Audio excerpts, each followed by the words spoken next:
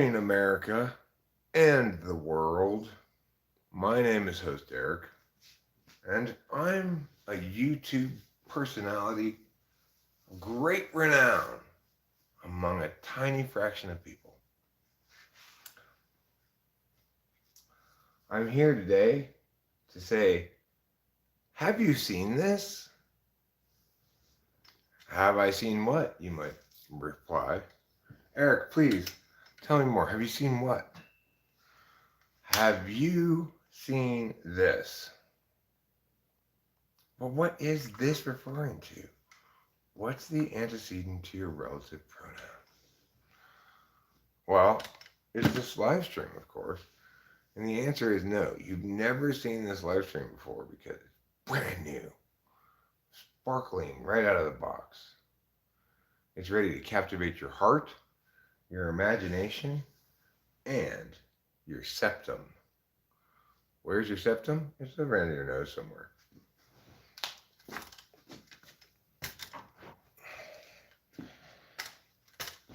A septum, you might say, I barely know him. And that would make perfectly good sense. But isn't going to dissuade me from my endeavor here. I have a clear goal. I plan to live stream, and I plan to smoke a cigarette at some point. I plan to pet kitty. So neither you nor the most powerful volcano in the world can stop me once I've got my mind made up. And Winston's mom, I've got my mind made up on you. I've got my mind made up on you. Anyhow, the important thing to take away from this live stream is that it's 5 in the morning, Eric's up. You might say he's bored, but more correctly would be say he's not engaged in any alternative activity at the moment. So, as a consequence, he, that is to say I, finds himself, that is to say myself, live streaming. That's right, live streaming.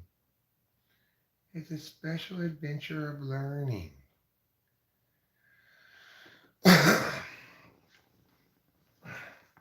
Have you seen this? A lighter? The Yanks made them. Have you seen this? Lighter? Have you seen this? The Yanks made it across the pond. They called it a flashlight. My word. What is this? I don't think Rachel took her Klonopin or her gabapentin last night. There's half a cloney and a gabapentin right here. I think I might just take these right now. You know. Am I following the Silicon Valley Bank collapse? No, but it doesn't sound very consistent with a healthy economy. Is it an actual bank that collapsed physically, the building? Or are you talking about banking in the Silicon Valley suffering some sort of financial failure? If it's the former, then no big whoop. The building fell down. Oh, my kitty, I'm petting you with the back of my head. Oh, yes, you're a very soft and good kitty. You win all of the kitty pageants. Yeah, you do. And that's why you're covered in blue ribbons. Alan Reed. Alan Reed, Alan Reed, Alan Reed, Alan Reed, Alan Reed.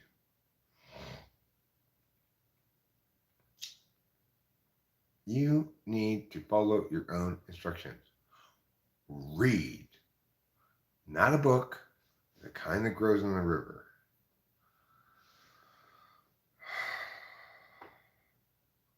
You need to read reads. Oh, kitty with the backhead pets. So anyway,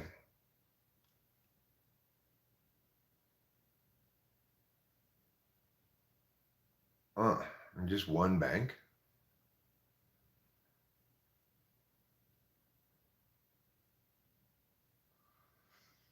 Well, presumably people's accounts at that bank are FDIC insured.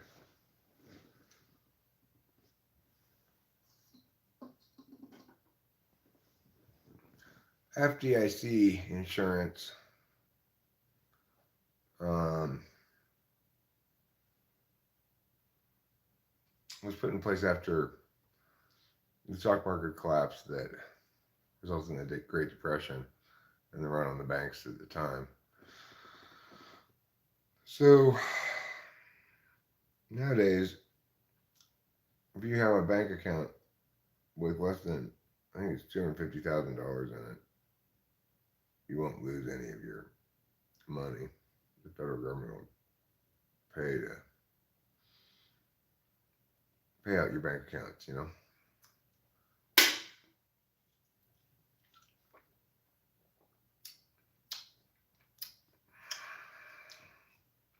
Well, startup focused lending seems like a high risk business model to begin with, right? Well, I got an idea for a startup too. Well, I'm going to start up the process of borrowing money from the bank and then never pay it back.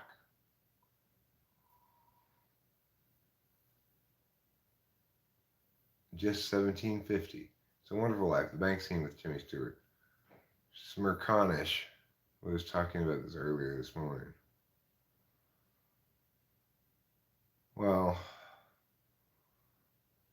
you know, if banks are loaning out large amounts of money, mostly on speculative endeavors, then it makes sense that they're not going to be a very successful bank. The vast majority of new businesses fail. Whether you call them a startup or a new business doesn't really matter. Not a wise place to invest money unless you're statistically much better at predicting which ones are going to fail and which ones are not than most people are, you know. Even then, if you put too many eggs in the wrong basket,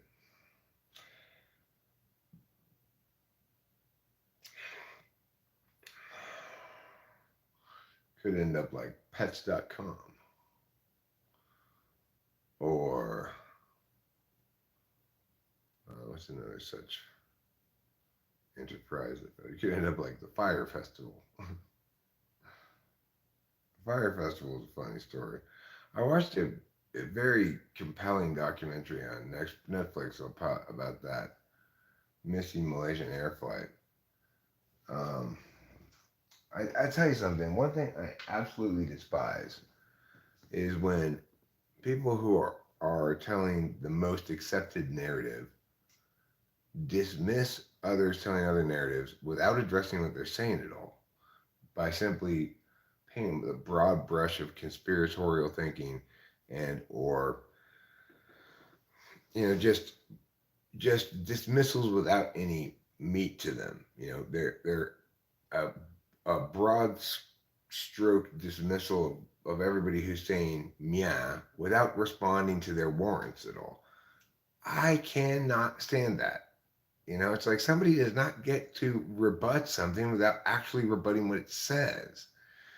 It's kind of like generic rebuttals about how that kind of thinking is bad or something without even explaining why.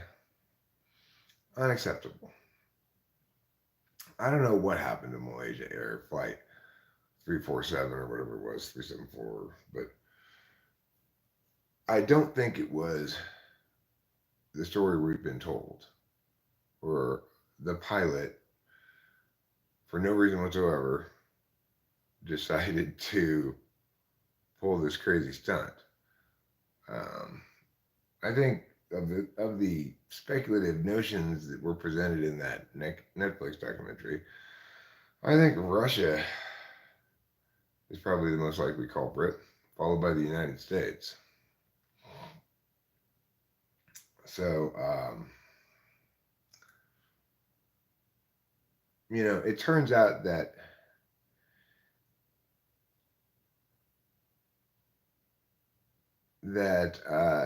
Malaysian airplane, it has a electronics bay where it manages all the electronics of the airplane, and that people could access. It was underneath a rug between first class and the pilot's cabin, and the hatch underneath the rug was unlocked.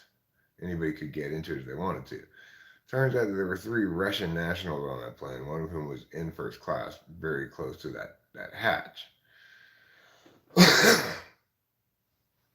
And that if, in fact, the satellite data was somehow tampered with, as per this theory about Russians descending into the electronics bay of the airplane,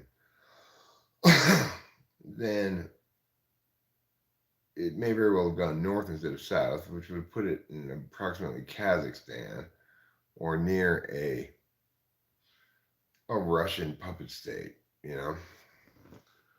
Why would the Russians want to do that? Well, I don't know. In the Netflix documentary, it was speculated that they wanted to do that to deflect attention from their invasion of Crimea in 2014, but that seems like a bit of a stretch. But there was also very sketchy cargo on board that thing. Cargo that didn't get inspected and that was delivered and put in the bottom of the plane under armed escort. A lot of sketchy, shady shit about that whole story. That there's this one guy who found most of the supposed debris from the plane. Like he went and flew out to this beach in Kuala Lumpur or something, or no, I forget, not there, someplace else. And within 2 hours of arriving, had found his first piece of debris, and then almost every single piece of debris that's been found has been found by him. Very suspicious.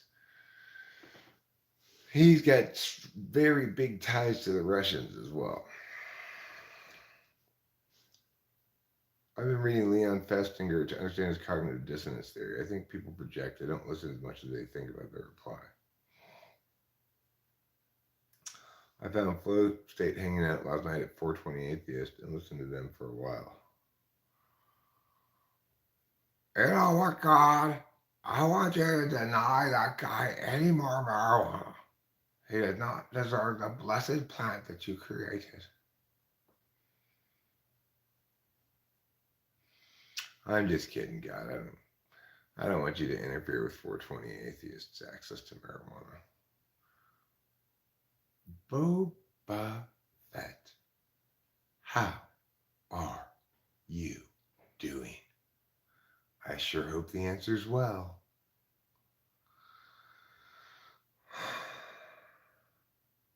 The thing is, cognitive dissonance theory is a weird notion. There are plenty of people who are very comfortable with their own hypocrisy, never reflect on it at all, and don't process deliberative matters against logical consistency with other deliberative processes at all. They're called FI users. So yes, for somebody like me, I can't say one thing and behave the opposite way without experiencing cognitive dissonance. I can't affirm this and then affirm something contradictory without experiencing cognitive dissonance. But the thing is, you wouldn't even call it cognitive dissonance. You just say, I can't do that without resolving that apparent contradiction one way or the other. Without both being aware of it and resolving it. That's TI tool, though. So with FI tool, there's zero capacity for cognitive dissonance. Cognitive dissonance is a skill or something, a happy occurrence for people who are TI users or have some access to TI, because it informs them that there's a contradiction somewhere on the flow that they need to address. However, people who either countervalue TI or have a polar or something, they do not experience that blessed cognitive dissonance that would save them from wrongness. Instead, they experience dissonance when they don't get what they want or something like that.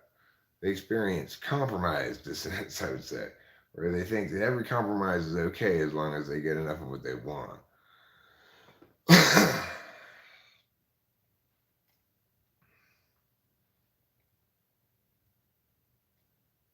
Yeah, it's tough, Winston's mom, talking about reality well right now when nobody has the right lexicon of terms to use except for us around here, or either they don't have it or they use it wrong.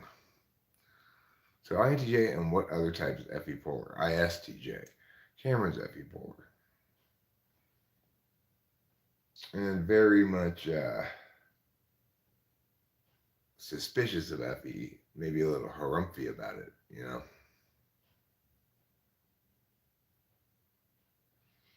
Of course, Rachel and I are very FE people.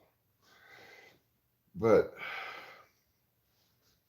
it just goes to show you how, when you understand cognitive functions, you can be great friends with somebody with different kinds of functions, recognize when their function biases are causing them to say something that you go like, that doesn't make sense to me. And instead of thinking there's something wrong with them, respect them. You know? Can I trust FE? I mean, it's an interface function, right? So people who are attending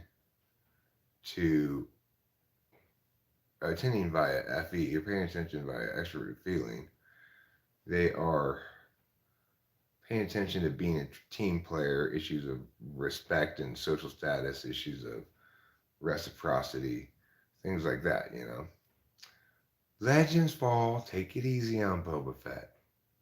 He's still recovering. He's still recovering from the vigorous lovemaking we did last night. His butthole's quivering still a little bit. You have to give him a chance to recover. I hit that shit for like 7 hours straight.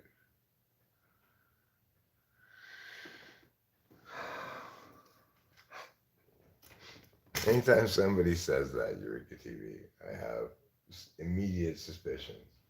Because, you know, we've got this TI polar guy around the channel who is not just a TI polar guy around the channel, but who likes to come in as fake identities, often opens with shit like that. He's steadily around the channel, either lurking or pretending to be somebody he's not, you know. So whenever I see a new person here, new identity, especially to start with that, I suspect it's probably our obsessed TI polar friends. It's just kind of weirdly obsessed with me and keeps trying to position himself as like, you know, if I can come in and fake being an ENTP well enough, I can get Eric to say that guy that I'm pretending to be is an ENTP, and then I'll be an ENTP. It's kind of tragic, but you know, it is what it is. Peak. Eric looking pretty SE today with that head warmer. Well, I'm going to go outside and smoke a cigarette pretty soon. No, I'm not looking so SE, huh? But, you know, I've done a lot of SE stuff lately. It's been raining steadily, although I believe it is currently not raining. And at first, I was having some flooding issues over here on the side of this house. But I dug out the third drain, which is over here, and I haven't had a bit of flooding problem since. Just had to unbury the third drain from snow. And the other thing I'm going to have to do right now, for sure, is what I like to call pulling a bong rip. When you pull a bong rip, then you know what's in your heart, and what's in your head will all both align. when you smoke weed. Through the summer and the fall, I smoked some bong rips, that was all. Peak. You be peak, I'll be a boo.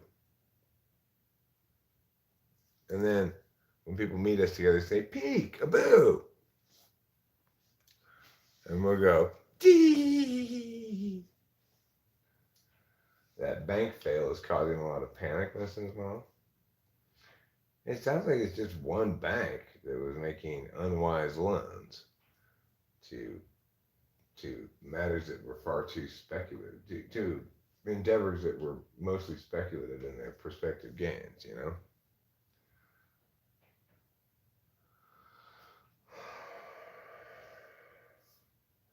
Fortunately, that's not my bank.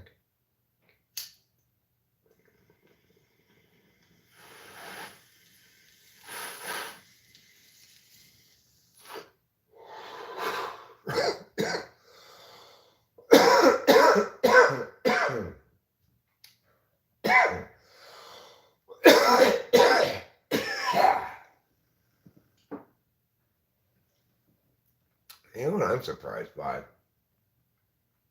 I'm surprised that Bitcoin went back up above 20,000 after it was down to like 16,000 at one point. It's unwise to place money into a bank, just like one ESFP said it's wiser to bury the money underground. Well, I mean, I would say it's neither wise nor unwise to maintain a checking account. It just makes buying things a lot easier. You know? Now, if you're saying, should I invest my $250,000 into a bank savings account? The answer is probably not. That's not a wise place to invest money. A wise place to invest money right now, in my opinion, if anybody wants an investment tip that they should follow, buy silver. Silver's been dramatically undervalued since when my grandmother died.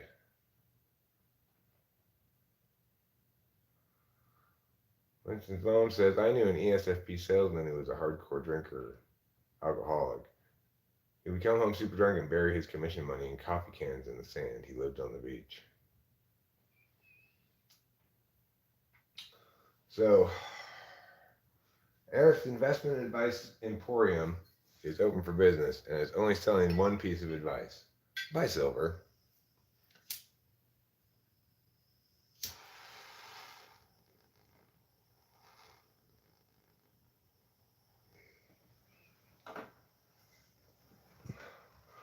I might do so myself, actually. I might even pull a grandma and invest in a few $1,000s worth of silver bars or something. When my grandma died, she had these boxes of silver bars buried underneath the floorboards of the house. Not buried, but well, I disagree with you, Bofeb. Gold's actually more volatile. Silver has sat at around $20 an ounce since the 80s. It's now up to like 25 an ounce. It hasn't varied at all. If you're not trying to profit from your capital gains, silver's as safe and steady as anything in the history of the world. But it may not have as much of upside in terms of potential capital gain. But I'm saying now is the time it's going to start to gain. Well, I mean, then silver is a great option because it's definitely not going any lower. It's sat there for so many years, right? And I believe right now is a good time to purchase it because it's going to start at least gradually creeping up. In 4 or 5 years, it's going to be worth at least double what it's worth now, in my opinion.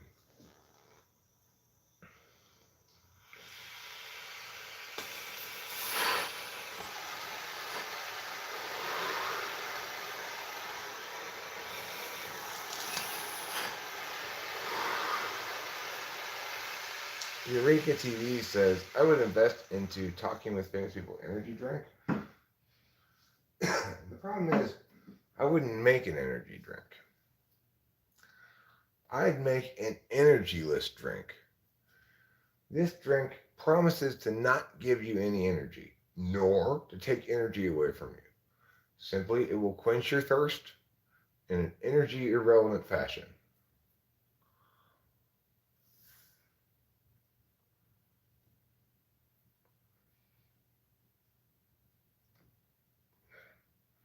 I'm not sure after all my years of being an adult, if I had just stashed money in the bank and never bought any insurance of any kind, I would have been ahead on like, oh, for sure.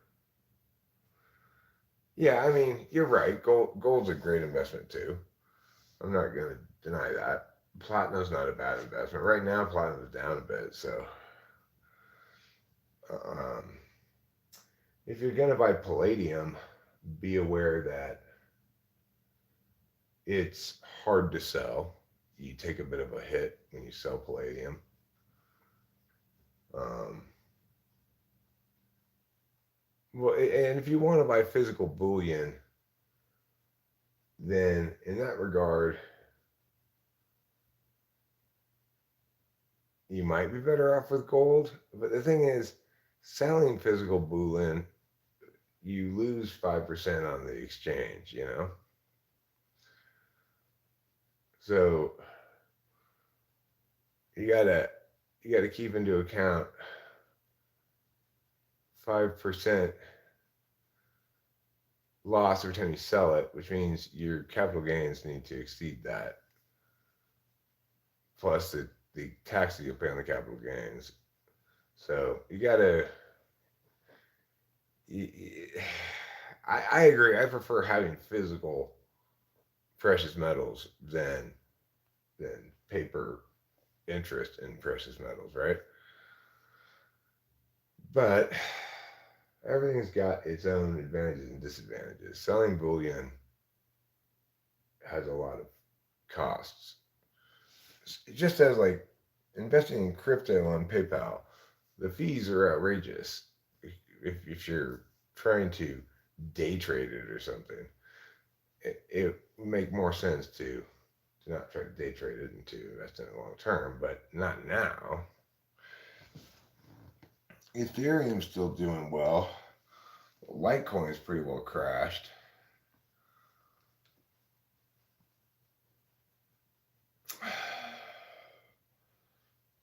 Another possible precious metal that's worth investing in is rhodium.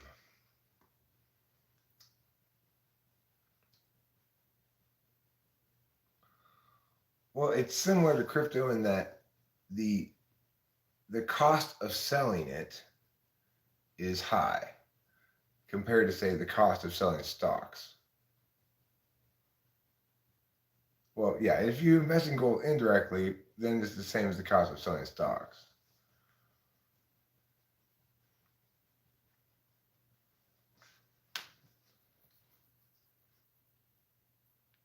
Capilla pulling a Sphinxy cat for us.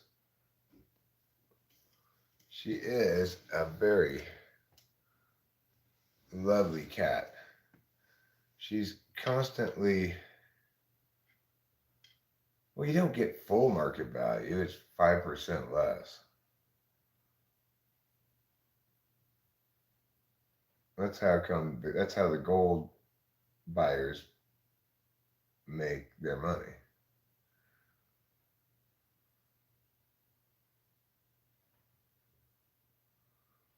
Silver panels are made from silver. There will be a curtain black hole in years to come, so the prices will be higher. Yeah, well, then I don't know how you're selling it at full market value because obviously the broker who's buying and selling gold has to make a profit.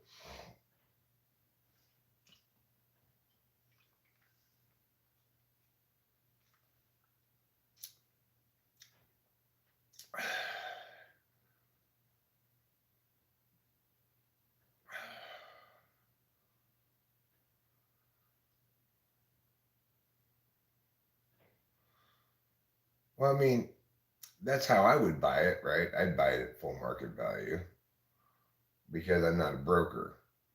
But because I'm not a broker, I'd not be able to sell it usually at full market value. I guess you hunted around for individuals who were willing to pay it, but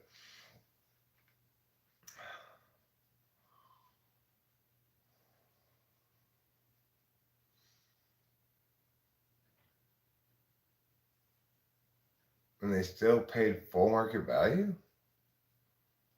Huh, that's weird.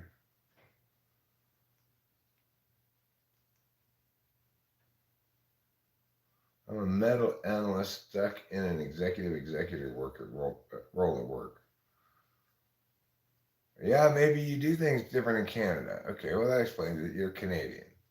In America, it doesn't work like that. I guess I could go sell my gold in Canada, get full market value for it. Um, well, executives are not the same as executors. Okay, executives are your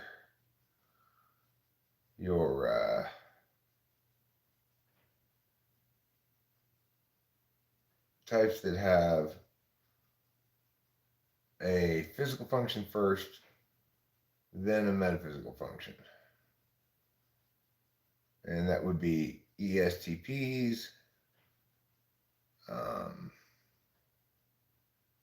INFPs, ISFJs, and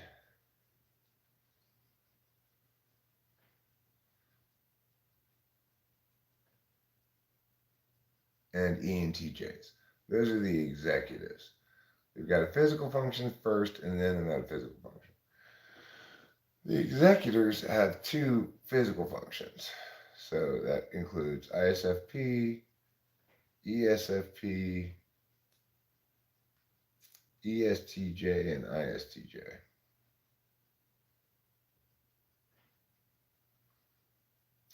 So are you more stuck in an executive role or an executor role? Regardless, the types fall into those categories doesn't necessarily mean that roles at work do.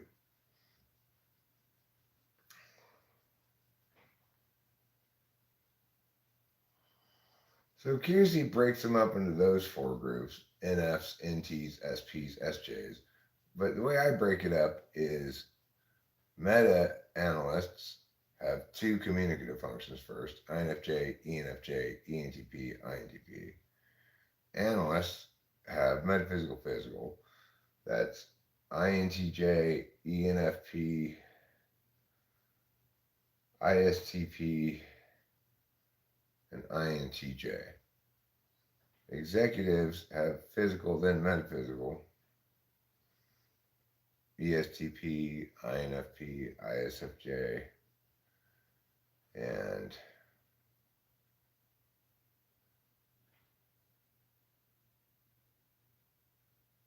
did I forget about ESFJ and the executives one? I think in the analyst one, I think they're analysts as well. So, wait, I did one of them wrong. INTJ, ENFP, ISTP. Wait, what was the first one I said? INTJ? Yeah. ENFP? Yeah. ESFJ? Yeah. And ISTP.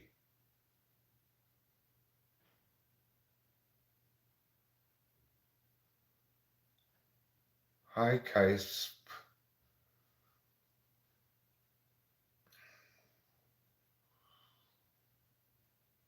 Anyway, that's how I break those ones into categories is whether you've got where your communication and your non-communication attention lines up like that,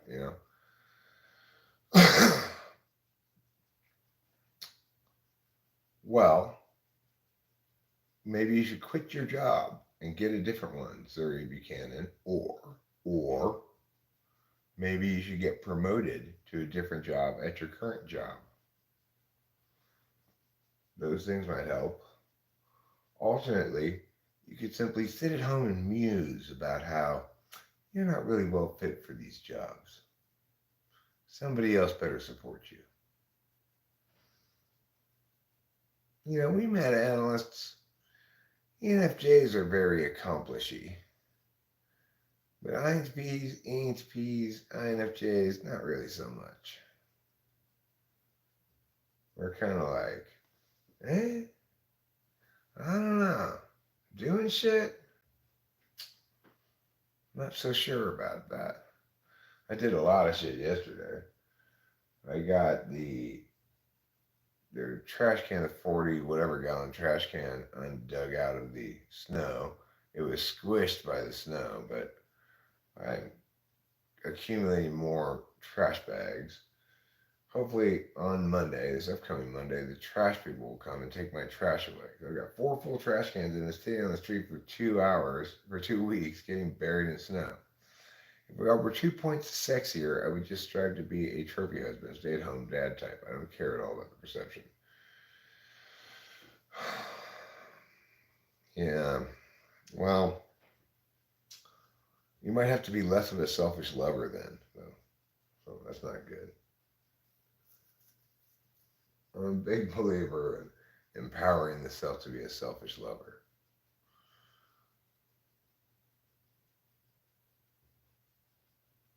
I wonder if T Jump is going to respond to the video I made about his stinkiness. That's the best way to put it. That guy is so stinky. It makes you want to say to him, T Jump, are y'all stink? The video I made yesterday called Message to T Jump and His Fans. It's the best video ever. It's super much the best video ever.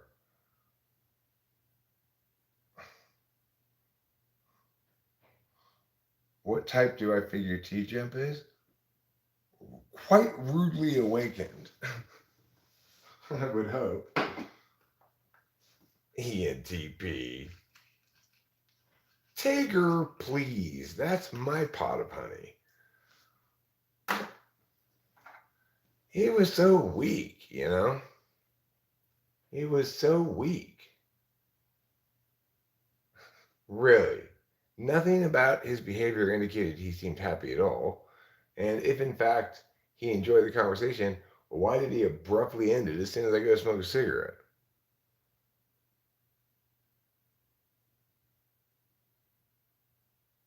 Of course I'm not boring. I'm Eric.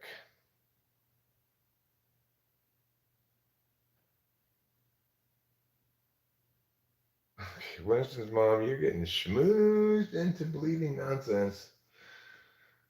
Jeremiah Fix made up a silly scenario, though, and that's pretty important. So let's find out what it is. Go ahead, Jeremiah Fix. Share with us your silly scenario.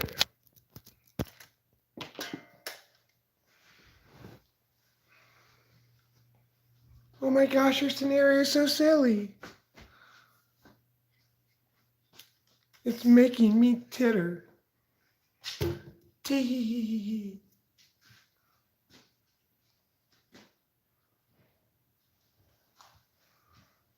Jeremiah Fix. For my life to be over.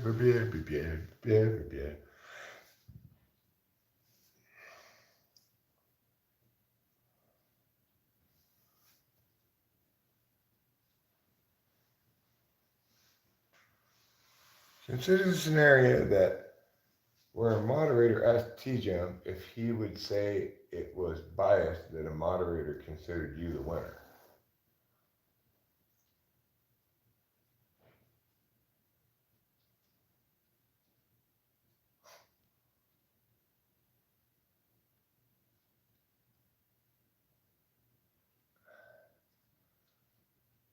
the winner, and on then we said to J1 who would react worse. I don't know. I don't care what people say. It's like whatever people perceive that exchange to be, ideationally, what we were talking about, he made no sense, lost every single point, and I had the answers to every single thing he said. Whether people perceived it that way or not, well, that's out of my control. I don't get to say how other people perceive things, and most people don't perceive argumentational matters correctly, so, what are you going to do about that? Huh? What you gonna do about that, motherfucker? Nothing you can do about that, motherfucker. Or what you gonna do about this tree here? Nothing you can do about that tree there. It's not raining currently, which is kind of a shock. We're golden, man. This is great. The snow is melting slowly despite the steady rain. It's not melting super fast. So we're going to be just fine. I think we'll still probably even have some remnants of snow after the full 5 days of rain.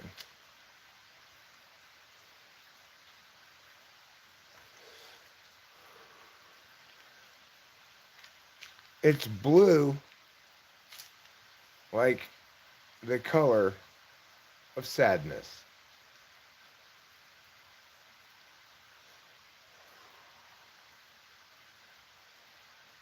So last night I went out here to the deck to get to that trash can, and in the process of doing so, I dug a little path to the edge of the deck. So let's look over the edge of the deck.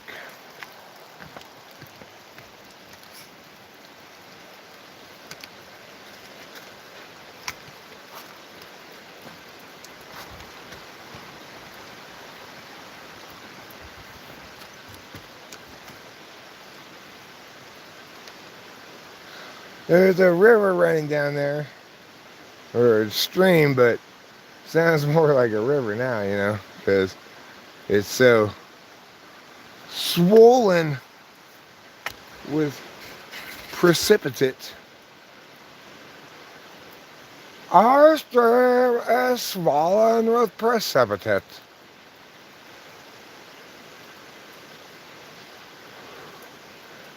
Welcome to the forest.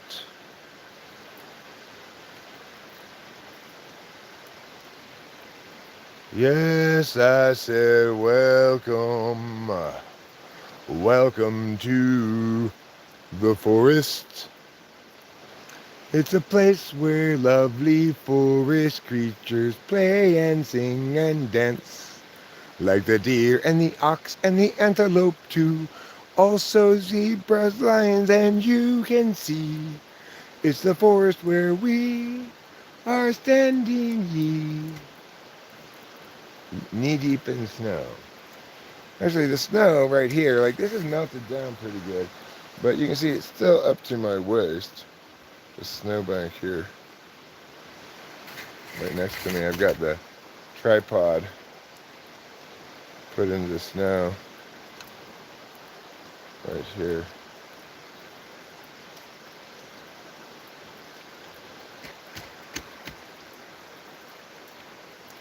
If you want to meet Danny Glover, you got to meet Mel Gibson. Then you can be my lover, and we'll live in sin. There.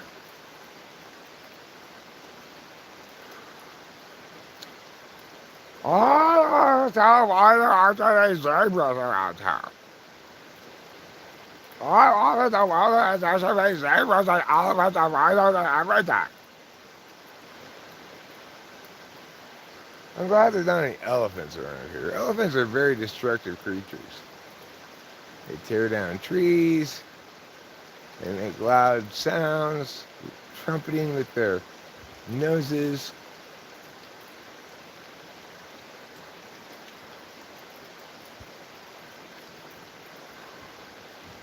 It'd be cool if there were black rhinoceroses around here because, as the Chinese well know, they make a great aphrodisiac. Well, their horn does, anyway. The rest of them you can just throw in the garbage.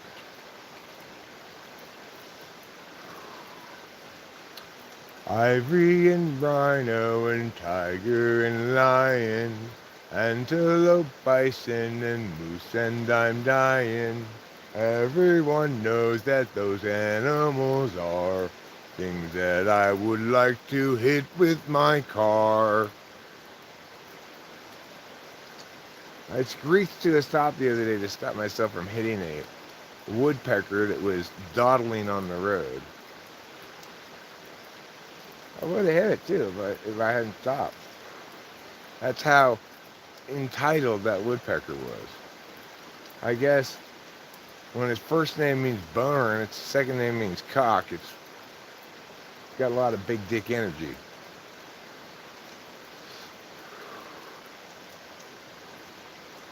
My first name means boner, and my last name means cock. I'm woodpecker.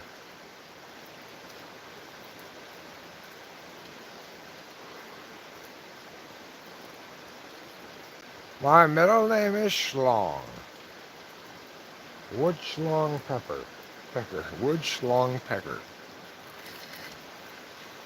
I'm the most rape culture of all birds.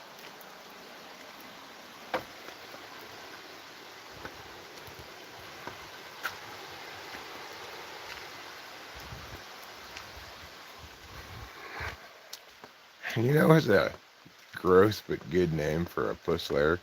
Gash hound.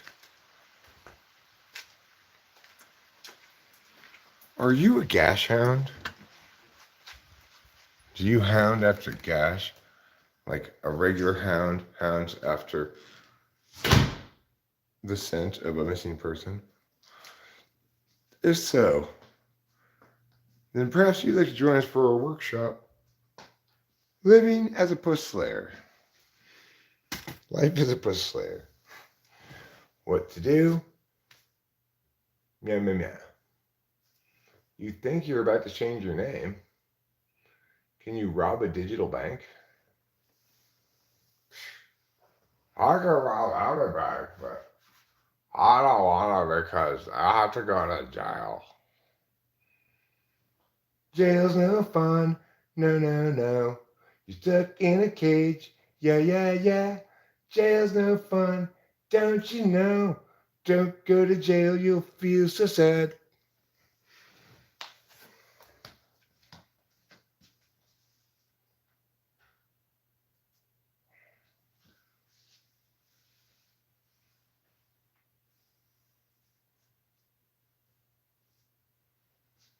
I'm not quite sure how this happened, but the back and crotch of my pants are all wet. I must have stood under drips of water or something. I went out over there. I'm gonna have to change my pants now. Feels like I wet my pants. I didn't wet my pants, don't worry. It just feels that way.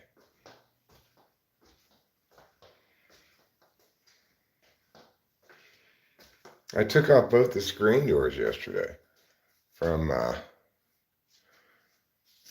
laundry room and the kitchen. They're so dumb. It's like those people we bought the house from added those. They aren't original to the house. And they just make it super inconvenient to go in and out of the kitchen or the laundry room. It's their only job. All the windows in the kitchen have screens on them, so you can just open those windows. In fact, all the significant windows in the house have screens on them. So there's no reason to open the kitchen door and leave a screen door there. There's any reason to do that in the laundry room. There's a nice sliding screen door here in the dining room. So those people did not need to add those screen doors. They're just terrible. They did a poor job of adding them. In other words, they're rather jury-rigged. and I'm glad to be rid of them. Not only did I take them off, I also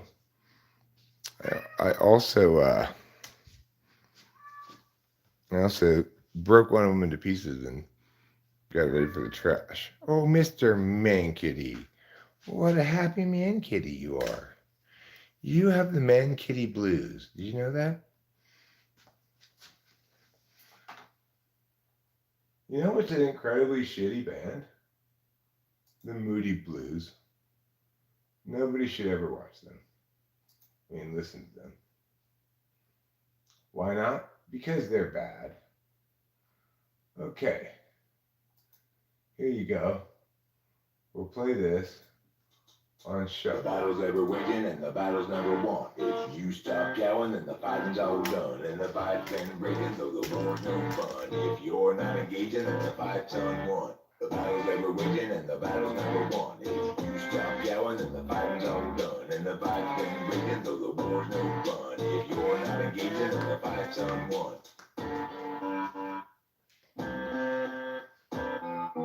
Hammocks shot and youth inside. The cow is talking a spiteful ride. When work produces nothing that's real, and playtime seems just like the peel of a life that has no fruit inside. Every impulse, run this ride and tide. Run and ride. The battle's ever raging and the battle's never won. If you stop yelling, then the fighting's all done. Fight's been raging, so the war's no fun. If you're not engaging, then the fight's unwon. The battle's ever raging and the battle's never won. If you stop yelling, then the fighting's all done. And the fight's been raging, so the war's no fun. If you're not engaging, then the fight's unwon. The battle's ever raging and the battle's never won.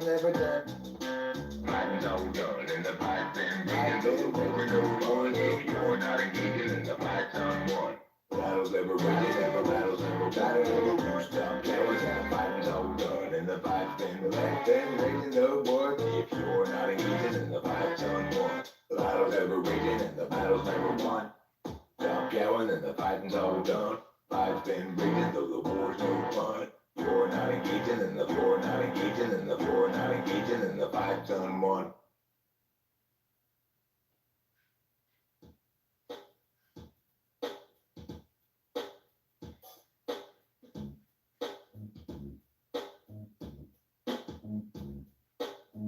No good comes from skating on with them whom you've mistaken for the one.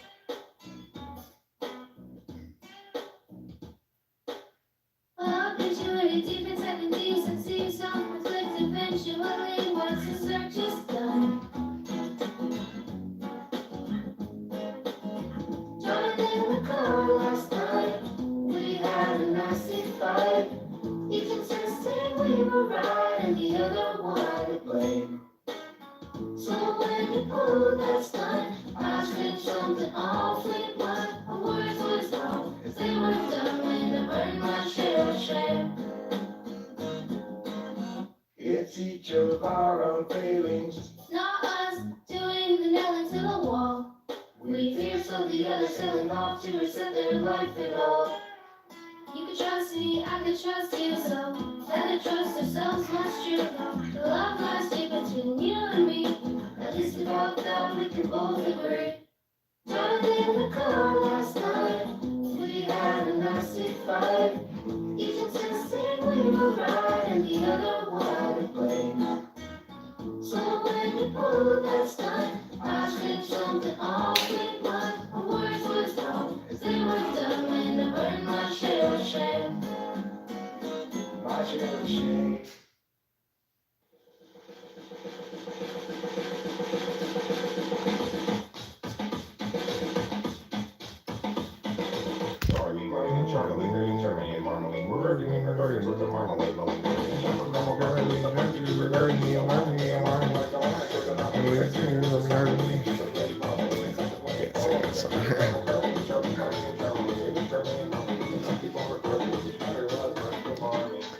Which matter was most alarming?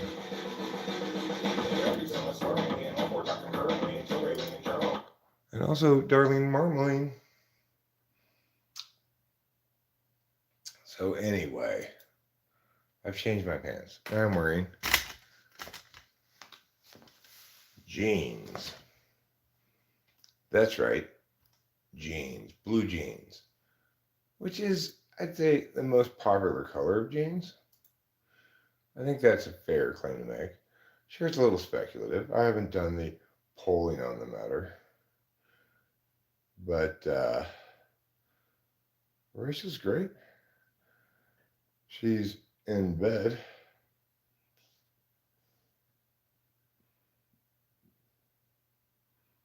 You know, like a sleeping person might be. She likes to sleep sometimes during normal sleeping hours, you know, with the closing of the eyes and the resting and, recovering energies lost in the previous days.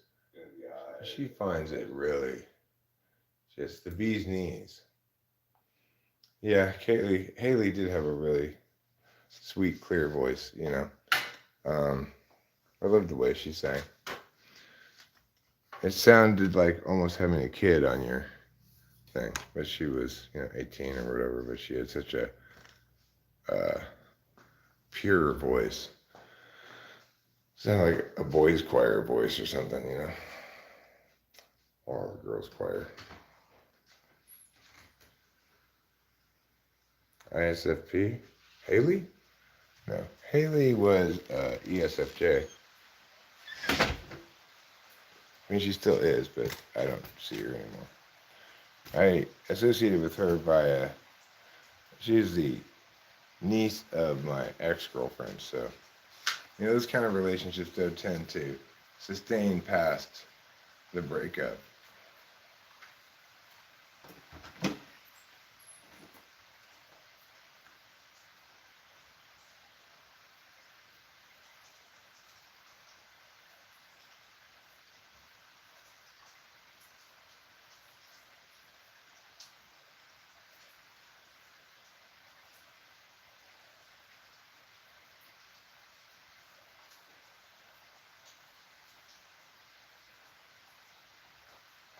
Good news, everybody.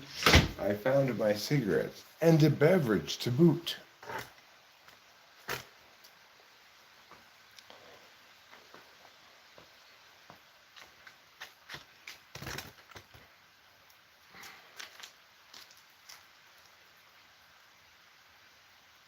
So I'm here standing just west of Yosemite National Forest, just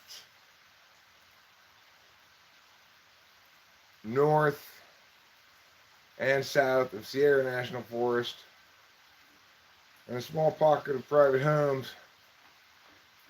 It allows us a unique vantage point on weather conditions here in the general Yosemite area. As you can see, we've had a really unusual snowfall pattern. No snow is falling here, but there's big piles of it over there. What you call very, very localized clouds. Nobody could explain it for years, until finally I said, and then all the scientists were impressed with me. And that's how I won the Nobel Prize. Everybody said, science proves it. You should win the Nobel Prize, Eric. The Nobel Prize for being awesome. And I did win that prize. It was one of the happiest days of my life. I got that South African sign language translator to translate for me when I gave my speech, which I gave as a fake deaf person using fake sign language as well. So it was a pretty important speech. The deaf community felt very much attended to, they felt cared about. They felt like finally somebody gets us. And it's Eric. They all lined up holding signs that said, "We support Eric receiving the Nobel Prize for Awesomeness." And I said, clap, clap, clap, deaf people. You got it right. Of course, some of the deafs had a different opposing position. They said Eric's fake deaf character is offensive and ableist, but you know, I proved them wrong, so it doesn't matter.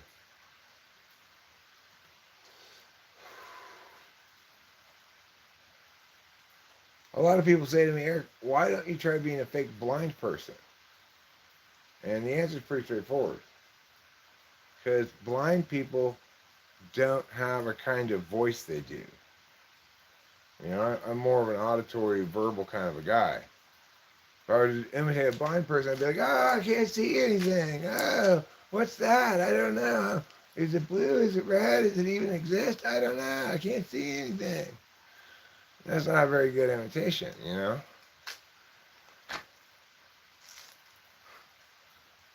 What's the point of proving something wrong?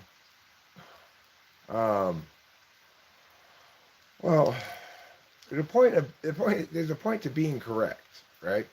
When I know I'm correct because my arguments are the best and nobody's responded to what I've said adequately, etc., my claims are still standing on the flow in adversarial exchange, then I know that at least for now I'm not wrong. Other people do whatever they do with whatever information they receive. I have no say over what other people do with information. I prefer to not be vulnerable to critiques, so I prefer to not be wrong.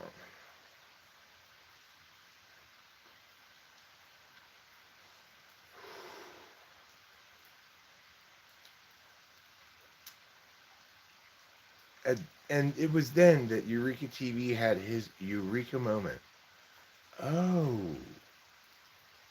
gotcha. Establishing verbally what ought to be affirmed and negated is the process of not being wrong when done correctly.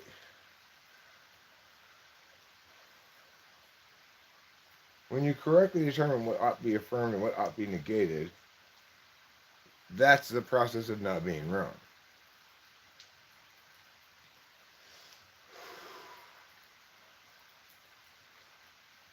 Eric has tremendous arguments. Nobody even comes close. Thanks, Boba Fett. It's true. It's not true in competition debate. I've met a couple of other coaches who could hang with me, argumentationally. There are very few, but a couple. And I met other coaches who could hang with me despite being in argumentational deficits because, like Scott Wheeler, they hammer mechanics. If your team has spectacular mechanics, you know, you can win even with worse arguments because your opposing team has worse mechanics. They don't cover everything on the flow. They drop something. And because the team A has fantastic mechanics, of course, they extend every drop and impact it. And so, you know, you can win like that. That's how Scott Wheeler wins. He runs middle of the road cases that don't care about the truth. They just treat arguments as moving pieces in game theory, you know. And his kids are mechanically honed to perfection. Jeffrey, who I'm not coaching this year, right? I'm not coaching Jeffrey and his policy teammate because his policy teammate doesn't want to be coached by me because his policy teammate is an ENTJ and thinks he knows best, right? But they keep getting beat by Scott Wheeler's kids. If they would take a consultation with me about their policy strategy, we could prevent that from occurring again. I can beat Scott Wheeler, no problem. Nobody else seems to be able to beat his ass, but I can and already have. My kids beat his kids in quarterfinals at nationals in Utah. And that's the last time I went heads up against him.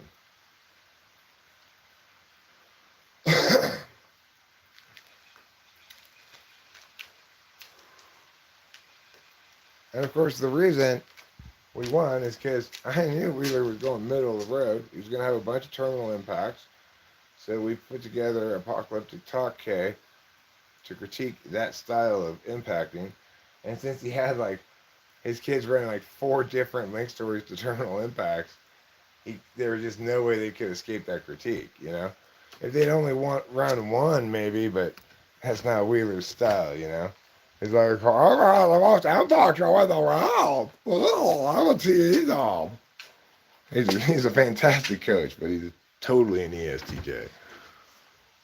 He doesn't get when the singular most relevant point needs to be determined on a question being debated, you know.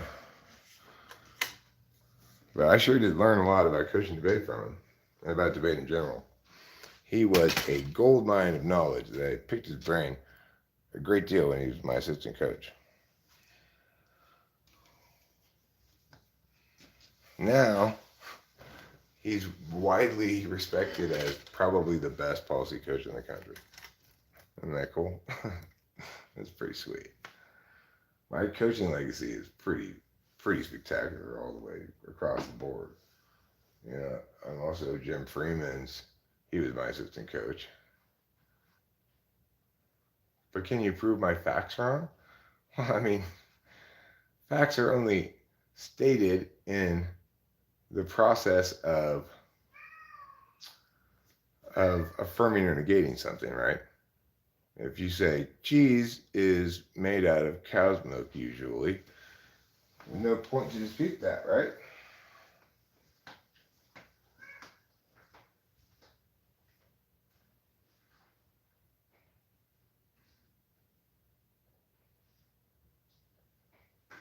When we're talking about using language to do intellectual work, which is what we do in debate or what I do around here all the time, you have to start with a specific thing that you're affirming or negating and then justify that affirmation or negation with arguments that include some kind of evidentiary support.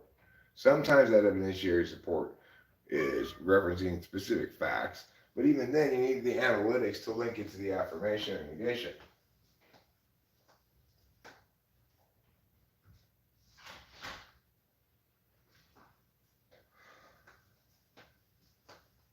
Well, I mean, if you mean you lost the point of what I was saying, the point of what I'm saying is facts don't exist in a vacuum, and they're disputed or not only according to whether it's critical to dispute them to make your point. So I might agree with your fact, but dispute your interpretation of it. I might agree with your fact and say, but additionally, this fact includes a negative impact that you've not mentioned that outweighs the positive impact you mentioned. I might do that, right?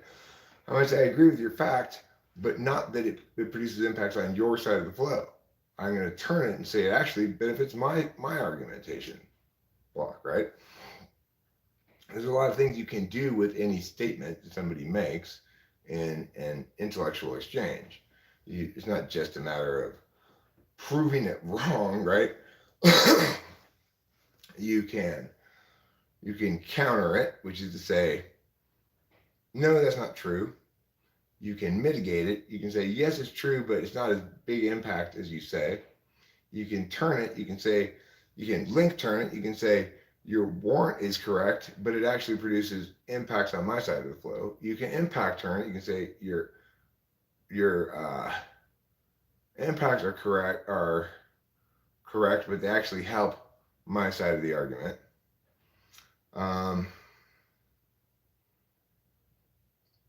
You can delegitimize it by doing, say, a source critique, source indict, or you can use some kind of discourse K. There's a lot of different ways you can respond to something, right? Like trying to convince an ENFJ that firearms aren't the evil thing their media tells them to is pretty much impossible. I'm not sure that's the case, sharing my fix, because the media is also telling everybody that cops can't be trusted with guns. So the thing to remember is firearms, and I got this, I believe, from Matt Dillahunty, or maybe it was, who's that other guy? No, it was that other guy. Sam Harris. I got this argument from Sam Harris, actually. The thing to remember about guns is that they are the thing that makes it such that somebody else's physical strength advantage is not determinate in matters of use of force conflict. So in the olden days, it used to be that the strongest guy, the biggest, strongest guy, could always push everybody around. The guy who was best for the sword or whatever. Guns put an end to that, right? It equalized everybody's. Um, it equalizes everybody's capacity to do violence, capacity to do deadly violence, right? So what that does is it makes it an environment in which people are less likely to use force as an advantage, right? Also, it eliminates or reduces greatly the amount of partial conflicts. This is not Sam Harris's argument, this is mine. That when people know that other people might have guns, they don't start regular fights. There's a saying that says, an armed society is a polite society. The thing is, I don't need a gun. I don't need a gun 99% of the time. I have a rifle here at the house. I still haven't even unpacked it. But it is a good idea to have a firearm because if shit goes down, you want to be equal to the other person without having to do martial arts, you know? What does the new vector of force have to do with an ENFJ from Australia believing that everyone in America uses guns like gangsters and should be banned? Oh, well, I mean, the ENFJ from Australia is receiving a different set of media points than the ones in America are. I was assuming you're talking about an American ENFJ. The American ENFJ could be possibly convinced by saying, police shoot too many black people. And so um, if if citizens can't have guns, then the only people who can have guns are these ultra conservative institutions of law enforcement known as police departments, and that will lead to oppression. And you can make some argument like that. It's a dumb argument, but it would probably be effective. If your goal is to convince an ENFJ of something,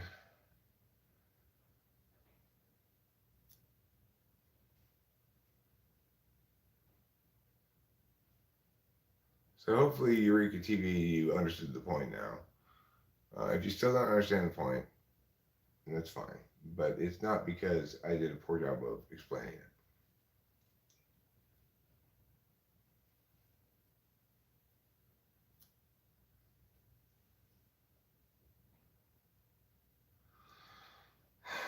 Well, I mean, it's like T-Jump, right?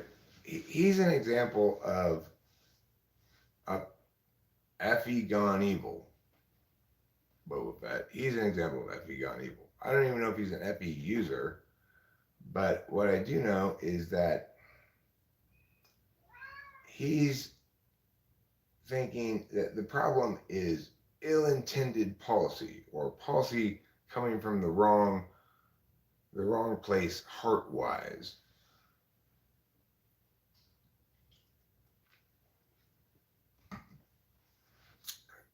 Goebbels. Yeah, well, that's FE gone evil. That's FENI gone evil. That is an ENFJ who bought into the holistic narrative of a strong leader archetype. He wrote comparisons between Hitler and some previous German king that was very successful, Alexander the Great or whatever. So you can't trust FE with a gun. I mean, FE isn't a person, so it can't have a gun. People attend via extroverted feeling. T-Jump is not autistic, Winston's mom. I've explained this many times before. Autism always corresponds with a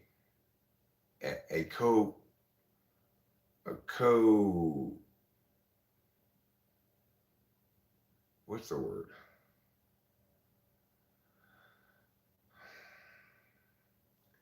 You can't be autistic without having a mental disability, mental retardation. People who have FE fourth or FE seventh have been pathologized by a medical industry that doesn't seem to care whether what they're diagnosing is a real thing or not. There is no such thing as autism spectrum.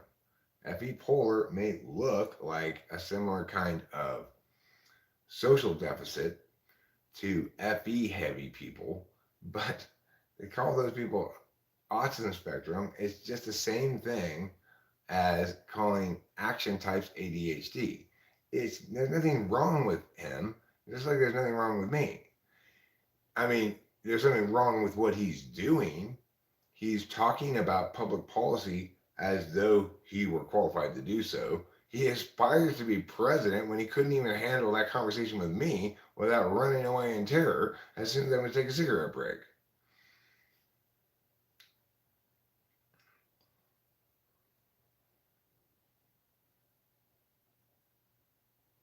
Well, Temple Grandin,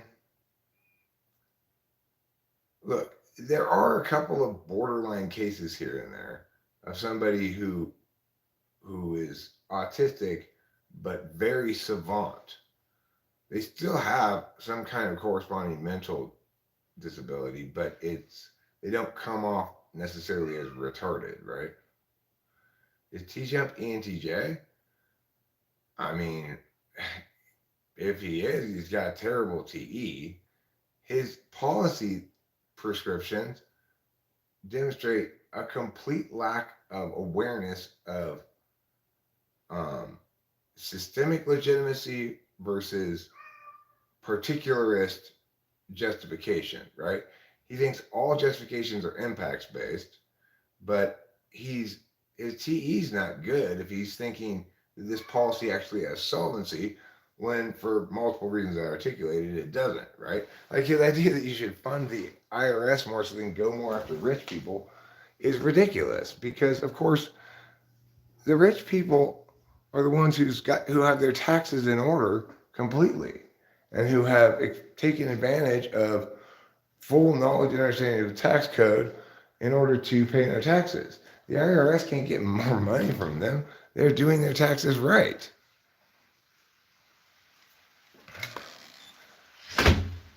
And it's not a good idea for the government to take more of people's money.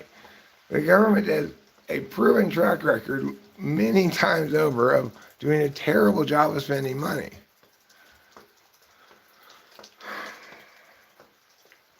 So why would you want them to have more money from the taxpayers?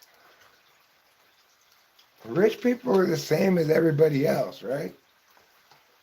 It's like idiots who are pro taxation and stuff.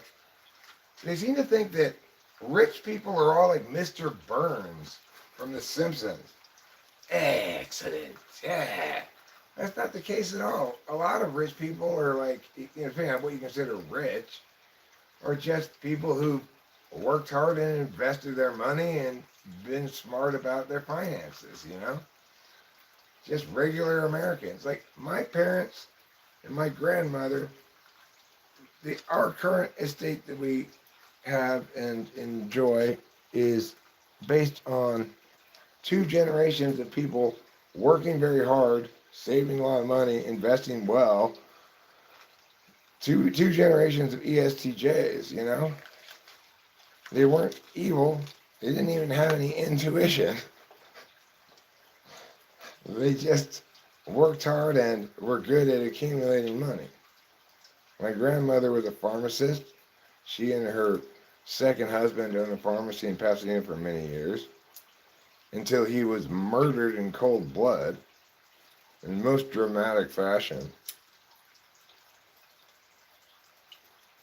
But they also owned rental properties. They were landlords and stuff, My grandma invested in a lot of precious metals. My grandma bought palladium in 1981. Which is like, who bought palladium in 1981?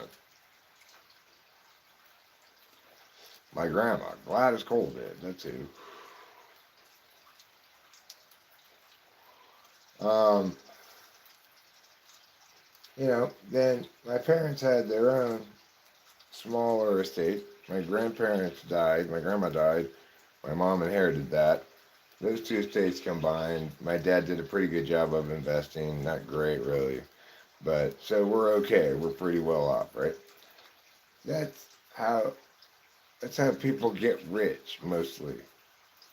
It's not like they're these corporate overlords who are exploiting everybody and taking everyone's money, and it's like that guy's too rich.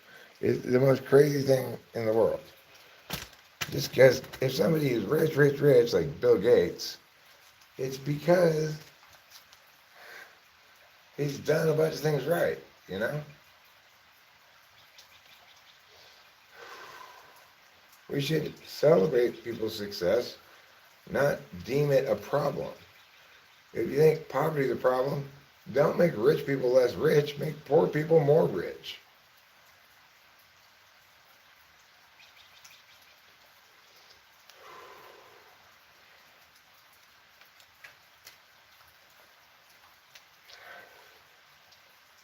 And it's like the idea that somehow government can provide low income housing successfully is so dumb.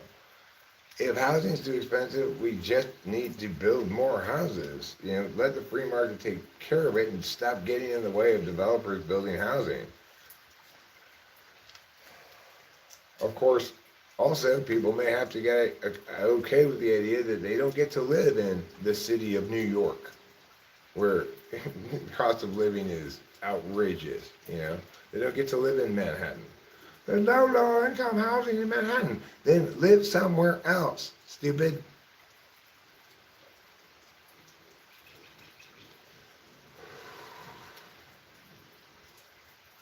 Like, we were not going to be able to sustain living in LA indefinitely, that's for sure. With the cost of living down there and the way we spend money down there, it was just, we're bleeding funds like nobody's business. Up here, we eat almost all our meals at home.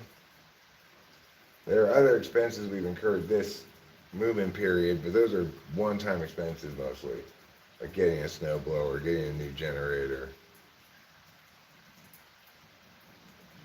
hiring Chad to shovel the driveway. I've had to hire junk run people on 2 separate occasions. How about solve the mental illness addiction of the homeless? Well, I mean, that if that's going to be done, it needs to be, all the services need to be centrally located so that, when people, make it very easy to get to homeless town and not so easy to get transportation out of homeless town, all right? Like, so bus tickets in there are free. Bus tickets going out are not.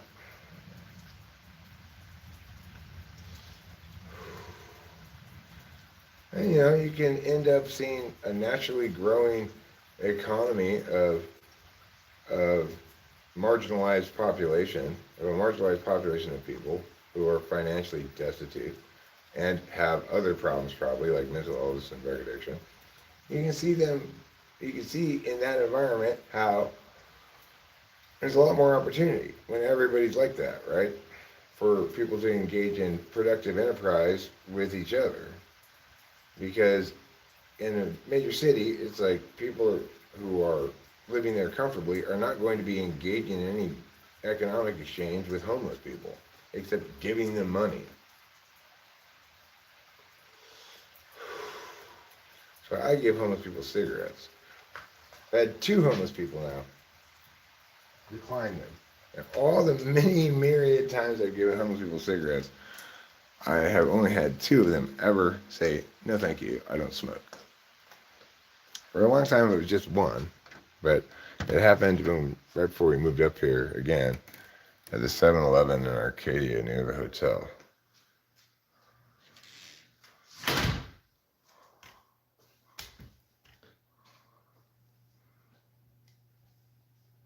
Vincent Gallo can suck my wiener.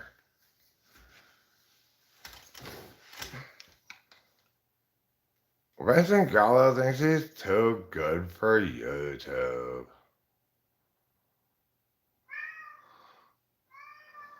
Well, that's why I give them cigarettes. I know almost every homeless person smokes. They want cigarettes. I got Marlboro Reds, which are the best cigarettes.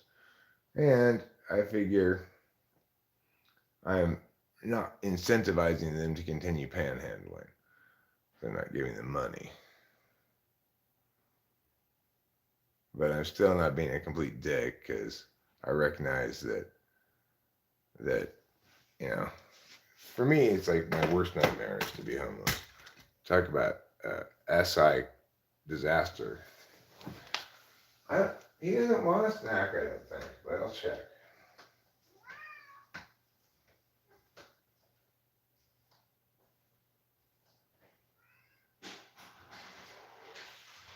Okay, yeah. Oh, that was right. You are.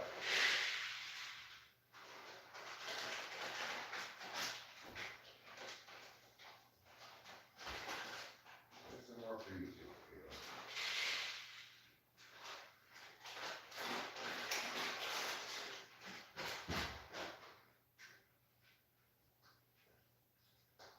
You were right, Boba Fett. Trouble was out of food. He wanted more food. I'm surprised he ate all the food that he had already. But you know, he eats and poops like a human being. His poops could easily be mistaken for human poops. They're so big. Are a lot of homeless people INTPs? Um, it certainly is plausible. Uh, if INTPs are precluded from otakuing out, then yeah, if they've got a loving parent who lets them stay in their room and be on their computers all the time, then they won't become homeless. But I mean, it is the case that SE Polar will have trouble, but SE Eighth has trouble too. I'm convinced a lot of ENTPs are homeless, at least for some period of time. Nothing worse than an ex addict. It's a good quote. The thing is, I'm not an ex addict. I'm an ex drunk.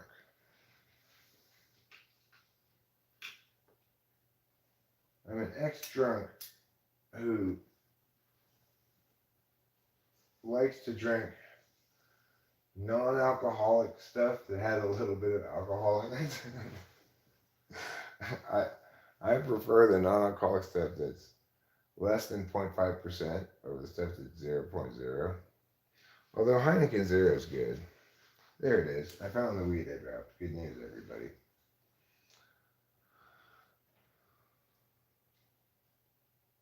No such thing as an ex-addict? Yes, there is. Of course there's such a thing as an ex-addict. I used to be addicted to alcohol, or at least um, I had an unhealthy relationship with it, and I no longer do. Oh, well, that's just AA stuff or NA stuff. You shouldn't believe that shit. You should listen to me when it comes to drug addiction. I'm the one who knows best about it. My position on it is correct. If you cannot have a healthy relationship with a given substance, you should quit that substance. You should probably spend some time trying to have a healthy relationship with it.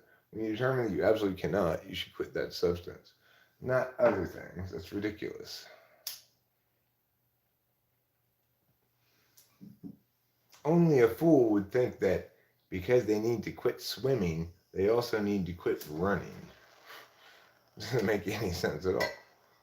They need to quit swimming because they got swimmer's ear. That doesn't mean they need to quit jogging.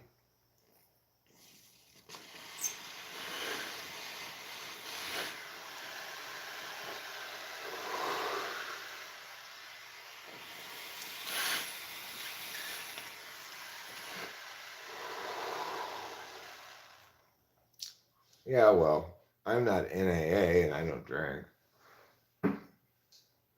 You don't have to quit drinking via Alcoholics Anonymous.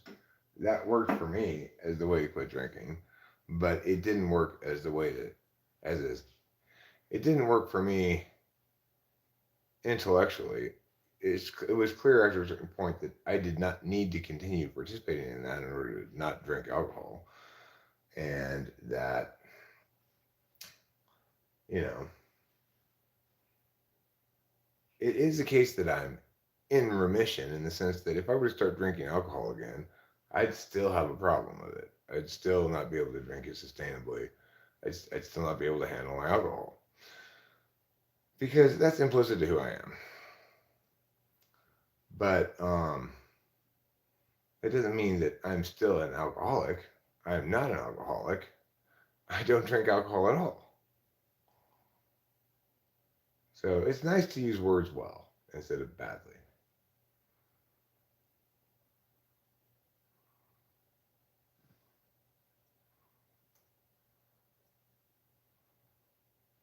I don't lecture drinkers. No, no. I have had my relationship with alcohol, and unfortunately, it's a relationship that is toxic for me. It's like a bad woman. I just can't be with her anymore.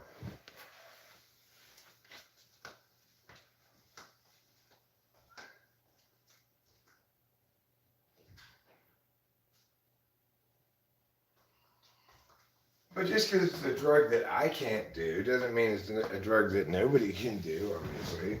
You know, I have drugs that I like to do that other people can't handle. So,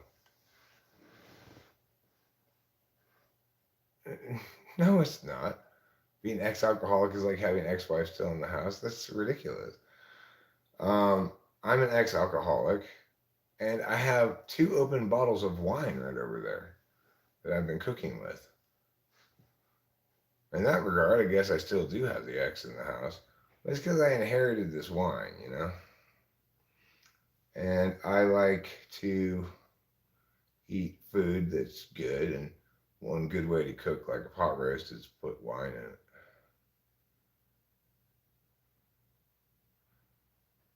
it. The Dow Jones is poo. But people are going to people, and the wealthy class is getting smaller and smaller, and a few 400 where the money swings, determine where the money swings left or right. I agree that we want a large class of wealthy people. We want to maximize everybody's capacity to become wealthy, which is why we need to eliminate entirely the capital gains tax. Capital gains is the number one way to gain wealth, and capital gains taxes are inherently unfair because the money you earned and then invested was taxed when you earned it. They should not be able to tax it again after you've chosen to invest it and profit from your investment. And capital gains taxes keeps a large amount of money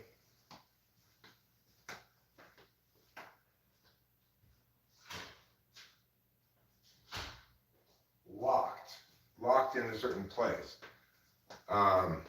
People don't want to pay those capital gains taxes, so they sit on their investments longer, and there's less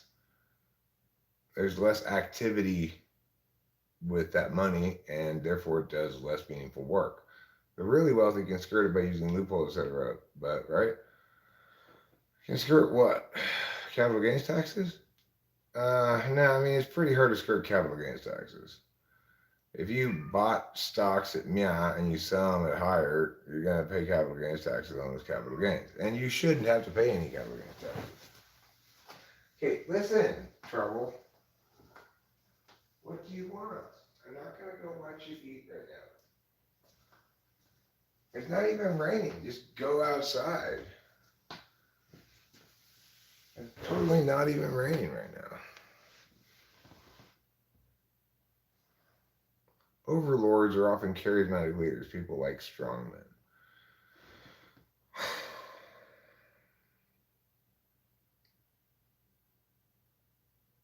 The thing is, isn't it worth having an oppressive overlord to bring people together?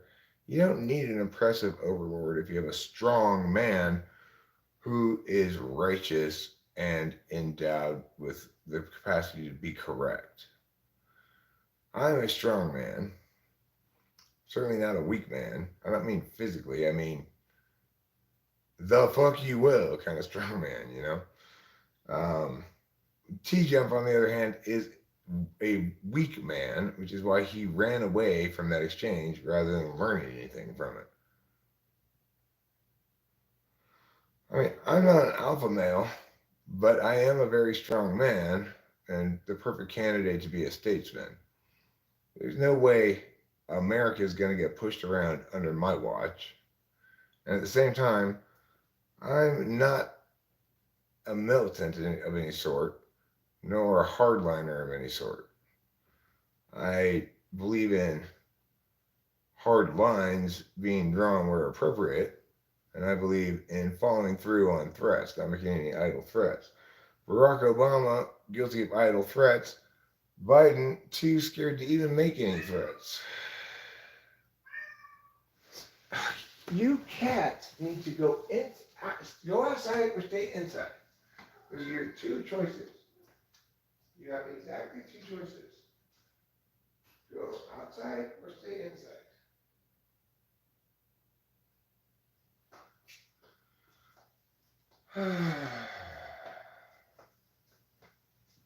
They got to McAfee.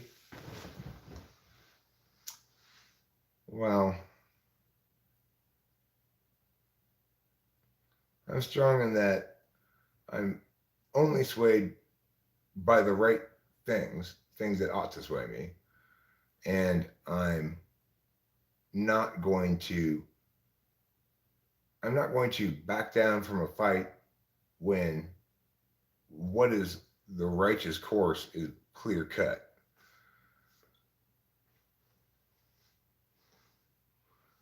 So, under a stress presidency, Russia would long since be done trying to attack Ukraine. Under a stressed administration, China will not invade Taiwan. The best I can promise is they'll wait till after I'm out of office, then they might invade him. But I'm not going to be able to necessarily prevent them from being invaded eventually, but it will not happen on my watch. I guarantee you that. What do you want? What do you want? You just want to meow at me.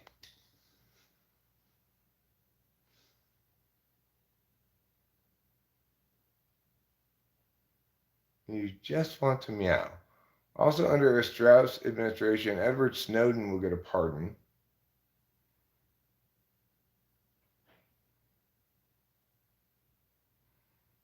Do I like Lockheed Martin? Well, I mean, it's a private corporation manufacturing weapon systems for the United States and, to a lesser extent, others. Not the sort of thing I really like or dislike.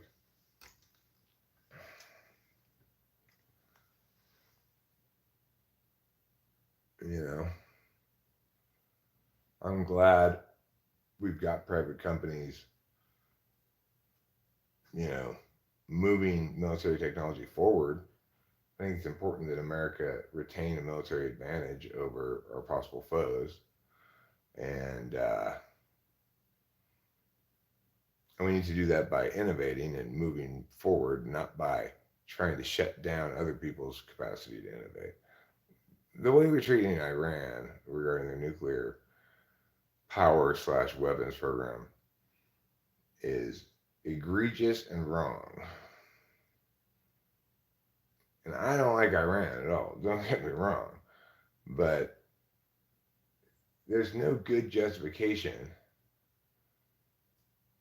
that we've made why Iran shouldn't be able to have nuclear weapons too. The correct explanation is because they're a theocracy. But until we say that to them, that we're not going to permit a theocracy to attain nuclear weapons because there's fanaticism in Islam that produces a higher likelihood of some sort of jihadist implementation of a nuclear strike than in a secular state. So if you want to get nuclear weapons, you need to have a secular state and civil laws and have religion take its proper role in life rather than have it colonialize all of civil society.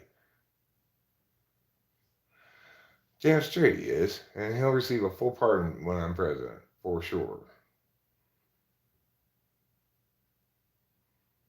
The thing is, to the extent that I can make it happen, um, a large amount of my time in my administration will be calling people to task, you know, asking them to come to my office to have a conversation that it will be live streamed, in which they need to genuinely justify themselves if they're in the wrong, you know.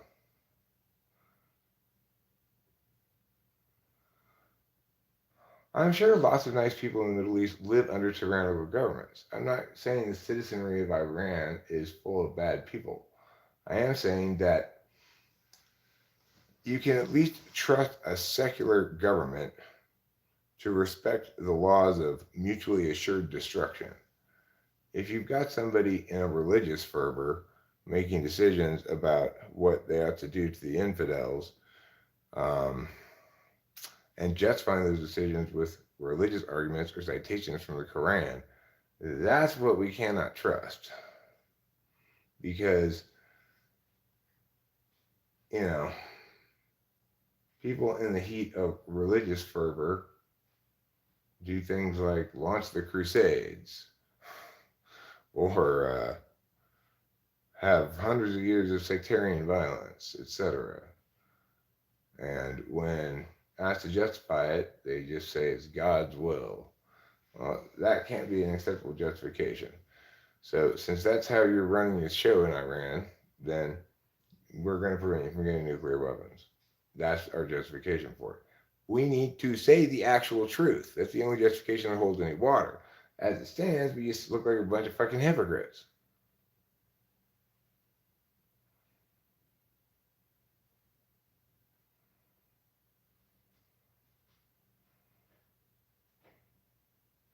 Once it was considered important that politicians serve and legislate.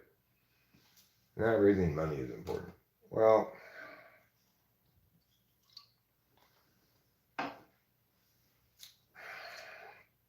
yeah, I mean, when I run for president, I'm going to need to raise money to campaign. And I hate the idea of that, but it's what you got to do. Even if I have a plan that says I'm going to limit the, well, yeah, those crusaders were my Christian brethren. And in that medieval version of Christianity, it too was stuck in a pre-enlightenment state of existence, you know. It suffered from the same critiques that I critique Islam for now. In its contemporary manifestation, Christians aren't into jihad, so they are not subject to critique for it. But that doesn't change the fact that at one point in history they were,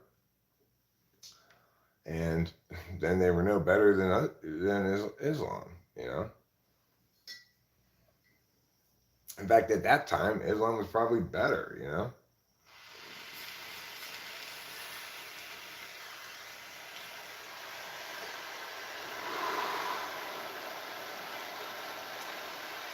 But for contemporary questions, we need to evaluate those institutions in their contemporary manifestations.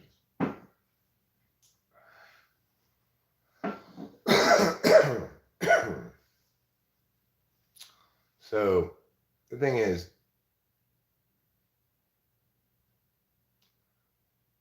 I don't think that the same type of birds seek power. Because look, I want to become president. Indisputably, you could say that I'm seeking power, therefore. But I am not the same type of bird as almost every other politician seeking power. I am a true patriotic citizen who it has been blessed / cursed with an unfortunately sublime clarity regarding both the problems of the country and the solutions. It is my duty to serve my country in this fashion.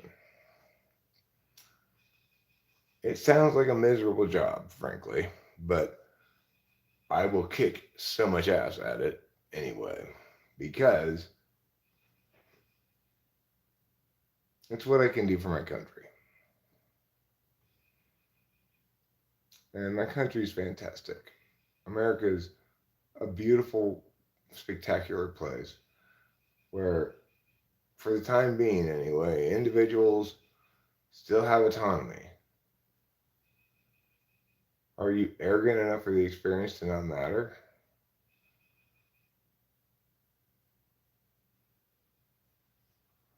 I mean, I'm not sure what you mean by that question. Which experience?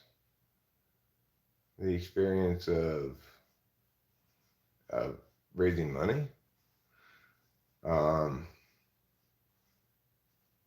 I mean, I'll do it. My basic spiel will be: the country needs me to be president. I'm willing to do the job, but I need sufficient funds to campaign successfully. Vastly, for the vast majority of instances, my campaign monies that I acquire will be spent on physical campaigning expenses. My goal is to campaign by traveling all around the country and talking at every college, League of Women's Voters, every place I can talk. And my plan is to win people over with the truth and the fact that I'm correct. And obviously, earnestly, transparently who I am.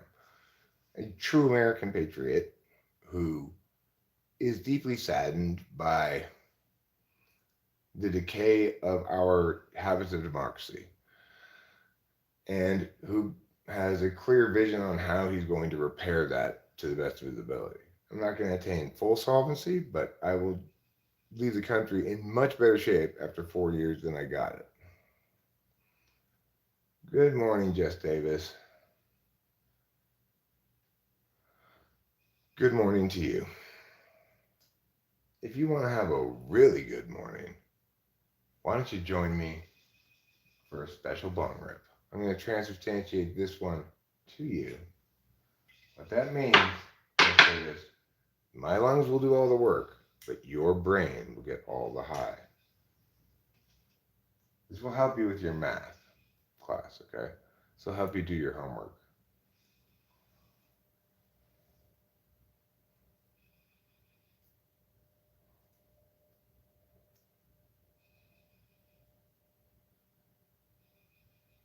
So, it's going to be a matter of dressing the part, looking the part. I have to get my teeth fixed.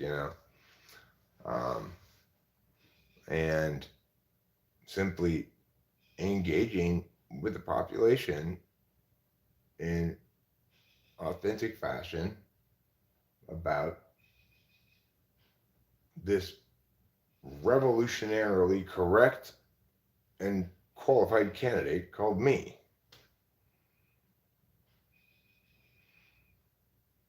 You can see that you can see the parsecs of gap between me and T-Jump in very short order yesterday.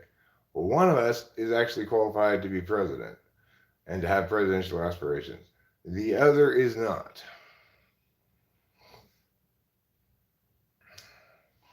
For me, the owl represents my father because of this spooky Indian shit that happened after my dad died.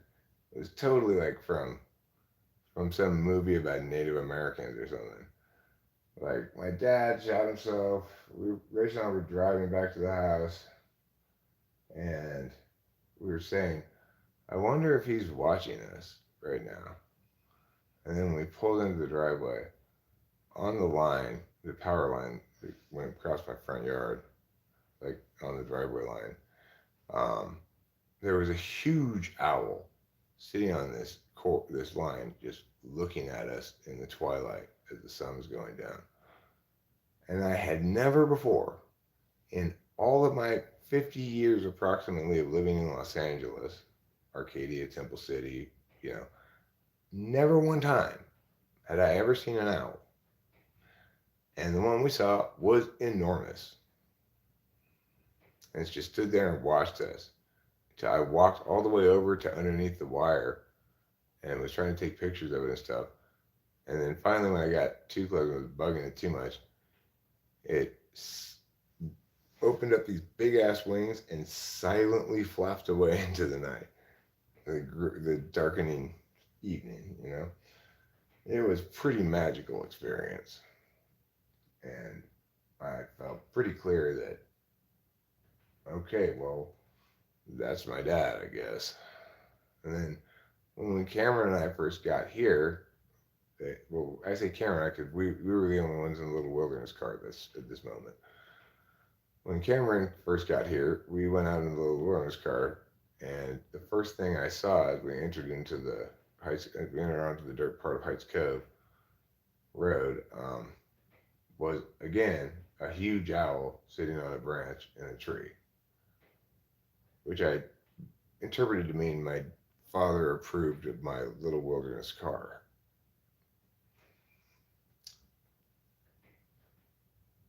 I got mom and dad in the garage right now. They're in an urn and a box, respectively.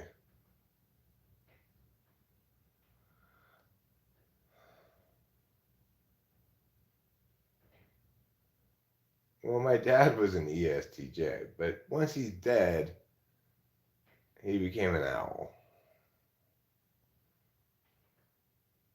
I think it was because he wanted the biggest eyes he could have to watch what was going on, keep an eye on shit. After all, he had spent the last couple of years of his life doing nothing but fretting about managing what would be my inheritance. And he obviously, for the last few years, cared a lot more about controlling things after he was dead than he did about anything else. It makes sense that he'd really want to watch what happens after I died. After he died. I'm still alive.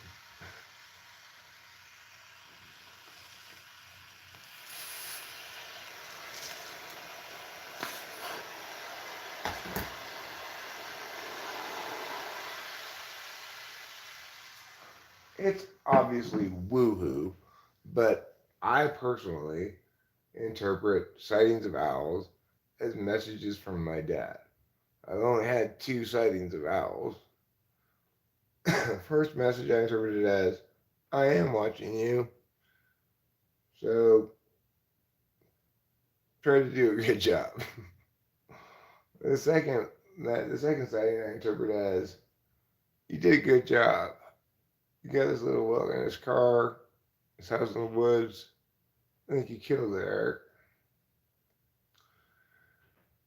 My dad never said anything like that to me in real life, so that's how I'm going to interpret it.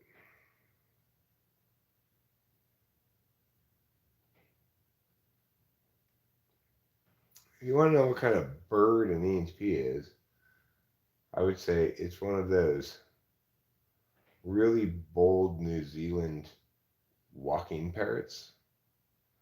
Just like think they're entitled to take everybody's whatever.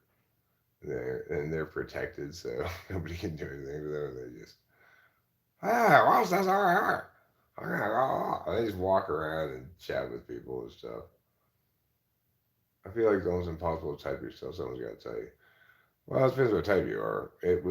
I found it easy to type myself.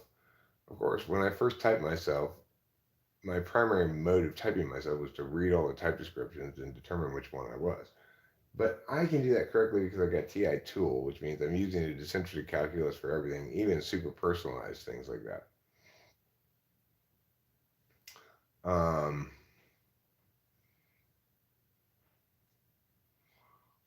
Yeah, Eureka TV, that's not possible.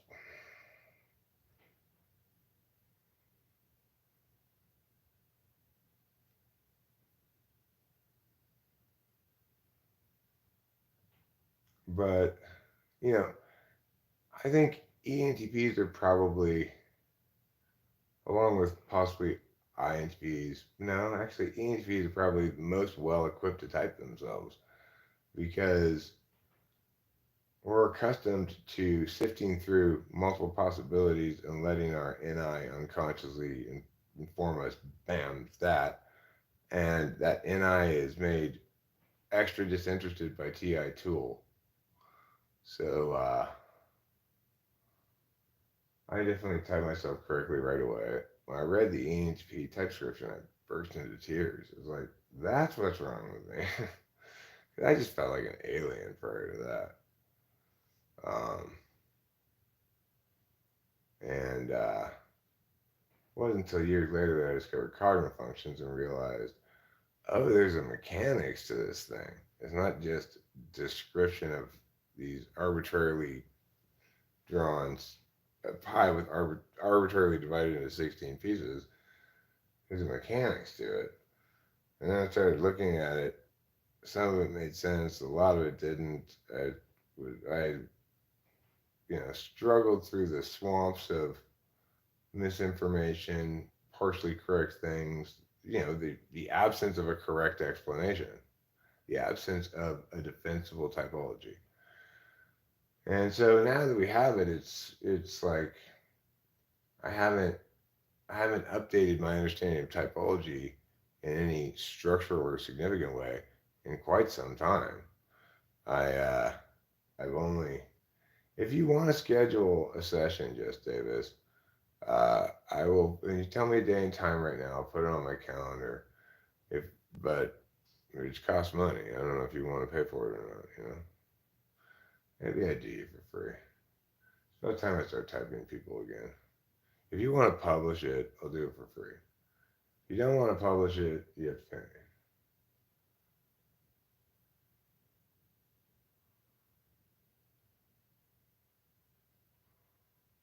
But yeah, even though I'm technically not typing people right now, I will schedule a typing session with you.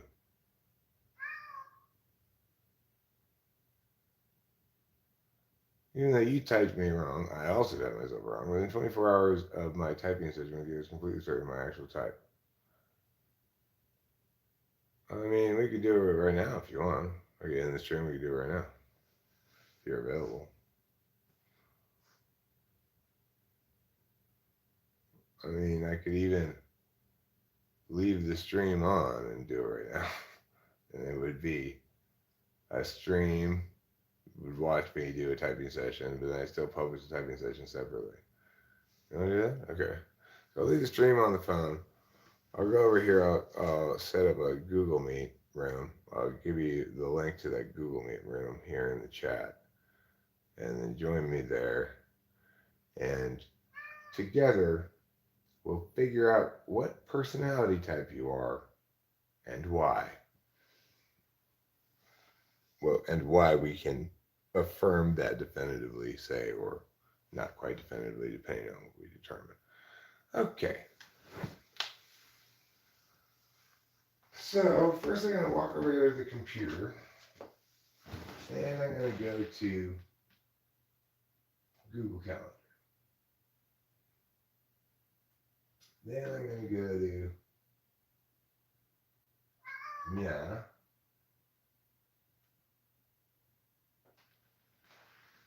Type Just Davis. Save. Now, add Google Meet. Join with Google Meet. Join with Google Meet.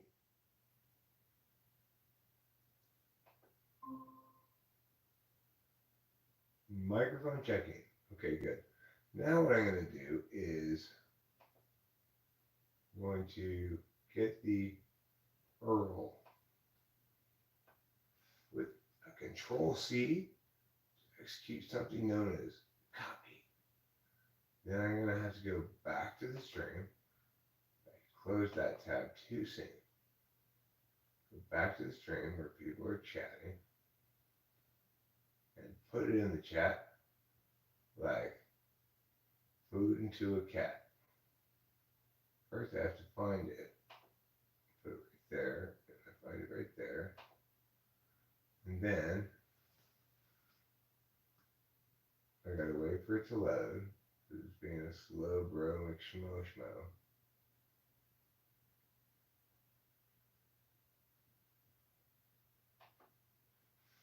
Control V. Alright, so that's just for Just Davis. Other people don't go there.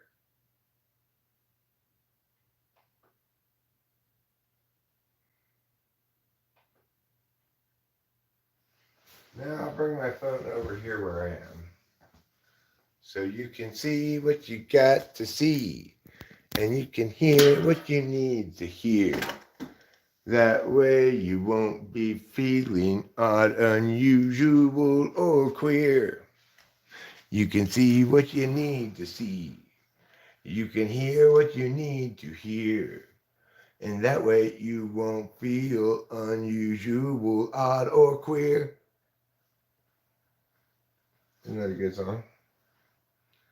Yeah, it is. Oh my God, it's such a good song. It totally makes songs for things and his songs. Yeah, I should. Just like yesterday's, tomorrow's, and every day in between. I was thinking about maybe I should put on a one-man show on Broadway, a one-man rendition of Little Women. I'll play all the characters. Or Little House on the Prairie. But Pa, I need a new dress for school this year.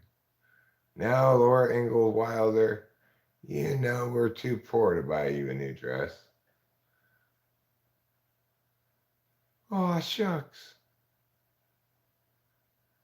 Well, at least we have this little house. And don't forget, it's on the prairie, says Mom. Where's Just Davis? All right, did he take the Dilly Dally Express here or what?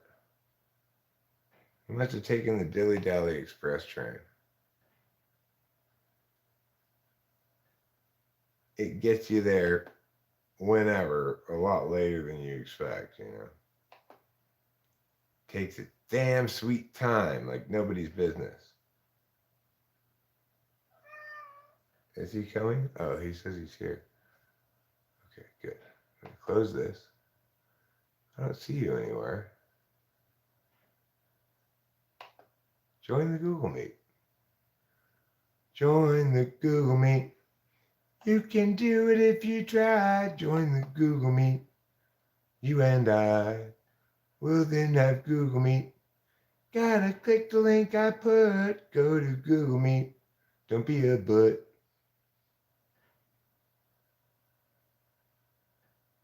I'll put the link again.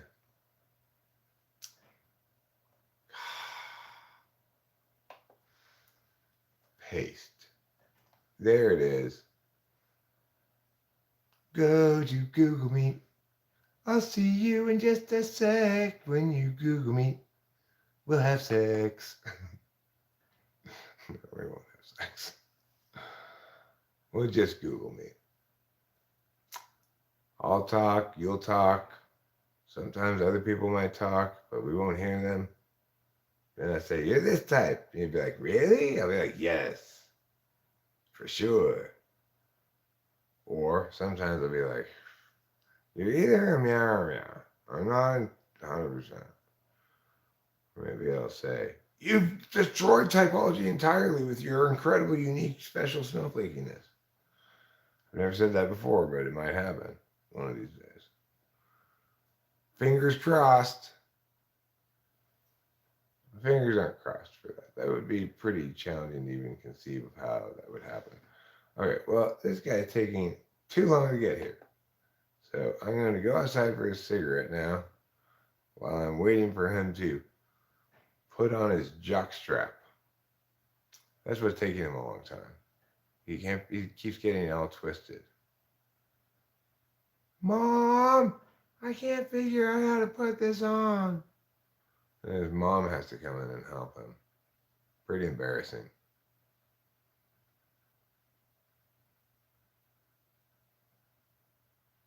You don't see a link? Why not? Maybe do this. Let me do this thing. I will log in as Talking with Famous People rather than Eric Strauss. Paranoia, paranoia, everybody's coming to get me. They know they have, so they flee. Okay,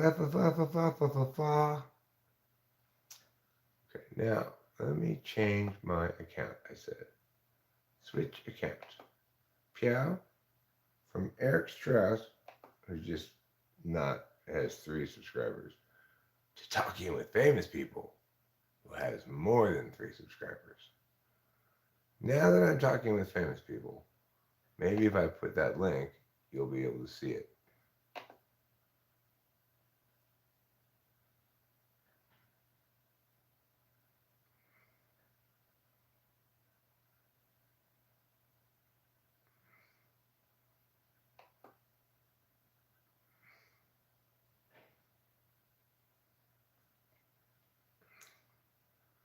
Yeah, I'm sure the white pie is strained.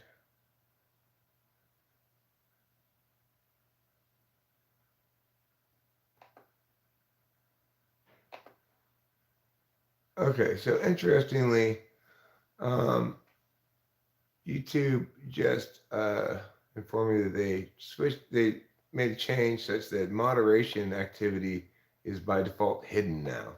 So whatever moderation activity is going on doesn't show up as this thing happened. Okay, so what am I doing?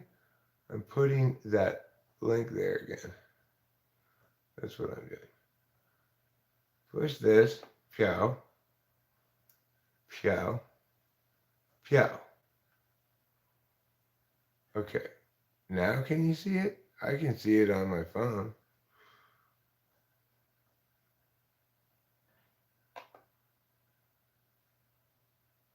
So hopefully that link will be adequate.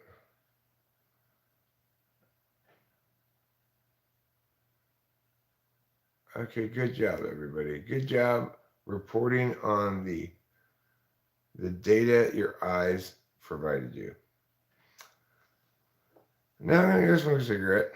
I'll take this with me, but Google Meet Room's not going to be having me here. So, oh, there. Let me let this guy in before.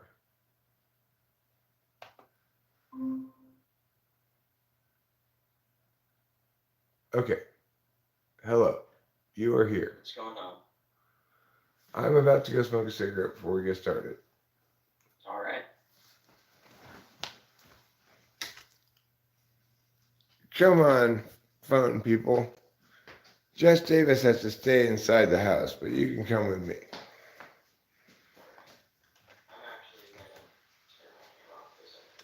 Oh. Okay.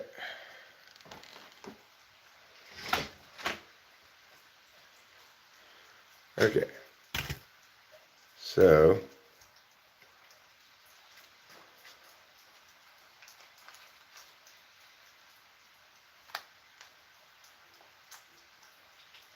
well, we've got a lot of the snow melted away, but not as much as I would have thought after the steadiness of the rain we've had for the last, I don't know how long.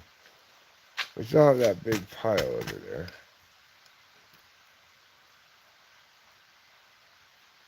Oh my God. You already get tired of the liquid water already. But it's been stubborn.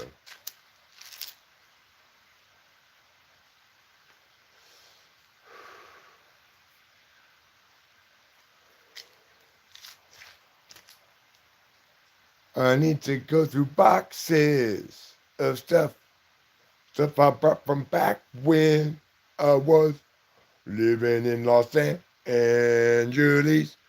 I was living there, but on my knees. I brought boxes up here of stuff, some of which I can't find enough is enough. I'm going through some boxes today. Maybe. There's my boxes going through song.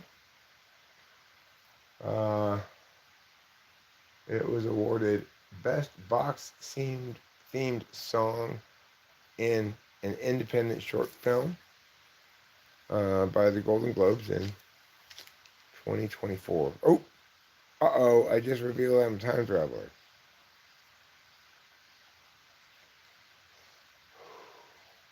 I forgot for a second that hasn't happened yet.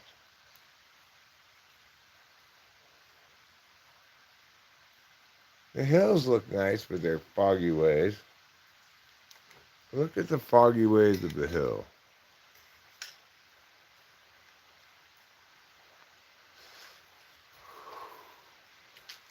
Can you see the hill's foggy ways? I can't tell from this side of the phone whether you can see it or not. Oh yeah, it's foggy up there. Could be raining, could be fogging. Looks like it's fogging. Let's go look at the river. Can we see the river? Sure is roaring. It's not a river, it's a stream. But regardless, it's like a river now almost. Would you look at those flies? Would you just look at them? Can you see the river?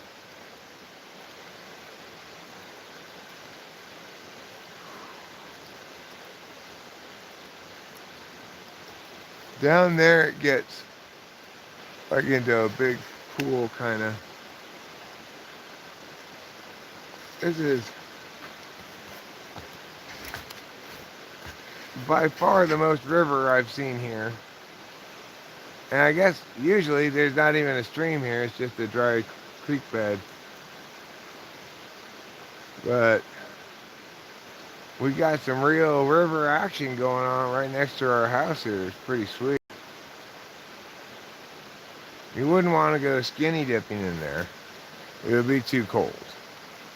Don't go skinny dipping in the river, even if you think it sounds fun.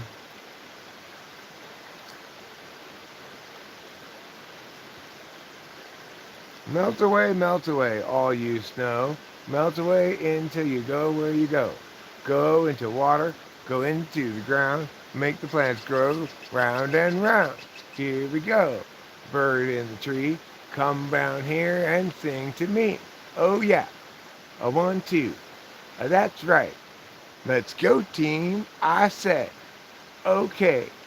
What did I do? I did the thing yesterday. Okay. Let's go. 1, 2.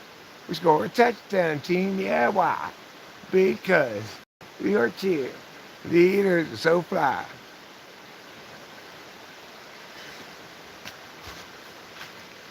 Okay. Let's go type this kid.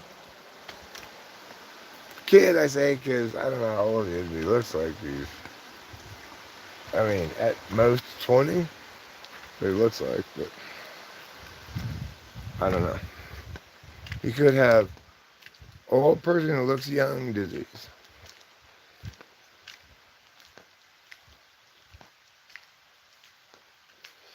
Or it could just be like, not 30, but I just look like a kid.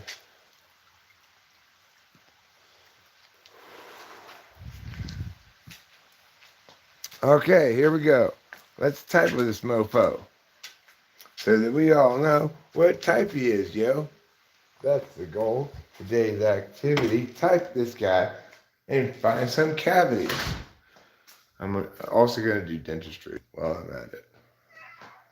Whoa, meow. Why don't you want to go outside? It's not raining even. Okay. Welcome back. Thanks. I see you did a lot of cleaning. I did a little bit because I just woke up and it's like super embarrassing. Okay, well that's informative. Okay, your room doesn't look that messy to me. It's just a bunch of clothes and shit over there. And I mean, it's always just clothes all over the place. you got an empty laundry basket too, which is kind of funny. Right next to the clothes you have thrown on the floor. I gotta like make if it's I'd say it's clean if there's like room, like you can walk around. If there's shit all over the floor, it's not clean. You don't want to step on something sharp.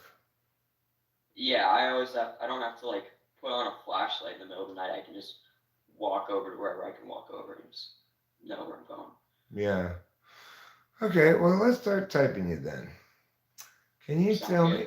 Can you tell me about a time more than 5 years ago when you went on vacation? Let's see. Yeah, I can tell you. I went to New York when I was 5 years old. It was for my fifth birthday. I got like a model train for my birthday. We went to this park. We did a ton of shit. I think we went to like some crazy like store complex and like what do you call that place? Times Square. But that's all. I can like recall stuff like that, but not like anything like vivid. Do you have? Can you tell me what the best moment on that vacation was? Um, Getting the model train for my birthday. Okay, so you were on vacation. They brought a model train on vacation with them to give you on your birthday. I don't know if they brought it with them or if they bought it there in New York without me knowing. They Okay, could have. I was 5. I see. Okay, cool. Um, did you actually play with that model train? Yeah, And did you build a little like city around it and stuff? yeah, I did. Do you still have it?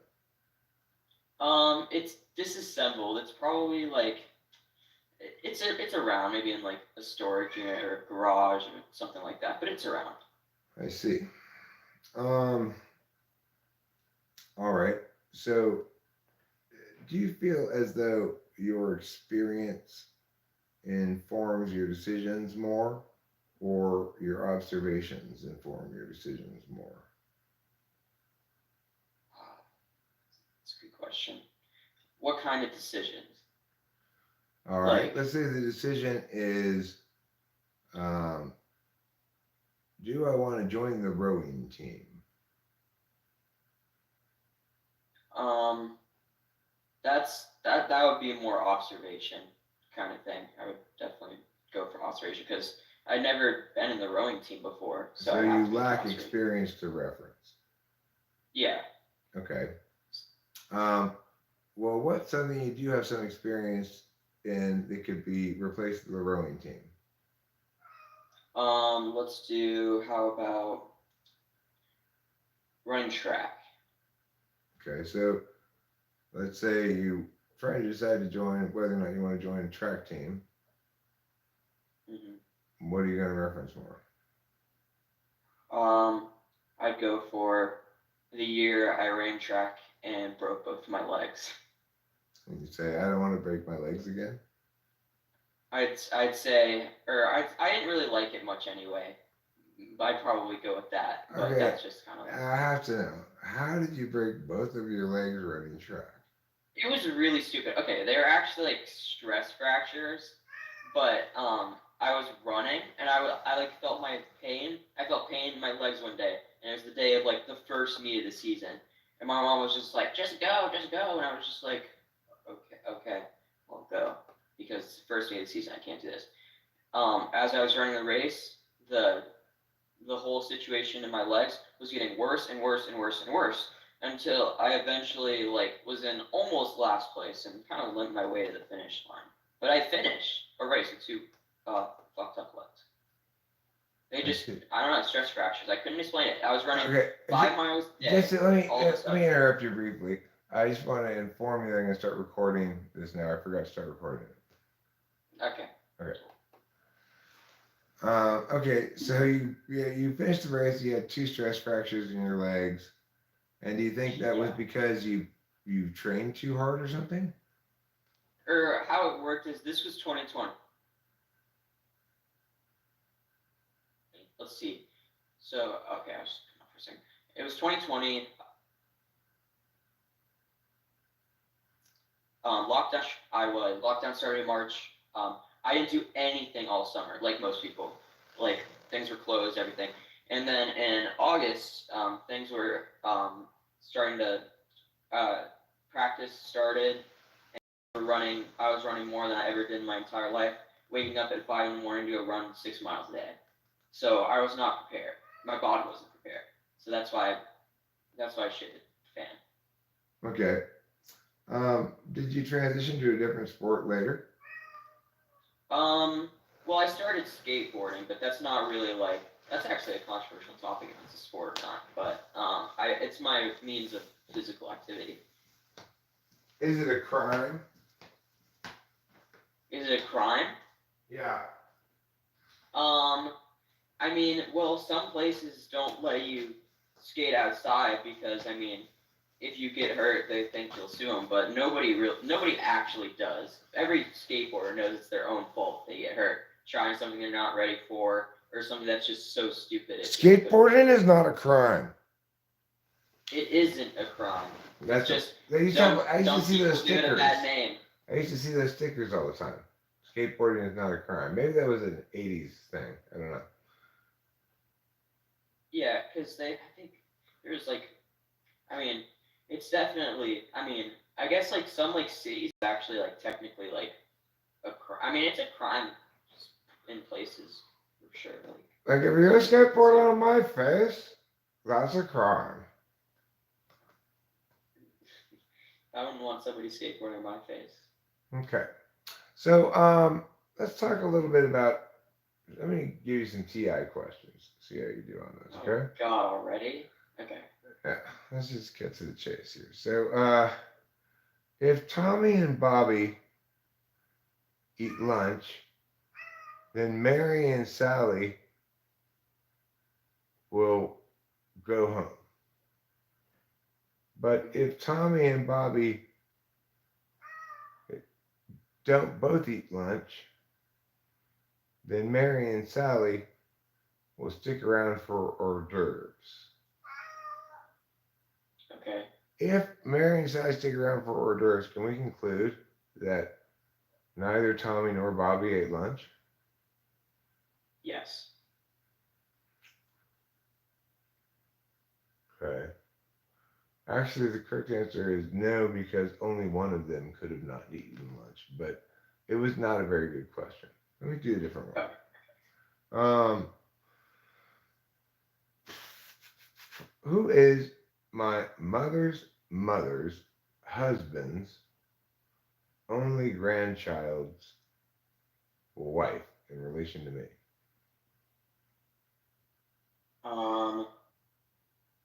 Let's see. Can you repeat that, please? Sure. Mother's husband's only grandchild's wife. Only grandchild's wife? Okay. In relation to me. In relation to me? Okay. Would that be sister-in-law? No, it's your wife or my wife. So my Okay, mother's wait. my mother's you're the mother is only my grandson. my mother's mother is my grandmother. My grandfather is her husband. Their only grandchild is me. The grandchild's wife is my wife. Okay, I assumed that there was okay. Let me try another one. Can you tell me who my father's sister's daughter's only female cousin is in relationship to me? Only female cousin. Well, well, she's your cousin. I don't know what she is. Maybe your sister. She could be my sister. Or she could be my cousin. Because there's no reason to conclude that the only female cousin is the product of my parents. It could be like my dad's brother's daughter, right? Yeah, it could be like your uncle or aunt. Yeah. So, okay. Well, actually, maybe that's not true. I had to think of more. Another bad question. Let me try to make some good questions. Okay. If there are 3 shekels in a barnyard and 4 barnyards in a squall, How many shekels are in a squall? 4 barnyards and a squall. Yeah, 3 shekels to a barnyard. Okay. Let's see. 12 to a 12. Whatever thingies to a whatever Squall. thingy. Yeah. Okay. I don't remember what Cool. it's called. 12 shekels to a squall is correct. Okay. Uh.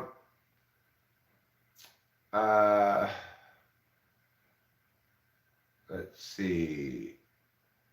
If I have either an orange or an apple, then Jody will go to the park. And if Jody, if I have either a peach or a pear and not an apple or an orange, then Jody will go to the store. If Jody does not go to the store, what, if anything, can we conclude? That you have the, or she's not going to the store if you have the peach and the other thing. If I have an apple or an orange, then Jody will go to the park. If I have a peach or a pear, then Jody will go to the store. If I tell you Jody will not go to the store, what can we conclude, if anything? Then you have the first set of fruits and not the pear and the peach. Okay. Or I might not have any fruits. True.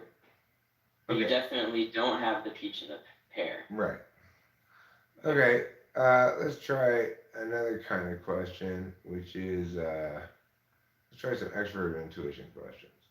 So, can you tell me words that rhyme with Turkish? Smirkish, lurkish, twerkish. Those aren't words, but that's what I'm coming up with. Wait, you said God, what did you say the word was?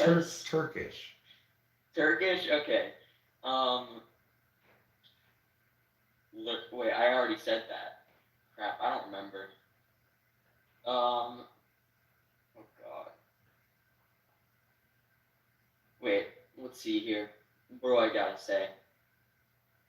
I would give you more, but I literally don't remember what I just said. You said lurkish. I said twerkish. twerkish. Yeah. Squirkish. Let's go with I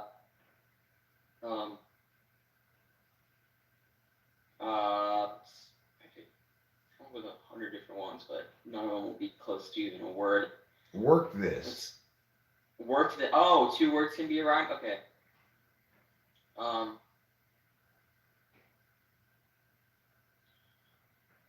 God, I might have to just like throw in the towel on this one. Okay. Let's see. Perky tits. Turkey tits. Perky Okay. tits. Perky. Oh, perky tits. Because that rhymes sort of with Turkish. Anyway, let's move on. Now, can you tell me? I'm going to tell you the first part of the story, and I want you to finish the story after I'm done telling the first part. Okay.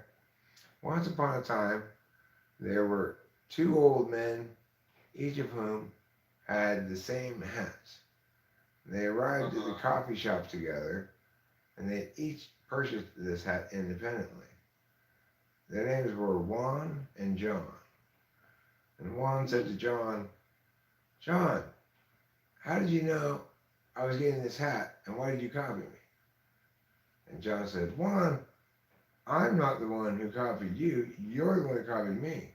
I've been planning to get this hat for a while now. I purposely didn't tell you about it because I didn't want you to steal my hat idea." And then Juan says, "Steal your hat idea? You've been stealing my ideas for hats for years now. Remember that one time we both went to Disneyland and on a double date, and each of us had a green hat with a feather in it? Well, I told you before we went that I was going to wear that hat, and you copied me." And then John says, "No, I was planning to wear that same hat before you told me. I didn't copy you. Anyway, it's starting to get pretty heated now.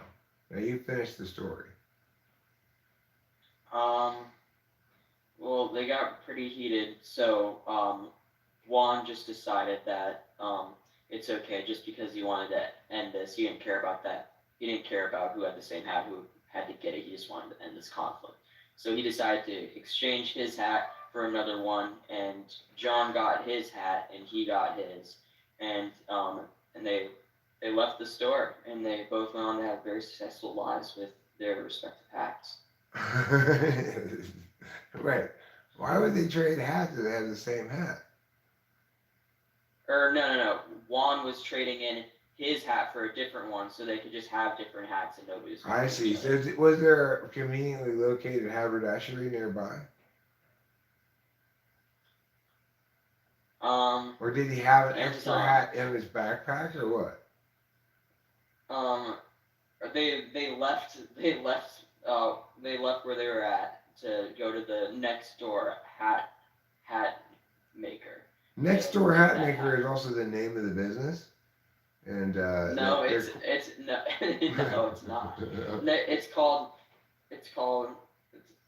called Davis's Hats because I make the hats. Davis's hats, huh? Yeah. Davis's hats. Yeah, that's what it's called. They went to Davis's Hats next to the coffee shop. What ingredients? What ingredients do you make the hats out of?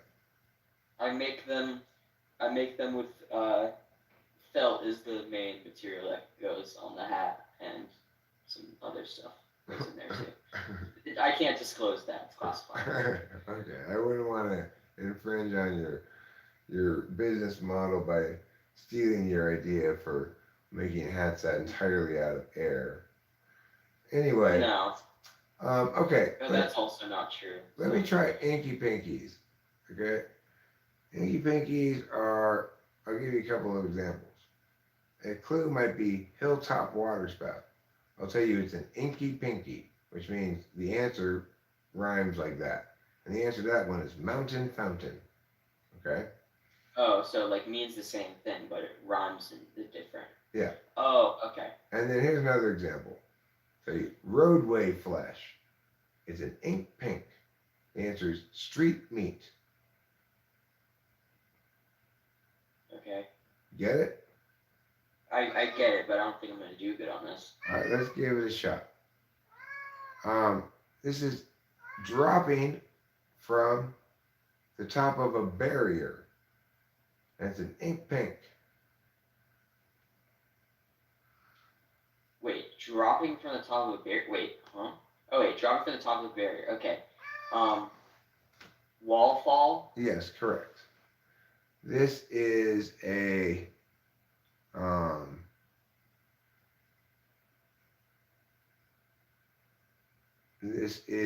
sunrise front yard. It's an ink pink.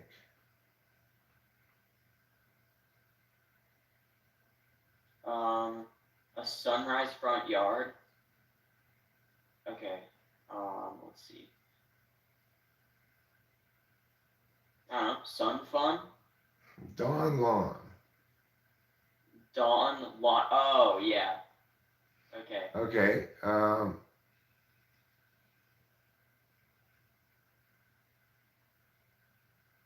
right. So this is somebody who prevents a visitor from your home from getting there on time, and is an inky pinky.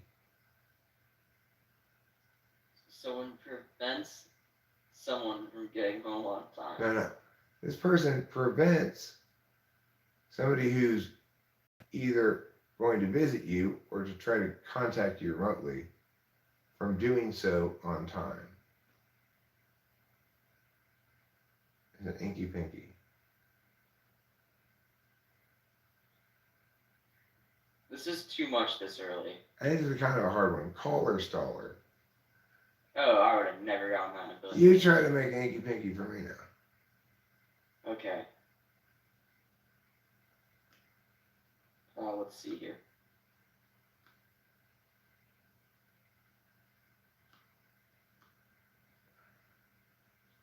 Um,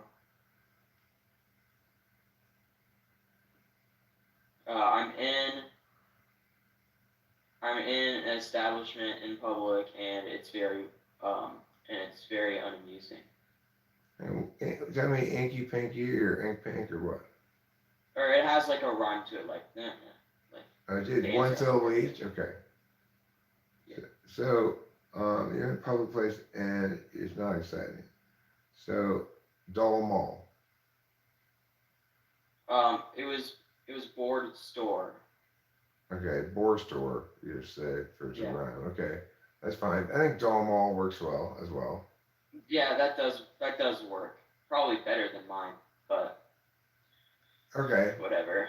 um, can you tell me about your subjects of interest in terms of things? Um. I'm talking about like stuff you might study or whatever. Okay. I'm I'm into. I mean, well, my best subject at school is. It's a toss up between. It's definitely not math. You probably know this by now. Um, and it's definitely not any of the science. It's history and English. Those are my two best subjects. I don't know.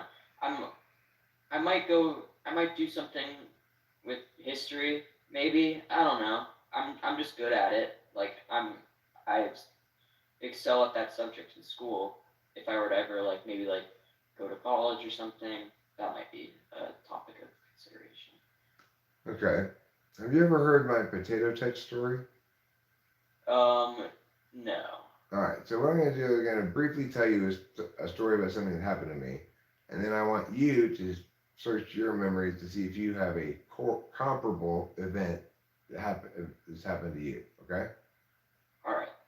So there was this restaurant I went to. I sat at the counter to eat there. Usually I got breakfast there, but I saw as they were preparing the dinners, which came with a baked potato, that the waiters would touch both ends of the potato with their fingers to make it open up before scooping butter in. And I said to myself, if I ever get a dinner, I'm going to keep an eye out, make sure they don't touch my potato too much. Okay? So sure enough, shortly thereafter, I went there and I decided I was ordering a dinner. And I kept an eagle eye out the whole time, because I was sitting at the counter to see how much they were going to touch my potato. But before I could see them ever touching my potato, they handed me my plate because I had chosen to get rice pilaf instead of baked potato. Um, okay. Wait, what? What am I supposed to say to that? I want you to tell me a story where something equivalent happened to you, where you had this plan going in and you followed through on it to the end there, but you should have realized, oh, by ordering rice pilaf, I've invalidated my plan to keep an eye out for how much they touch my potato. Okay. So, I had a plan. Yesterday was the last day of school before spring break, and it was a short day. And me uh, and two friends were gonna leave early at noon because classes were basically done. There was nothing to do. Done with school for the quarter. And one friend, we do this a lot, and he always bails, never goes. His name is let's call him Sam. He never goes. He always bails, and it never works because Sam always ruins it. And then I have another friend. Let's call him Bob, who's always down. And I was really taking all my time to talk to Sam about not to bail on this because it would be sick to leave early, but he had his own things to do. He had to get picked up for his own reasons, I guess. Um, but and I spent no time talking to Bob, and Bob was actually the one that bailed.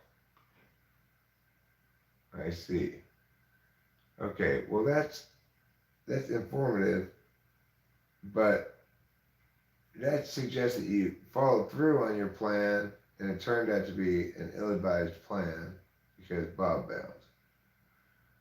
But Or I didn't keep an eye. I should have kept an eye out to see if both of them were gonna go, but I just assumed that Bob was down, and that Sam would need some convincing, and it was the other way around. all right, so to be a perfect corollary to my story, then the rice pilaf would needed to have been like had hairs in it, some other like other grossness problem that I didn't notice as well.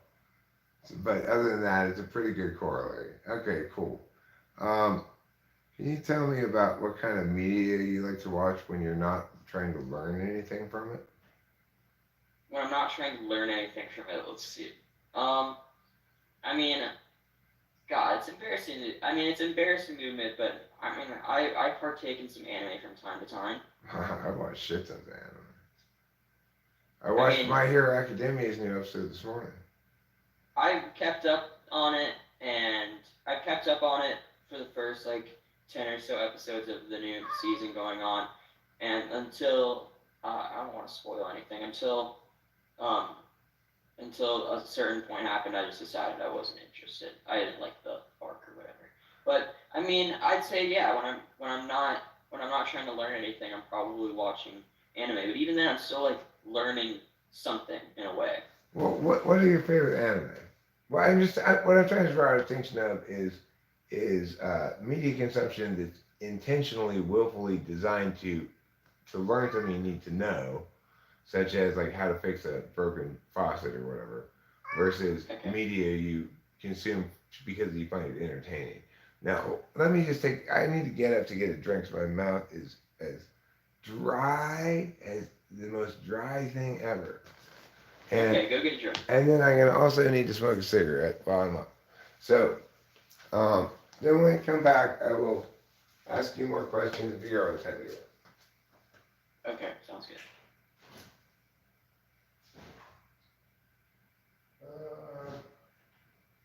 I want guava nectar as my beverage. I've chosen this is my beverage. I think we'll all enjoy it. Guava nectar. It's not Florida's Natural? grapefruit juice. No, I had some of that earlier today though. Yeah. I drank some of that because I decided to swallow a couple of my Adderall rather than melt them in my mouth. And if you drink grapefruit juice, um, your stomach acids don't eat up as much of the drug in your stomach as they otherwise would. Okay. Okay, I'm going to go smoke a cigarette and I'll be right back. I'll be quick. Be here. Okay. There's my cigarettes. Phone people, you come with me. Let's read that. Well, phone people, what do you think? He's on me, he's on me, he's on me. I wonder what grade he's in. Or is he in college? He sounds like he's in high school.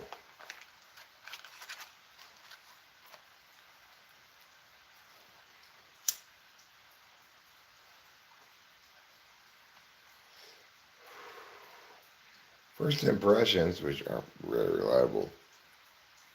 Seems Alpha Quadra.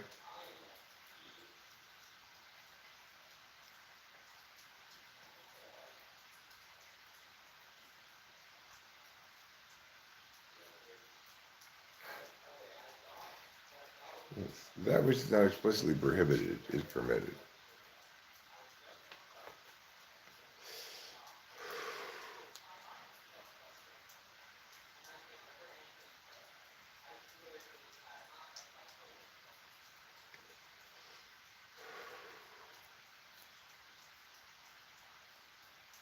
Okay, what am I going to ask him next? I guess I'll ask him some TE questions. I'll do an NI test on him. A little FI probing around, maybe. Let me probe into the moisture of your feelings.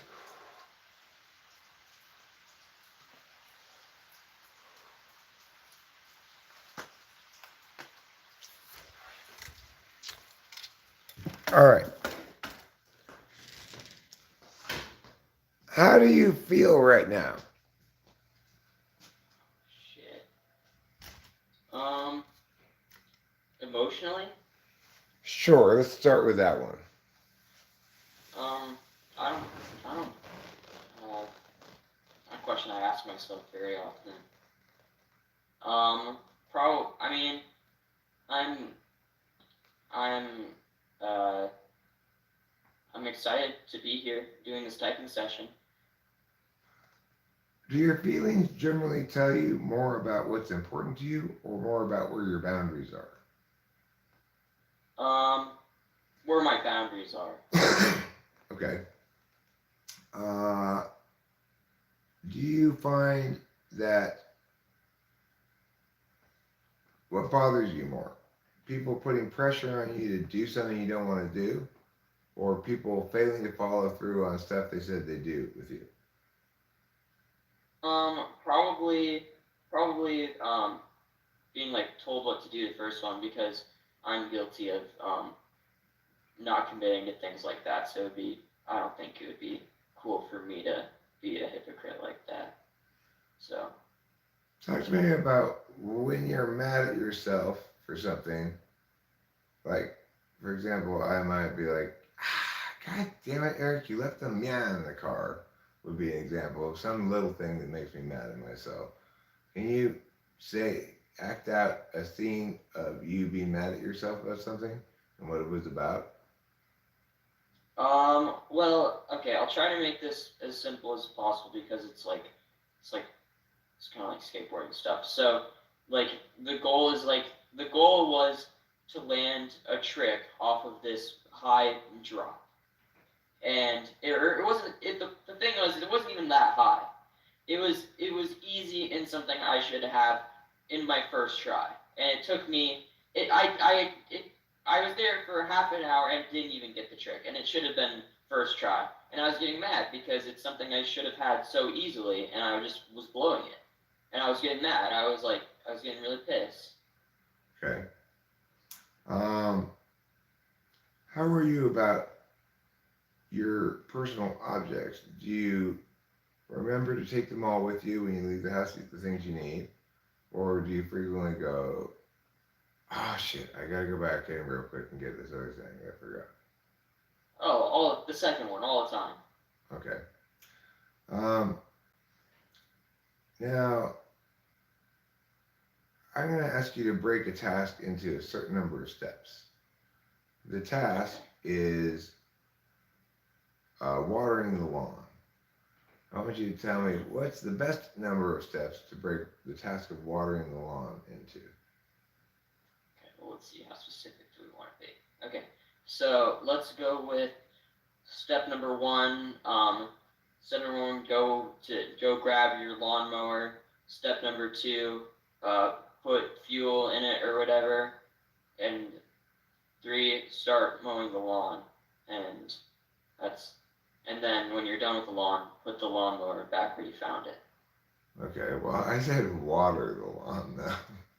Oh, we'll just replace. Well, okay, then just replace lawnmower with. So Just what's replace the what's the lawnmower with optimal number watering of can. steps? What's the optimal number of steps to break watering the lawn into? Okay, we'll do that again. Okay. Step number one: acquire your acquire your acquire a sprinkler. That would probably be the best way to do that. Acquire your sprinkler. Connect it to the hose and turn the faucet on, and put it on. Move it around until it looks like it's done, and put it back where you found it. How many steps is that? Probably around. Let's probably like around like 6. Okay. Probably. Okay. That's a guess. Okay. I don't know. I don't know. So, what happens? Can you describe at some time when you've been on the computer and felt very frustrated? Frustrated. Okay. Um, I had a test assignment. It was worth the same grade a test would be, which is a lot of my grade. And it was due at midnight, and I went to go submit it at 12:01, and it was closed. And I got like, since I submitted it late, I got like a 50 on it, when it was like easily better than anybody else's that I run into. I see. And they got it on time, and they were getting B's, A's, all that. How are And you? I got pretty mad. How are you feeling right now physically? Physically, I'm tired. I woke up, or right when I was in the stream, and I was in the stream from the beginning, and I was just chilling, and I just woken up. I woke up, I checked my phone, I saw a notification on my screen, talking with famous people was live. I'm just like, all right, let's see. And then we started talking about like birds and shit, what type birds are, and then and then and then you're just like, oh, just Davis, if you want a typing session, I can give you one if we publish it. And I'm just like, okay, got ready, came up here, turned on my computer. Here we are. I mean, pretty tired. I just woke up. That was way longer than it needed to be. But There's a lot of good details. But I don't care. The details, That's I'll just tell myself that the details were necessary. No, kitty, stop that. No, don't scratch this chair. No, you don't scratch me either, motherfucker. Is that trouble? Yeah, he's the Lord of Love and Violence. Is he not gone? He doesn't want to go. He doesn't want to go to work today because it's wet outside, I guess. But the thing is, he went to work yesterday when it was raining. It's not even raining right now because he has his kitty day job. He goes off during the day and he's gone all day at work, and then he comes back in the evening. But so far, he hasn't even left for work, and it's 8 a.m. He's usually out of here. Anyway, okay, cool. So, can you tell me what that paper you wrote was about? Let's see. It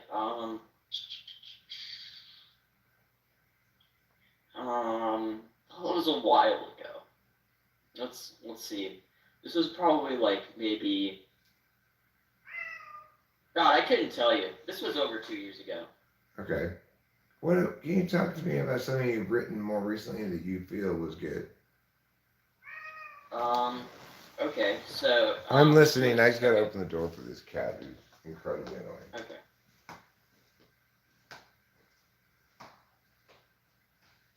Go outside if you want. Just go.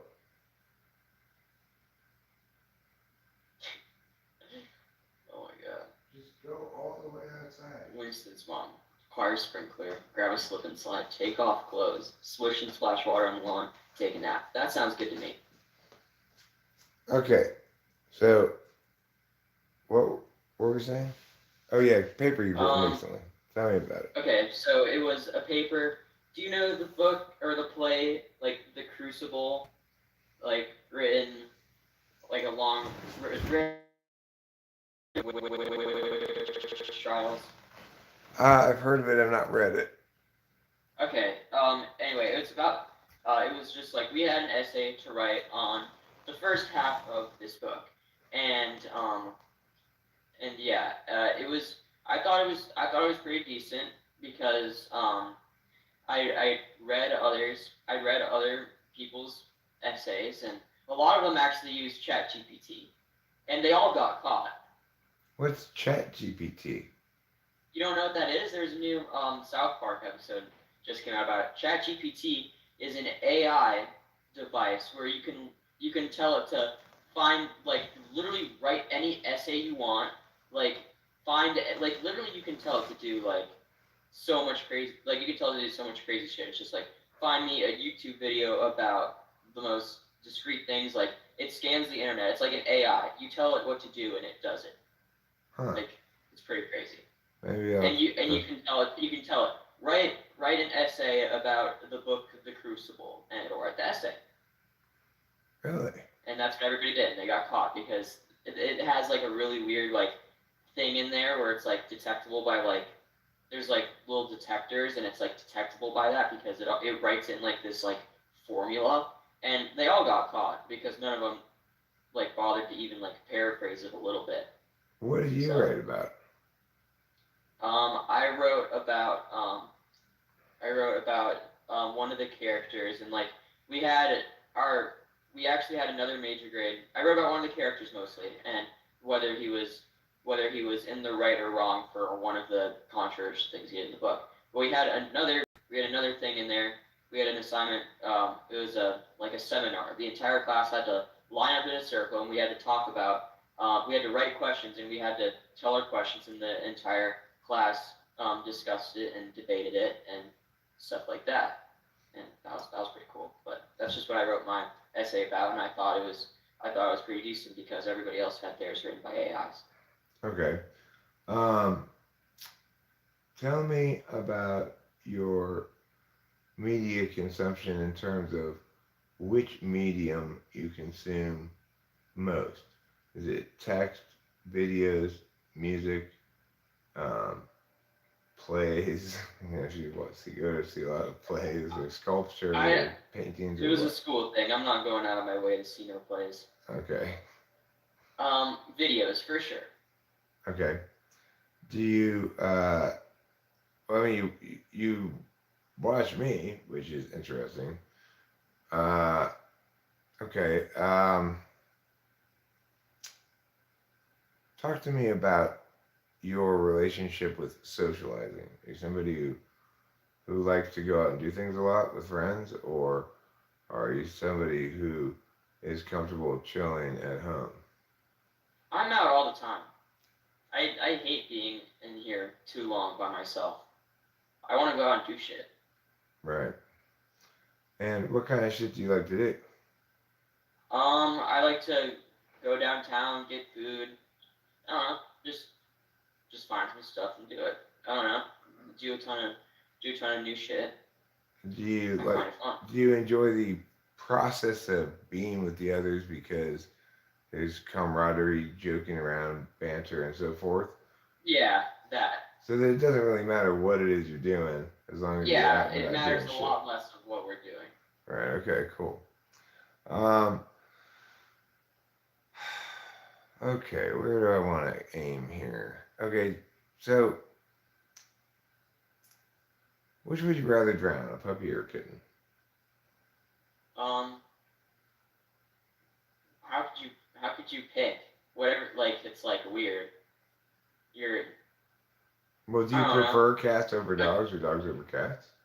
I mean, well, I thought of that, but I mean, it's complicated. I like dogs more on average, but I've like met one cat that I like more than any dog. So generally, I'd say I like dogs more, so I'll drown the kitten. Okay. That's a dumb. I'm not sure about that question. It's like you can't pick one. Like, there's no right or wrong answer to that question. Okay. Well, do you have objects in your possession that you'd say, I wouldn't mind if I lose this object, but I'd hate it if I lost that object? Can you think of two such Oh, objects? yeah. I mean, there's like a lot of things I would hate to lose, but it's just like a ton of random shit in a closet. I couldn't like I couldn't even tell you what they were because I haven't gone in my closet to look at all that stuff in such a long time. But I wouldn't mind losing all that, and I definitely would mind if I lost this. That would suck. You don't want to lose your skateboard. No, that would not be fun. Then your feet just have to walk regularly. That would also really suck. I don't like walking. Are you in high school? I am in high school. Do you plan to go to college? Um, uh, it's I don't know. It's weird. I'm not sure, but my parents have been saving up for me to go to college, and they have enough, but I don't really care. So I mean, I guess. Do you know what you want to do in life? No idea, which is like the stupid part. Like I don't want to go to college not knowing what I want to do. Okay. Um, do you are you involved in like extracurricular activities at school at all? No, I don't got time for that. Okay. Do you do all of your homework, or do you sometimes struggle to turn it Well, it was specifically bad this quarter, but usually I have mostly A's. Like sometimes a B or two, maybe even a C if it's really bad. But I'm a decent student most of the time. Nothing outstanding, but Pretty good. Have you taken chemistry? Oh, that sucks. It does. Not fun. No, it's the worst subject of all. I had the worst teacher. It was pretty crazy. Nobody liked her. Okay. Can you tell me about when you hear your relationship with music? Do you listen to music much? Do you search for new songs a lot? Do you have a small repertoire of songs you play over and over again? I I love like I don't know where I would be without Spotify. But it's weird. I like go through like phases. I'll like find a like group of like maybe like 10 songs, listen to them and love it, and overplay them for like a month or two, and I'll be like trying to find new songs because I'm sick of them. But I'm trying to find songs that were just as good as, if not better, than those songs sounded to me originally. So they have to be good enough to replace how good those songs were when I first found them. Okay. And so,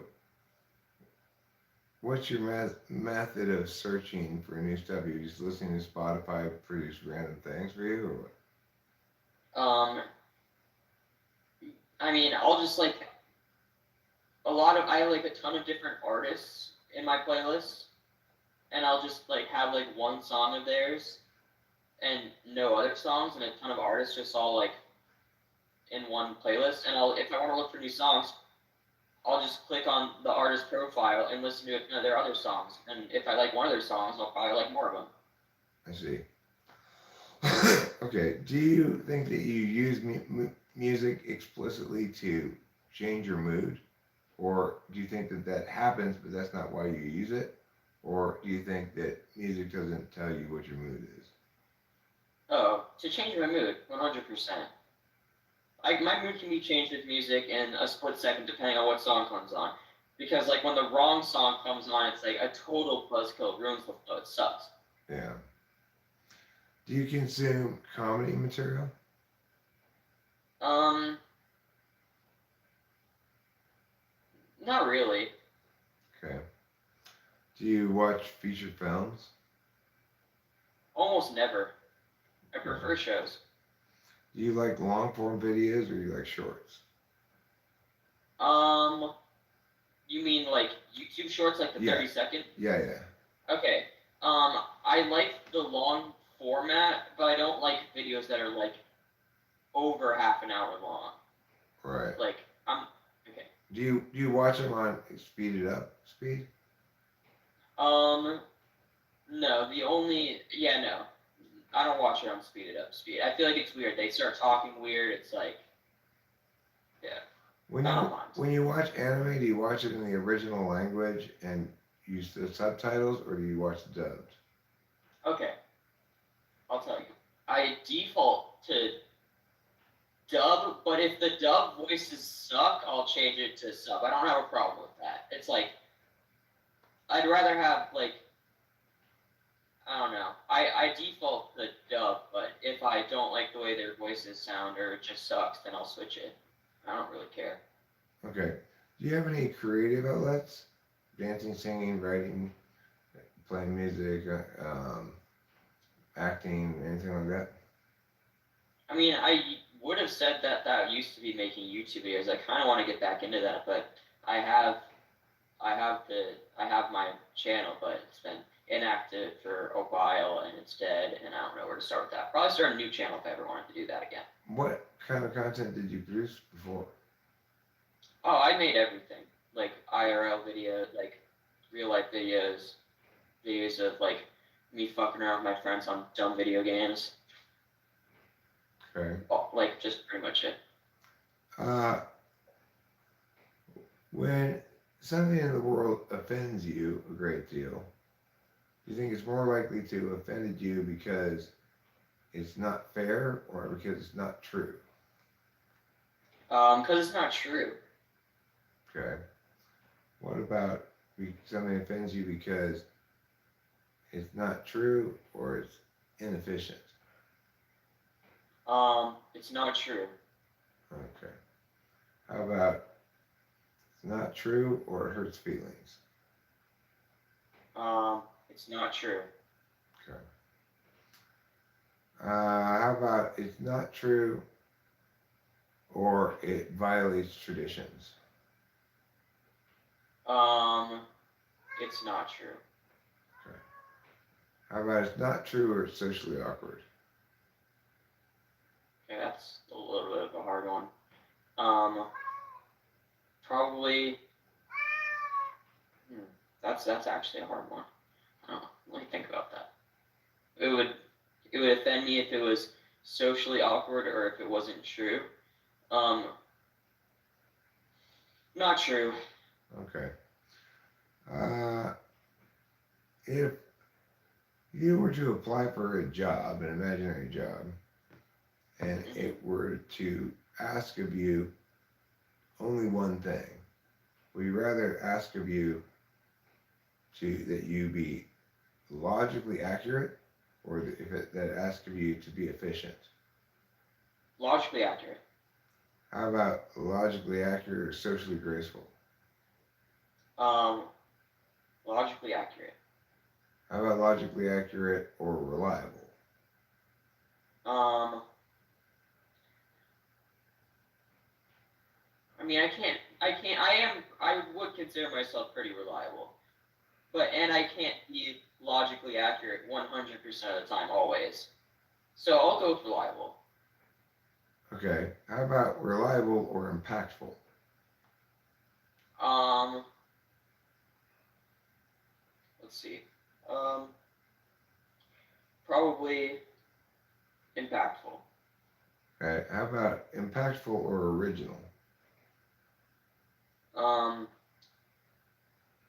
Impactful. Okay. Um, do you think it's easy for you to attain impacts? Is it easy for me to make? Jesus Christ. Is it easy for me to make an impact? Yeah, attain impacts, yeah. Like, or No. is it easy for you to be original? Um, no. What's easiest for you of those things that I mentioned? Socially graceful, logical, or you know, truthful. Truthful is a little bit different because it doesn't work that way really. Because people don't aren't who aren't deceptive or being truthful, you know. But what's easiest for you in terms of just the being impactful, being reliable, being logical, being socially graceful, or being original? Being reliable is the easiest. Okay, and explain why you think that is. It just doesn't take a lot of effort to be reliable. You just kind of like, I guess, like, you just do what you're supposed to do, and that's pretty much it. And just do your job. It's really not that hard. Like, I value, like, of course, I value, like, being logical and truthful and all that, but it's a little harder to do that. Being reliable is definitely the easiest. But I Doesn't mean, take a lot. it requires consistency over time about when you get up, when you get out of the house, etc. To be reliable Uh, means to always arrive on time, to always be in the minute. Yeah. I'm uh, I'm always doing that. Okay. Cool. Um, do you tell me how much attention you pay to what clothes you put on before you leave the house? I pay. Okay, I don't like set out my like clothes before like the night before or like any of that shit. But I'll wake up and I'll like think about it for a minute or two, and I'll be like, okay, I'll put on this shirt with these pants with these shoes, and this might look pretty, and this will look good. I'll go with that. Okay. What do you think truth is? Um, Truth is just like um, let's see, it's just objective. It's just objective fact, and that's just the truth. That's just how it is. Okay. And what makes a fact objective, or what distinguishes an objective fact from some other kind of fact? Um, well, well, a fact is a fact. There's no subjective fact. Okay.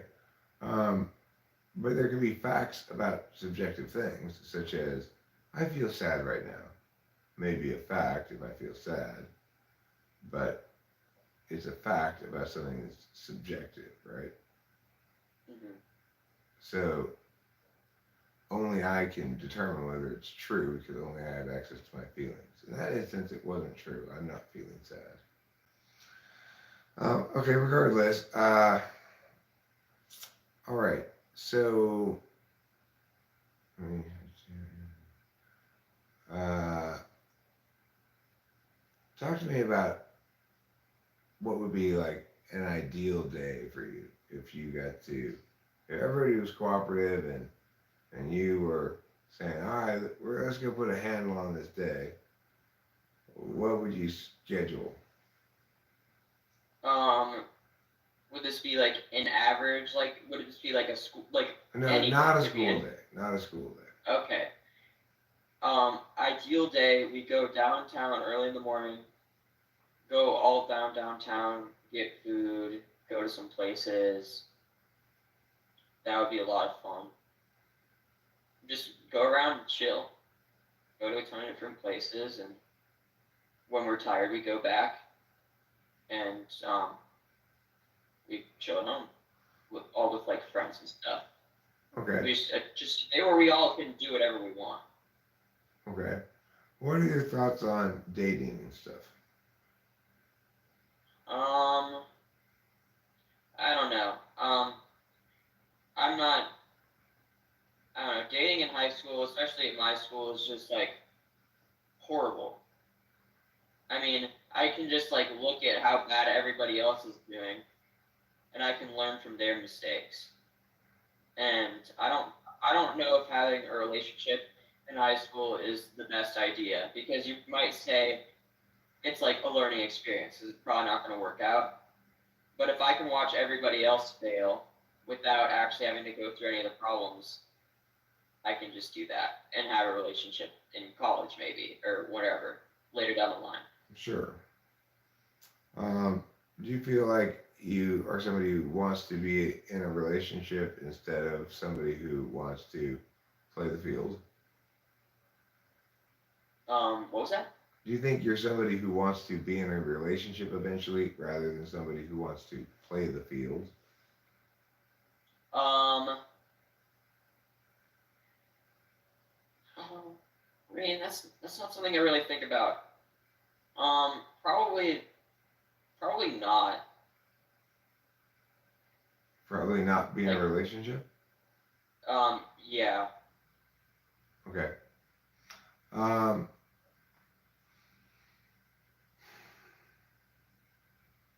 okay. So why did you stop making YouTube videos? I don't know. Oh yeah, easy.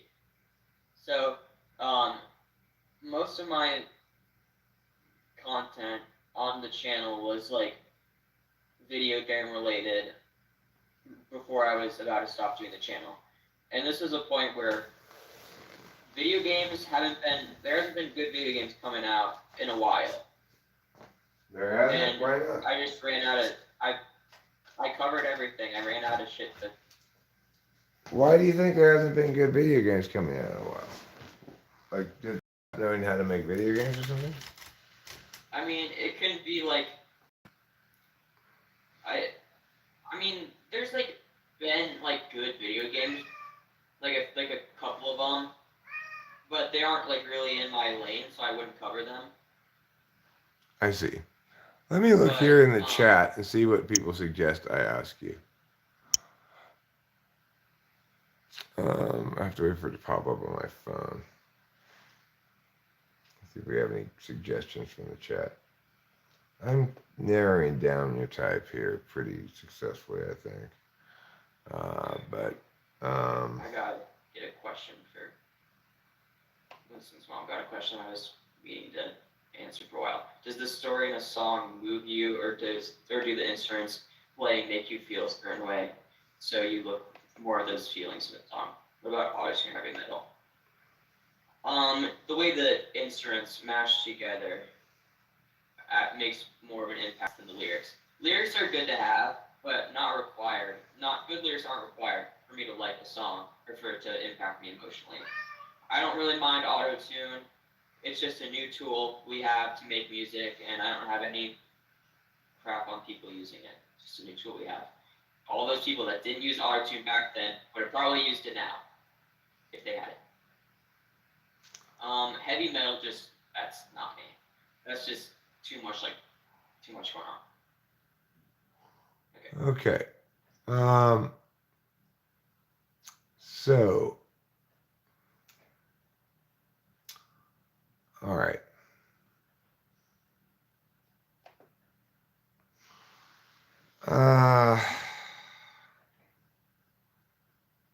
Let's see if I can figure this out. Okay. Talk to me about your relationship with procrastination. Oh, Jesus. It's bad. I mean, it's worse now than it's ever been, because before I would just, do the typical, wait until the last minute to do stuff before, I'll talk in terms of school, because that's the easiest way I can express this. But, I would wait until literally, the last minute to turn an assignment, I turn it in, be on time, done. It wouldn't be the best way of doing that, but whatever. I still got the grade perfectly as anybody else would. It's on time. But now, I'm getting, I'm testing what I can get away with, how late I can turn in an assignment and still get the full grade. And I'm testing the boundaries, and it's really bad. I need to stop doing that. Okay. But it's procrastination to an unhealthy amount. What do you think about school in general? I think it's horrible. Do you procrastinate doing things you want to do? Not at all. Fuck those assignments. Yeah. Do the teachers convey to you that they understand that you're in youth prison camp, or do they behave otherwise? I had one teacher that was pretty aware of it. He was actually pretty cool. He was my English teacher last year. I think he was in INFJ or ENFJ. Mm-hmm. But he was just every time we came to class, or someone would walk by at not class, he'd be like, "Welcome to your learning cage." That's what he'd tell us. Yeah. That's pretty funny. Yeah, someone would walk by class and be like, "Get back to your learning cage." Boba Fett asks, how easily do you make friends with strangers? I don't find myself going up to just anybody, but if it is a person I'd like to talk to, I don't really have that much of a problem with going up to them if the right time presents itself. Yeah, that's pretty specific, but I'll go up to someone and start talking to them. Okay. Making friends might be a little bit far, because I don't make friends with just anybody. Do you make acquaintances? Lots of acquaintances, not that many friends. Okay. Do you have a clear understanding of who qualifies as a friend and who is merely an acquaintance? Well, I mean, let's see. An acquaintance is somebody that is doesn't have as similar enough interests to me to be able to have fun doing whatever we do, or doesn't value what I value in that way, or I just don't like enough to be friends with them. I'll be acquaintances with anybody. Do you ignore a lot of phone calls and not call people back? Sure. Okay. Let's see. If let's say it's your birthday, do you have expectations that people are going to do something special for you? I don't have expectations for anybody to throw like some like surprise party, but like I expect everybody to at least remember it's my birthday, because I remember everybody else's birthday. Okay. If I'm gonna put in that effort to remember everybody else's birthday, and say happy birthday to you, and maybe like get you something, you feel like you should at least remember mine. Okay. Is it more important to you that you be treated fairly or that you receive a lot of affirming words? Um, Probably treated fairly, because if I don't deserve those affirming words, then like I don't know. I feel like I need to if I need to deserve that. Okay. Can you think of an instance where you got mad at some person you have some kind of relationship with, friend, family, whatever, um, because you thought they were being unfair to you? Um, oh yeah.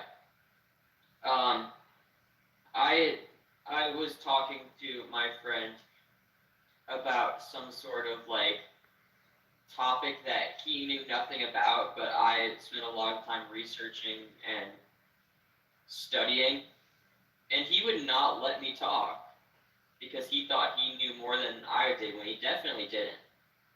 And it wasn't fair because I wasn't able to provide my insight, and he was giving all the time to himself to provide his shitty insight. Okay. Very And TE. I don't know. and did you eventually convey to him that you were upset that he was not listening adequately? It's not even that he wasn't listening. He wouldn't give me a chance to talk. He's like, he thinks he's Einstein, but he's probably the dumbest person I've ever met. Well, that seems to happen a lot. You It's know, insane. the very dumb people often Don't are prove you're right. Is that what that's called? wildly overconfident about themselves, you know? Yeah. Okay, fine. So, uh, do you ever engage in any collaborative projects with your friends other than hanging out and chatting and stuff? I mean, well, we skateboard Okay, all the time, okay, but other than that, we go to school and we do what we do at school. That's pretty much about it. But we like talk a lot and we do a lot of shit. okay, cool. Um, do you hang out at a lot of YouTube communities, like to the extent that you hang out here, or is or Insto? Can you name a couple of them, or and tell me what you It's like about really them? um God I'm not in many like YouTube communities like I'm in this one. I'll have like channels I watch a lot, but like I don't interact a lot because they don't stream like this. And like I like this because it's like a smaller audience. Everybody is like it's like homey. Yeah, it's pretty homey around here. Pretty It's cozy. hard to find it. Also like typology stuff which I am interested in. So When did you first get into typology stuff? um 2 years ago. Okay, and like, did you start by watching YouTube videos on it, by reading about it, or by encountering and testing the actual world of some sort, or what? Well, I took the somebody linked me the 16 personalities test, just like how everybody else does it, and I got INFP, and I looked that up, and I was just like, wait a second, this does not seem like me at all. And I looked at other videos of other types, and I was like, oh, there's 15 other ones it could be, and I got invested into it. Okay. And I started watching more YouTube videos, blah blah blah. I kept going. I can tell So you not pretty pregnant. for sure that you're not an INFP, okay? But Winston's mom wants to know, would you prefer a soulmate, a mindmate, a playmate, or a helpmate? If you were to be in a long-term relationship, let's say. If I were to be in a long-term relationship, Yeah, soulmate, mindmate, playmate, helpmate. um, playmate. Okay. Do you imagine yourself ever having children, or is it something to think about later? Um, it's not a decision I can make now when I'm 16 years old. Yeah. You could try to get yourself on Teen Mom.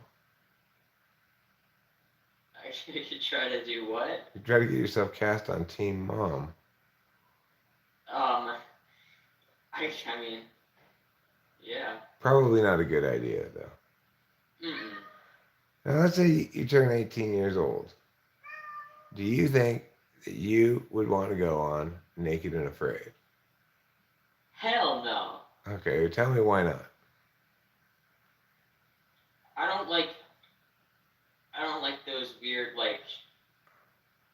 I think those weird like shows like you know what I'm talking about like there's like that there's like love shows. It's weird. Like Well, I Naked don't and want to be Afraid's not a drawn. love show, though. Naked and Afraid's a I survivalist know it's show. different, but like I don't know. It's like some of those shows like that are like kind of like corny and weird. And also, I would die if I went on that show.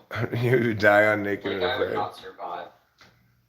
What do you I think have no would bother you most? The cold, the bugs, the lack of food, the challenge of keeping a fire going and water getting going, or something else? Well, I don't have any basic knowledge. That could be solved pretty easily. Like I could just learn how to start a fire. Like I definitely like.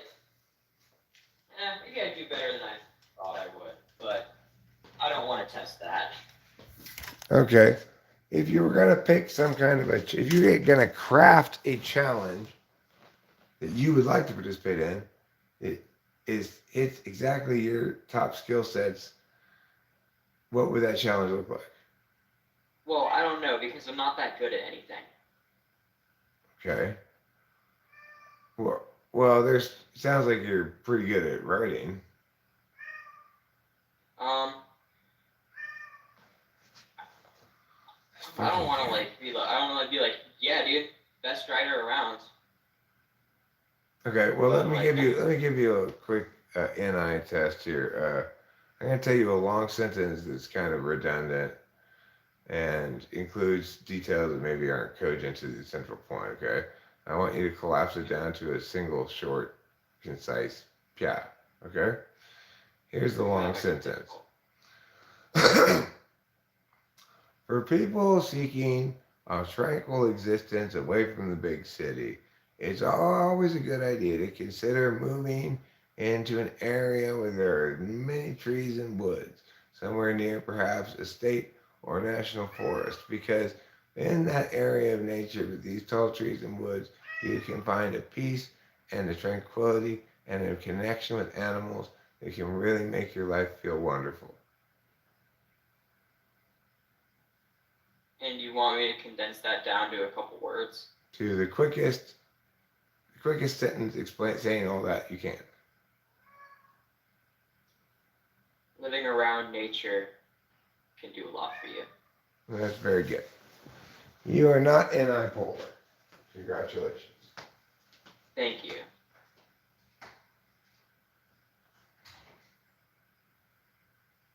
Go outside. I am tired of this. I'm just done. I kicked his little butt outside this time. And he's just like, I'm gonna just back and call like a servant. He meows and I have to get up again and he doesn't even want anything. Okay, do you have any pets? Yes I do. What kind of pets? I have 3 dogs. And are you responsible for walking them all? Well, me and the rest of my family kind of like, we all do it collaboratively. We'll be like, all right, who wants to take out the dogs? And someone will be like, all right, I'll do it today. Who wants to feed them? I'll do it. Do you have siblings? Yes, I have 2 siblings, Younger or older? both younger. Okay. Do you try to make them do your portion of the work sometimes? Um, let's see. Well, my little brother, the youngest, I have a sister that's in the middle. He has, or he gets the grossest jobs. Like he has to like pick up the poop in the yard and like do all that stuff. I don't really mind my portion of it. Picking up poop in the yard is not a good job. No, but he's like enthusiastic about it. It's weird. And I'm just like, all right, you can pick up poop in the yard all you want. I'm not doing it. When you move out of this home, do you anticipate getting your own pets, or do you think that's too much obligation / responsibility? I might get a cat, if anything. Okay.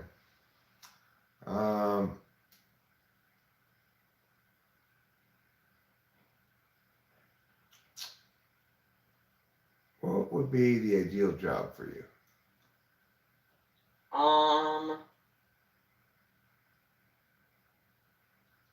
I couldn't tell you that, to be honest. There's like so many jobs and stuff I could tell you. I don't know what would I be best suited for. What do you think? Do you think you'd be happy if you could make a living being a YouTuber? Yeah, that'd be awesome.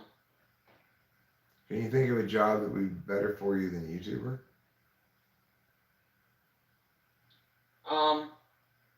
I could probably think of a job that I'd be better at, but that's probably the one I'd rather do the most. What job would you be better at, do you think? I mean, there's got to be something I could be better at than that because, like, there's a reason my YouTube channel only has around 200 subscribers. Well, because you no longer upload videos? Well, I mean, it was at 200. I haven't been losing subscribers. It was growing until I stopped, but like slow periods of growth where I'd have like one video do well and make like about 20 that did, and then kept going. That's YouTube for you. I mean, just figuring that out, like figuring out what does good and what doesn't. Or well, it's pretty obvious what doesn't do good, but yeah. I mean,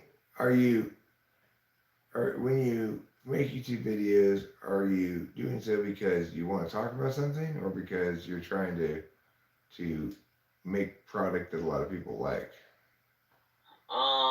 Talk about something. Okay, so it's I've been doing this for like 12 years or whatever, and there's something to be said for just being consistently uploading shit, even if it's not that, even if a lot of it doesn't do well. But of course, yeah, that's hard to do. Also, what, consistently upload shit?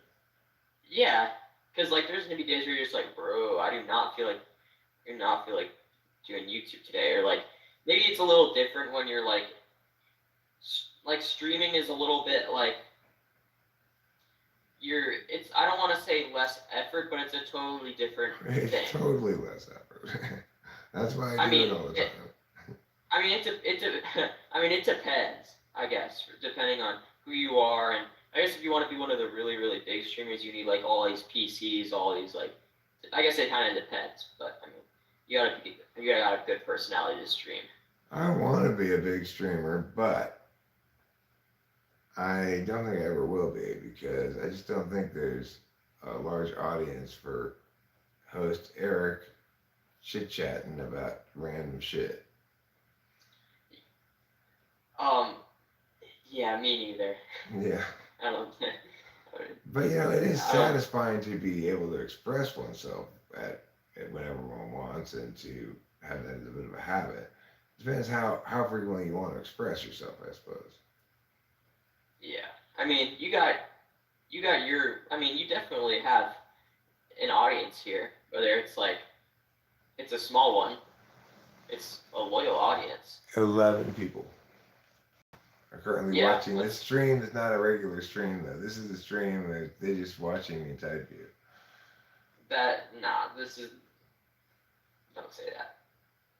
Well, I mean, it's not a regular stream because I'm not paying attention to the stream at all. I'm paying attention to you. I mean, it's not a regular stream in that way, but it's not like it's It's not bad. I'm performing. not. I'm not upset or I don't dislike the fact that this is how it's going down. This is how it's going down because let's try this thing. You know, that's how I roll. You know, but But I mean, okay, might as well. yeah. So, all right.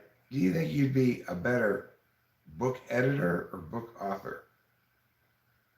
Um, Probably. Hmm. Let's think about this.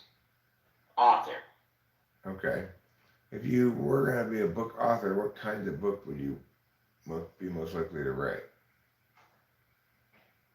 Hmm.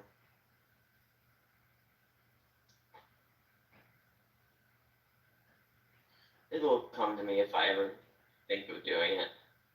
But I don't. Maybe like nothing like real out of my own life. It'll be something I make up. So genre fiction of some kind, like either science fiction, mystery, something like that, or like literary fiction. Um, like like a genre. Probably not like. Or no, actually, like like realistic fiction sort of stuff. Like it's Okay. got like it's like this world, but like characters aren't real or something like that. It's this world, except everybody has a superpower. Okay. Yeah. Okay. Do you prefer swords and dragons stuff or ray guns and spaceship stuff? Um, the second thing. Okay. Do you prefer romance set in Victorian England or romance set in contemporary society? Um, the first one. Okay. Do you prefer mystery or do you prefer science fiction? Mystery. All right. Do you ever watch things like Investigation Discovery on TV? Um, no, because that's like too realistic Depressing? for like that. Yeah, depressing. Okay. Do you avoid things that consuming things that might make you feel sad? Say that again. Do you avoid things consuming media that might make you feel sad? Um, no.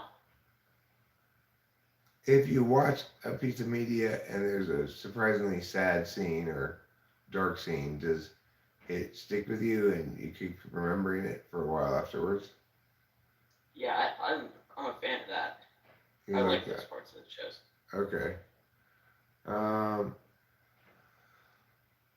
All right. Well, tell me about your eating and sleeping habits. Um, God, I eat like shit. I'll be honest. I need to get on that, but I just keep telling myself it's just like I'm young. I could do whatever I want, but that's the stupidest thing ever, realistically. What do you But mean you eat like shit? like, I eat packs of like ramen every day, and I drink like a ton of soda and all like typical unhealthy eating habits. I don't Okay. eat that much. I mean, clearly. Would you consider yourself ADHD or something like that? I've considered it because I have friends that like because apparently everybody has ADHD. It seems like, but I don't. I mean, I've considered it for sure, but I think ADHD is probably like maybe overdiagnosed. But like I couldn't tell that for myself. Okay. All right. So I want you to relate to me your internal dialogue when you got up this morning as it links to the day ahead. So, for example, when you got up, did you go, okay, first, you know what, I'm going to go pee, then I'm going to get some food. I've got this thing at me on o'clock I got to get to. I want you to walk me through that kind of thinking when you got up this morning, if there was any of that. Well, when I got up, the first thing I did was go on the screen, and that's all I thought about. And then I saw that we were gonna do this, and I went and like, as dumb as it is, I picked up back there. I cleaned. And I peed real quick, and I don't think about that stuff in advance. Okay. Do you know that you have some sort of appointment or something later today at all? What was that? Do you have in your knowledge base in your head that sometime later today there's some kind of appointment you have to go to, or work or school or something like that, or something you have to do? I'll only think about it if it's something if it's like neutral, like I'll be whatever about it. But it's just like, oh shit, I gotta go to work. I'll be thinking about that all day because there's like, this day would be so good if I didn't have to work at 5. Or it's like, it's Christmas tomorrow. Like I'll be really thinking about that. I haven't bought anybody any presents yet. Do you buy people presents for Christmas? I only for the past few years because before that I haven't been making any money to buy anybody any presents. Okay. But this year I spent a couple $100 on it. If you're receiving, tell me about a good present you received from somebody and why it was a good present.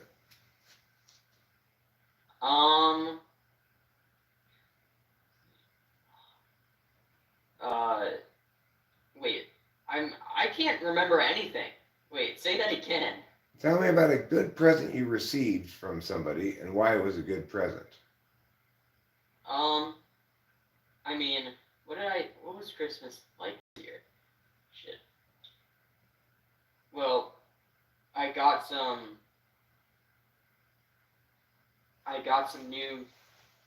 clothes. That was cool because I got what I asked for. Yeah, clothes are good. They prevent nudity. They prevent nudity and they also make you look better. I see. So if you don't want to look good for chicks, because it sounds like you're cool, chilling, single into college or so, why do you want to look good? Because it just, I don't know. It's like not only do I skateboard, but I also film skateboarding videos, and it's like a sort of thing in skateboarding. It's like your style. Oh, I see. Okay. But also, it's more than just what you're wearing. It's like when you like do a ton of tricks, like your like arms go in the air for like balance reasons, and it's like its whole thing. It's like, do you have a good style or do you have a bad style? It's just looking better on camera when I'm filming for stuff. But it's also just nice in general. Good visual aesthetics as a value to be upheld. Okay. Very much so. Okay. So, and then what do you do with those skateboarding videos? Do you upload them? Well, they take a long time to film if I'm doing a big one. If I'm doing a small one, it'll probably go on Instagram. Okay. Do you have a following on Instagram? Just people I know in real life. Okay. Do you want to grow as a social media personality, or is it something you just sort of like you're not sure if you actually want to grow? I mean, sure, I'd like to grow. My stuff gets more recognition, opens up more opportunities for me to do what I like to do anyway, before I was getting a following. Okay. And do you think that the skateboarding angle is the one that's most likely to produce good results for you, or is it just what you're interested in making right I don't think it's like, I don't know, a little bit. It's not like really giving me results. Yeah, but it's like it's a thing. It's like you can't just hop on a skateboard and be any good at it. It takes a while. now? Okay. A while. It's not giving me results right now, but it is what I like doing, and I'll do what I like. Okay. Do you like to explain things to people? Yes. What kind of things do you like to explain?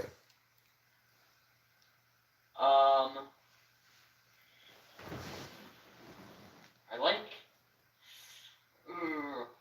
I don't know. Just whatever comes up in the conversation, I'll just. Okay, I'll be Judy. I'll be Judy. I'm drunk. I'm at a party, and I'm telling you things. Okay. Douglas, listen. We've got the top corporations from telling everybody. What do you have to say to You me? need to stop drinking, Judy. You need to get an Uber. Listen, I'll get an Uber. But it's the corporations who really need to get an Uber. The corporations will. That'll be its own thing. But Judy, right now, you need to get an Uber home right now. But they're destroying the environment. Okay, you know what? Maybe I'll just drive you home right now. Okay. You don't want to argue with her about corporations, huh? No, I'm not arguing with drunk people about corporations. Okay. What sort of thing somebody could say would prompt you to be like, okay, I gotta correct you on this because this is nonsense for you to say. Okay, yeah, I'll take that opportunity. So can you tell me what sort of thing somebody might say that would cause you to say, okay, I gotta correct this? Or can you think of a specific instance where something like that has happened? Donald Trump is the best president the world has ever had, the nation has ever had. I feel obligated to say something about that. Okay. So do you feel strongly that he's a bad president? Do you feel neutral, or you're opposing the idea that people are in such an extreme claim, or what? Well, if he's like if they're like a Trump like supporter, and like I know that, and they're like telling like things that aren't true, I'll be like, okay, like let's talk about this, and I'll tell you why that's bullshit. Do you think Trump was a good president? No. Okay. I mean, he's done good and bad things. Can you explain why? Well, let's see here. How many reasons can I come up with? I think Trump is just like, I don't know, he's not president material. Yeah. Like, if you're not president material, how could you be a good president? Okay, so what disqualifies him as president material, do you think?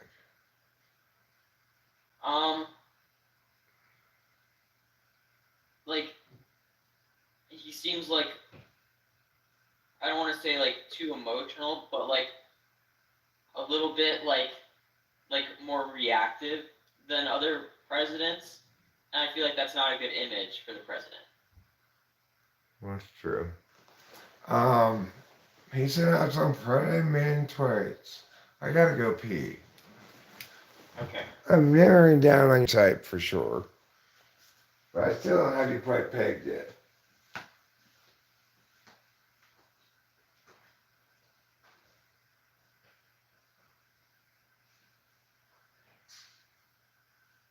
Hey, Rachel, I could use your help typing this person if you'd come down here at some point.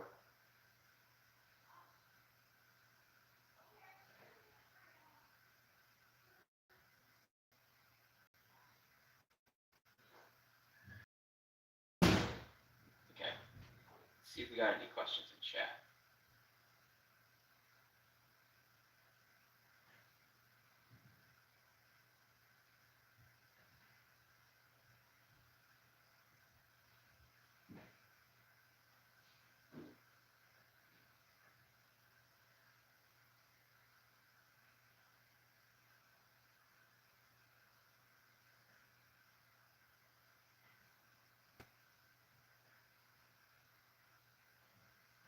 I mean, you don't have to be reactive to correct nonsense media. I feel like being reactive, like, it's just like when you don't need to be, it's like kind of damaging. It's like a little bit of a turnoff, at least for me. And it seems to be like that for other people I've talked about in this topic.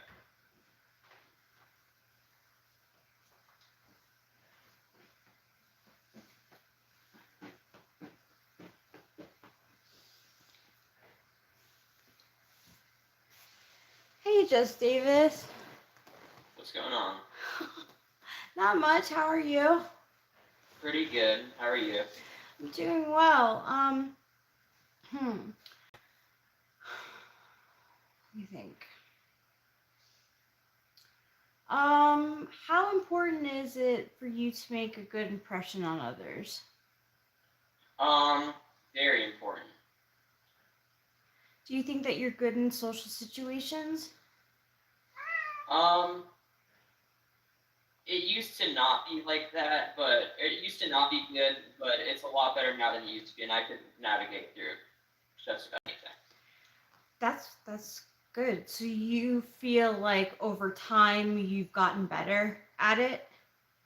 Mm-hmm. How do you feel about that process? Like maybe not being so great at something and then practicing and getting better. Is that something that you involve in your routine? Very much, yeah. Do you think about what you're going to say before you say it? No, not at all. How about impulsivity? Would you consider yourself to be someone who's impulsive, or do you think things through? I would consider myself impulsive. What are you impulsive about? Do you like to take risks in like physical activities, or yeah, like would you say that it's more like impulse, like if someone says I want to go to into the city like right now, like let's go, are you down for that, or would you need more time? Okay, so you like taking action then. Are you more likely to be if a conversation is unbalanced, are you more likely to be the one who talks too much or too little? If it's unbalanced, probably too much. Okay. I'm gonna smoke a cigarette, Rachel. You're in the very competent hands of Rachel. Okay.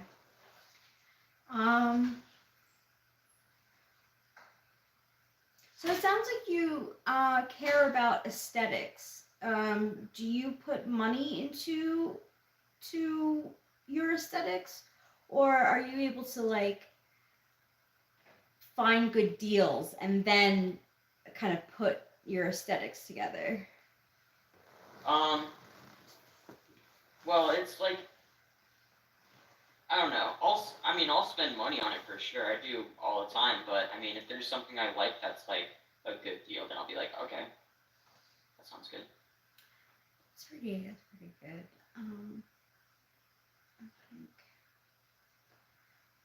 What's important to you in a love relationship? What's important to you through parents, and what's important to you through like friends and coworkers? Okay.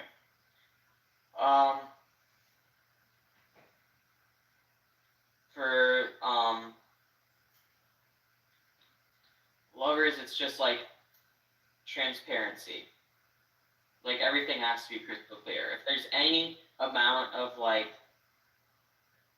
bad communication or stuff that like, I mean, everybody should have privacy, but things that should be known by everybody or like in the relationship, I don't know. I look for transparency in that regard, while also keeping privacy intact.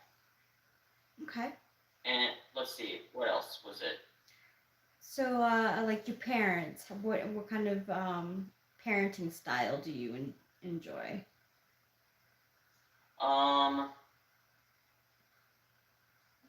What do I Or like, what do you? You know what? I'll instead of that kind of authority figure, how about like coworkers? Like, what do you look? What do you think makes a good coworker?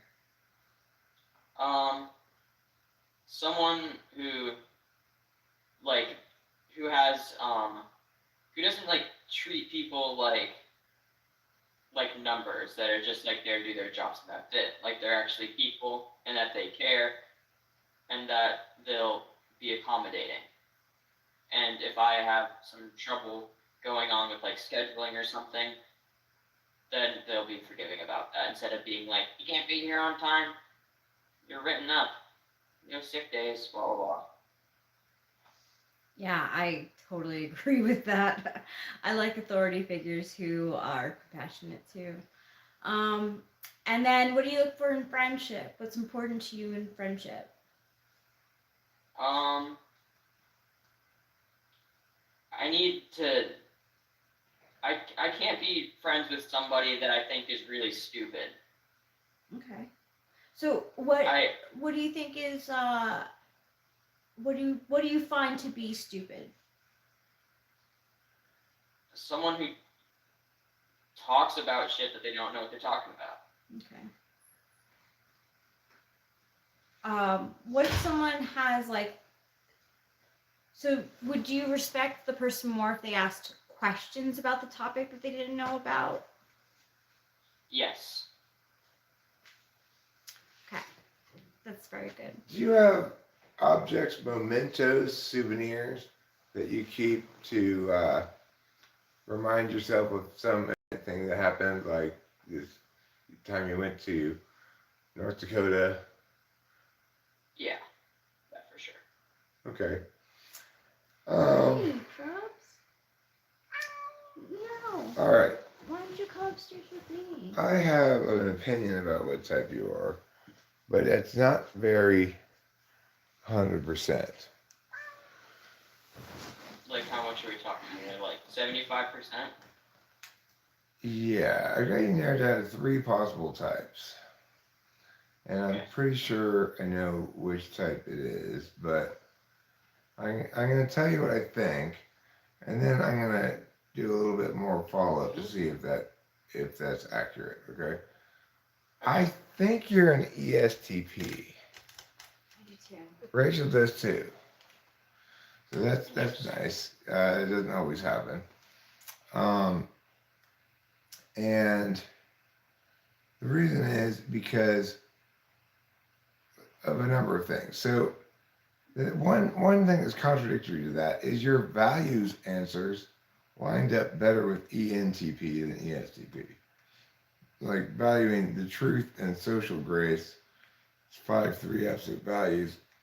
I didn't really get into how you feel about originality as a value. Is it important to you to be original?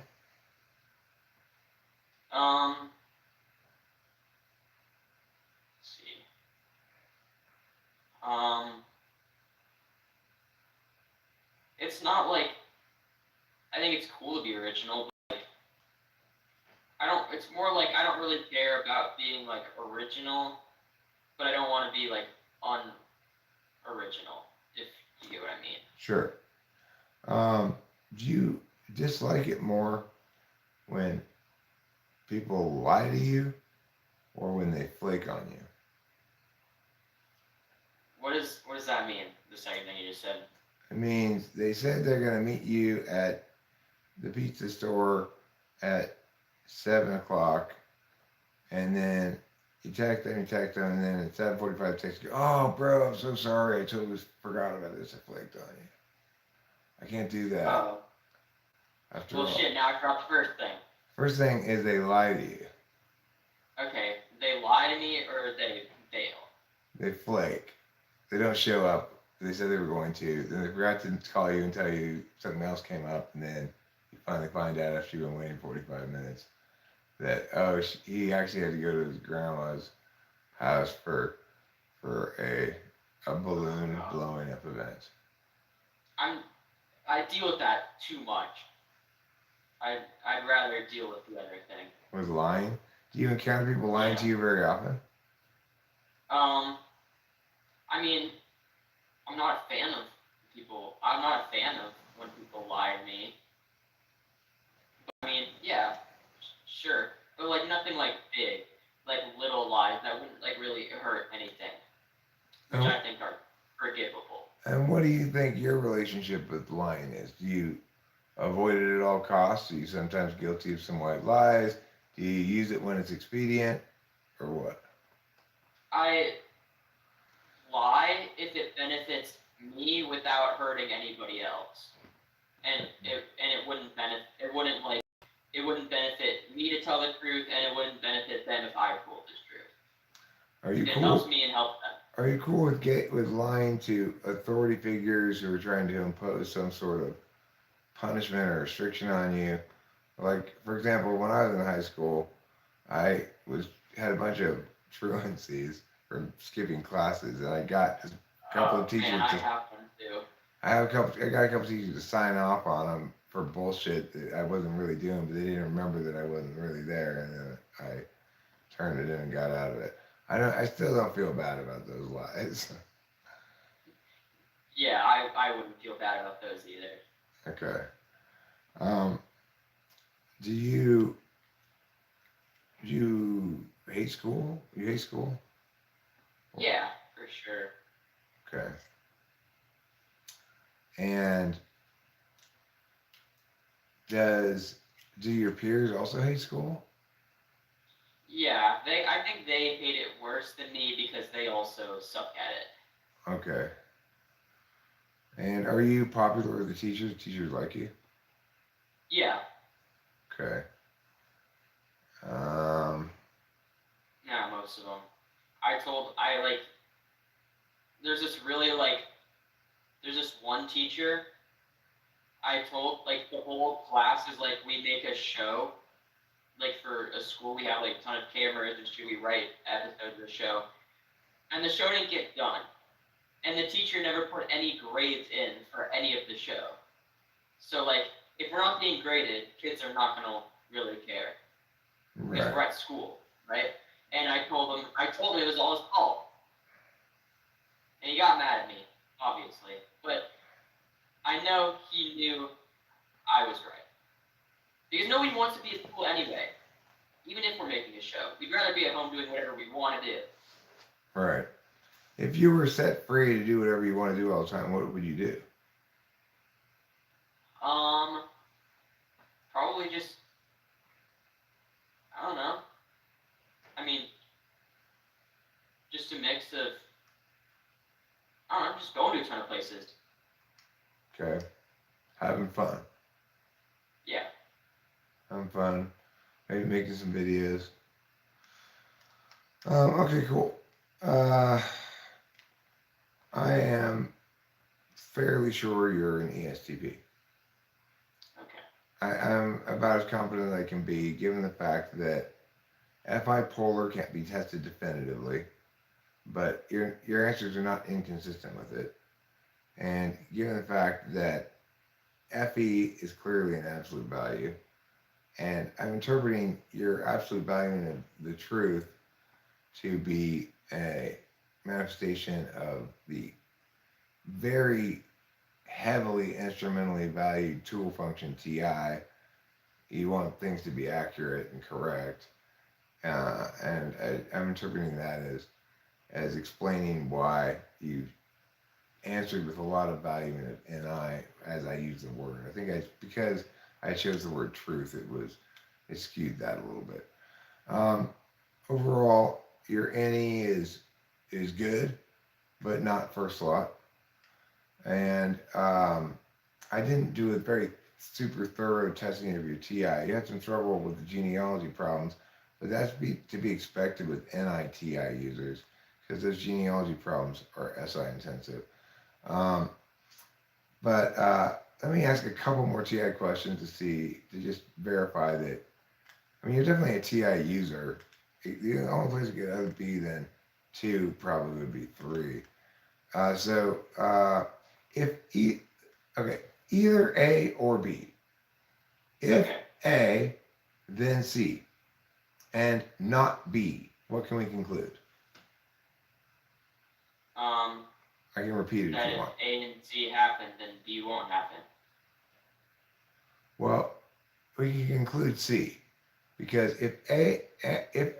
because A or B, and if A then C, and not B.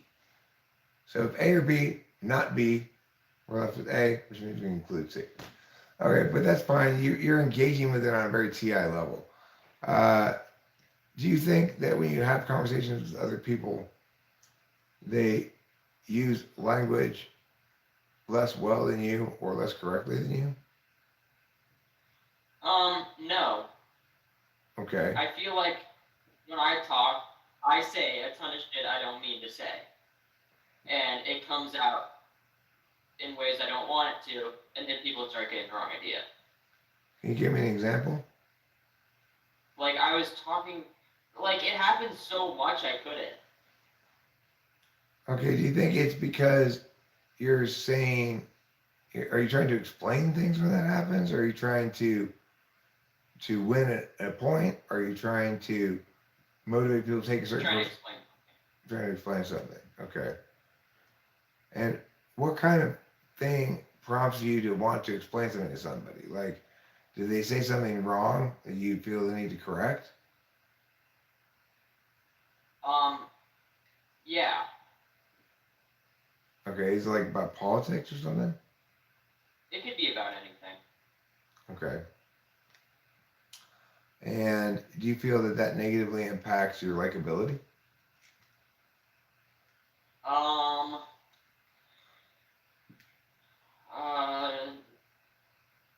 Probably. I mean, yeah. I Okay. don't really care. I mean, do people think you're a dick?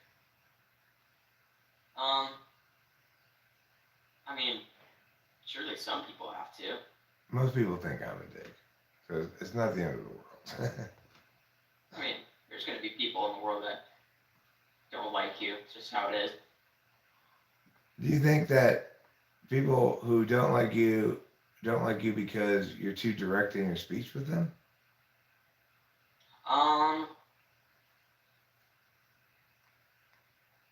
Could be. Or maybe because I'm like, I won't like, I'll be in an argument with someone and I won't like budge my position. Like everything, they'll like spend 5 minutes giving their whole rant / argument, and it'll be like I didn't even hear it because like I kind of like it depends. Like I'm kind of dismissive sometimes necessarily, sometimes unnecessarily. Okay. Cool. That's good self-knowledge there. I declare you an ESTP. Okay, I got that bipolar part right. Okay, and there is, I would say, you're 95% ESTP, 5% chance you're an ENTP. Okay. But you hit many more of the boxes for ESTP. And, you know, my daughter's an ESTP, and I thought she was an ENTP for a long time before I really got cognitive functions down. So ESTPs and ENTPs can look a lot alike. The difference is I don't prioritize impacts at all. And my use of language is much less purposeful than yours. So instead of the other guy making the rant that doesn't budge your position, I'm the guy making the rant. But for you, it would budge your position because I'm not ranting. I'm actually making sense. The nice thing about ESTPs and ENTPs is they both respect sense making as the modality by which communication should be engaged. You know. Right. Any questions for me? Anything you want clarified, or any thoughts you want to share before we stop this recording? I wanted to share another typing experience I had with good old C.S. Joseph. He typed me ENTP. Okay. And I just, whenever anybody asks, that's what I said until, well, now. Or I said, like, yeah, that's what I said. just because like I needed something to say, and that's what somebody typed me as. It's just like the best option I had to go with, because I can't, like, typing myself just wasn't working. Right. And also, it's like I came into it was I was like a member of their thing, and it was like $300 for 15 minutes, and I went in, and it was all dark, and like C.S. Joseph had like a candle, and it looked like something out of a horror movie. It was like super weird. He was setting the mood. Yeah, and he was just like, I was like getting a light ready here and actually like cleaning up for her, and he was like, I don't care. Right. He was kind of being weird about that. Anyway, he was just like, how are your parents? And I like answered probably about like a minute or two, and he was like, all right, NESIDIFE, informative, direct, blah blah blah, ENTP. He typed me in probably less than 5 minutes. Well, I mean, it's called slapdash, fly by night, haphazardry is what that's called. I didn't believe it. It takes a while for me to narrow shit down because I'm evaluating a bunch of different things. They don't all agree with each other, you know. So you got to figure out why this doesn't agree with this and make a determination. It took me to the end to determine you were very certainly an ESTP, because after all, it's like it doesn't sound to me like he did any extroverted intuition skills tests or anything. No, what he does is he just lets you talk. So like he would classify them into like statements. So saying it's just like if you started recalling your past in a sentence, that would be like an SI statement. If you started going like, one time these people were doing this and this, he would classify that as extroverted sensing because you were seeing what other people were doing based on how people talked and not performing any tests. That's why he goes on his streams and types famous people based on interviews. Of course, extroverted sensing plays out in the individual actually paying attention in that fashion, not as observation, which would be the NI half of it, but as execution, completion of things, and attaining impacts. It wouldn't be the observation of other people doing that is not SE, it's NI. The fact that you remember it, that's SI. But the thing is, ESTPs and ENTPs both have fluency in NI and SI, so we can both produce plenty of SI examples, and we recognize NI as well. So the wrong place to differentiate between ENTPs and ESTPs is on their 4-5s. It's true for all types. It's the wrong place to differentiate. Right. Anyway. Yeah. You go ahead. Go ahead. Okay. I was just gonna add one more thing, and I was talking, and he was just like, oh, well, that's just because you have SE Demon. He started like, that's because you have FI Trickster and SE Demon. I was just talking about some question he asked me, and he just like, it was just like, oh, that's FE Child. He was like calling out everything I said in a sentence based on. So what sentence represents SE Demon? So he had this like explanation for it. Demon is 8th slot. Yeah. In his terminology. He says ENTPs take great pleasure in making people feel uncomfortable. What? Because SE Demon, it's like how he says like FE is all about making other people feel good. So an 8th slot FE person would want to make other people feel like shit. That's ridiculous. For fun. That's absolutely ridiculous. Purely for pleasure. Here's what SE8 sounds like. I don't consider driving to be an action. It's the thing you do between things you do. It's the thing that happens between things you do. So that's very autopilot-y SE. I tend to fail to account for things like the drive from here to there, you know, I tend to um, I tend to have problems with impacts sometimes in physical stuff. Like I will want to do this kind of move this thing out of the way, but I'll end up breaking some other shit. You know. Yeah. I successfully got the screen doors down from the doors and broke one of them up without damaging anything else. I was proud of myself last night. Nice. But yeah, SE8 is hard for me to even talk about because it's so unconscious for me. I can never put my finger on the moment when I go from sitting, wondering what I'm going to do, to actually doing something. It just sort of happens, and all of a sudden I'm doing something. It's super unconscious, your eighth slot. So anyway, it's not demon or like those dumb metaphor names. It's funny. Like it's entertaining. Like I find it funny.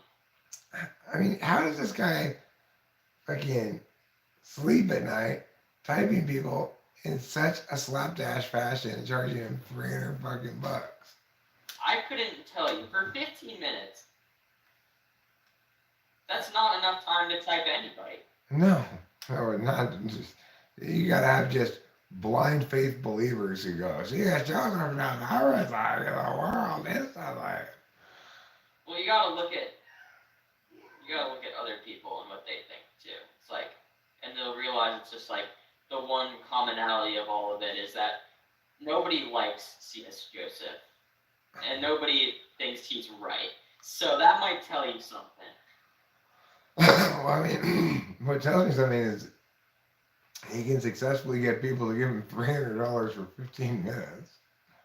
He must be doing something right. I don't know. It's like, it's weird. Like, it's really, really weird. I wouldn't recommend getting into it. It's almost like I'm not going to. I know. Yeah. I don't want to like. It's like I don't want to use the word like. It's almost like a cult. They're like a cult almost about like. I don't want to like say that because I'm there's. Because he's not charismatic enough to be a cult leader. Yeah, I don't get it. Yeah. Anyway. Okay. Ran over about that. All right. Well, I hope you found this typing to be a more serious effort, at least. Than the last minute. Yeah. Let's see how long has it been. It's been over an hour. Oh yeah, easily. It's been about 2 hours. Okay. So I'm going to stop this recording now. I do have your permission to publish it, right? Yes you do. Okay, thank you very much. And thank you for this fun and exciting activity.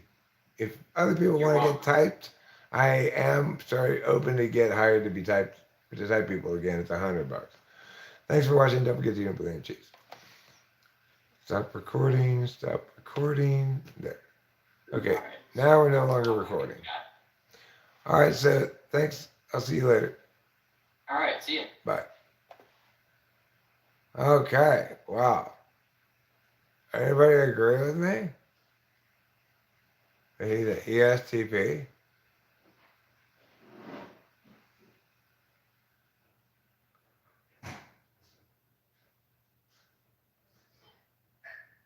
Well, I did ask him about sports and stuff, both. He broke both of his legs in track. Yeah. So I'm going to.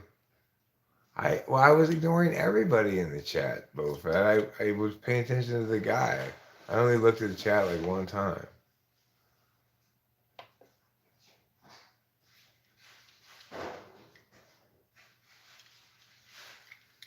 He was a very TE way of typing, focusing on quantity of data, not the quality. Well, I mean, data analysis, quality data analysis, understands there's a linkage between the quantity of data and the amount of inference you can draw from it, right? Alright, so I'm going to end the stream now because I want to upload that video. I see it's just there. That'll be published in an hour or two, a couple hours probably. Oh, I gotta wait. I forgot. I recorded it with Google Meet, so I have to wait for them to finish doing that thing. What about asking about books people read while typing? That's a good question. It's a good question to ask. Well, yeah, I'm gonna stay after all because I remembered now that when you record with Google Meet, it takes them like 2 hours to process it and tell you it's available for you to use again. So that's fine. I'll just chill here for a second and sing a song of sixpence.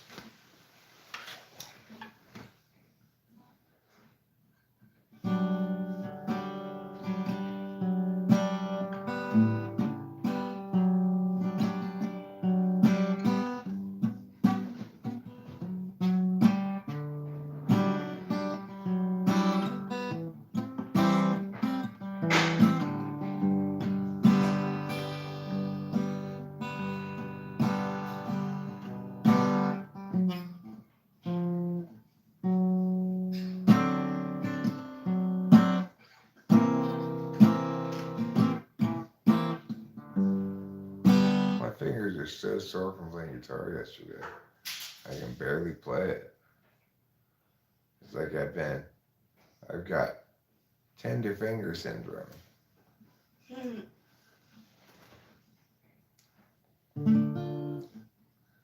Here's Gregory in disguise, hands in his pockets. Now he's walking down the drive. Averts his eyes. He doesn't want you guys to realize that Gregory in disguise, hands in his pockets. Now he's walking down the drive. Averts his eyes. He doesn't want you guys to realize that he's Gregory in disguise. He hates the lies, wants to confront the men. I can't remember how to play this song. I'm too to play the guitar right now. My voice is shot, my fingers are shot, and also I have come down with a case of tone deaf talentlessness that befuddles me, such that everything I touch musically. You're very talented. Thank you, Rachel. Everything I touch musically right now turns to meow. I could play Satchel again. All right, I could do that. I can manage that. That's easy to play. I'll give it a shot. Every life lived reaches a time when the road split in two.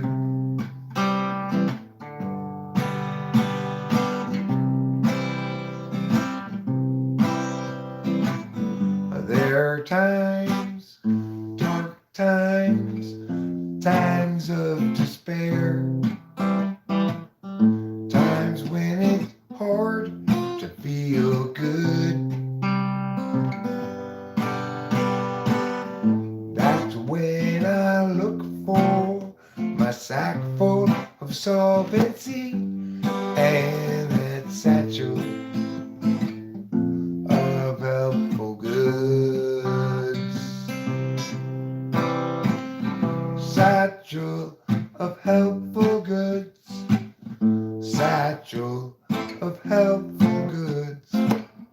Satchel of helpful goods.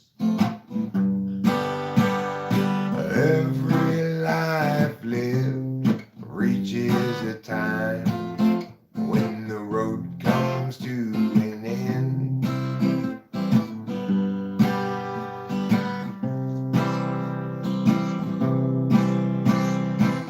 When I'm there, will there be anybody else around? Or will I feel all alone?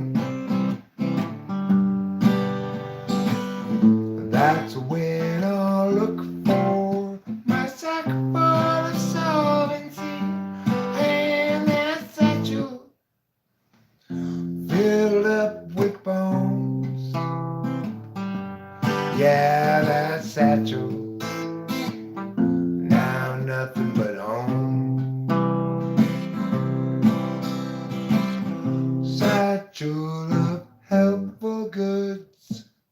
Satchel of helpful goods. Satchel of helpful goods. Satchel of helpful goods. Satchel of helpful goods. Satchel of helpful goods. Solve my problems.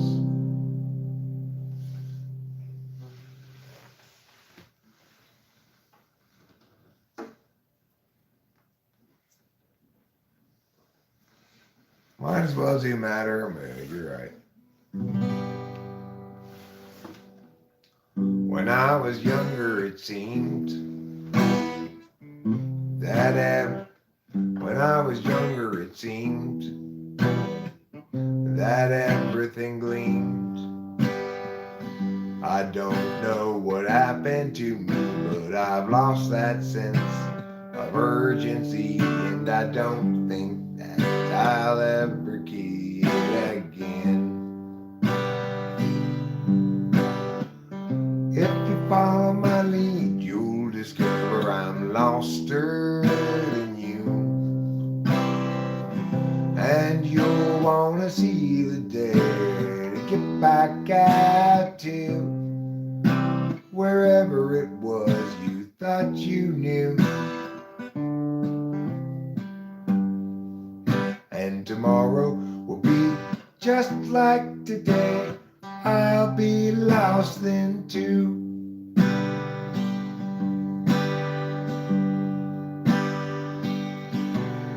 It's a matter of mood as much as a matter of will. And the things I do and the direction I point to still seem a part of me, though departedly. And I wonder if I'll ever see them again.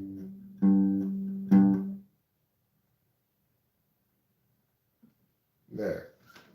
That's enough musical excitements. I don't want you getting too musically excited by the excitements. Okay, fine. One more song. I do have to play one more song. Because no song playing can be complete without Wonderful, Wonderful Kitty. Wonderful, Wonderful Kitty is the name of a song as wonderful as the kitty itself that it's about. Let's play it together and enjoy its wonderfulness. Ooh, wonderful, wonderful kitty, having wonderful times. Always cleaning yourself, making sure you've got clean lines. Wonderful, wonderful kitty, such a fabulous soft friend. And now it's wonderful kitty petting time again. Just let me pet you, don't walk away. It's petting time to a wonderful, wonderful kitty, having wonderful times. Always cleaning yourself, making sure you've got clean lines. But your wonderful kitty is a fabulousness I've never encountered before. And I know that I want to pet my kitty some more. Just let me pet you, don't walk away. It's petting time, hooray. I did a terrible job playing this one. Eric, you get 5 demerits for terribleness. And those stay on your permanent record forever and ever. just like herpes.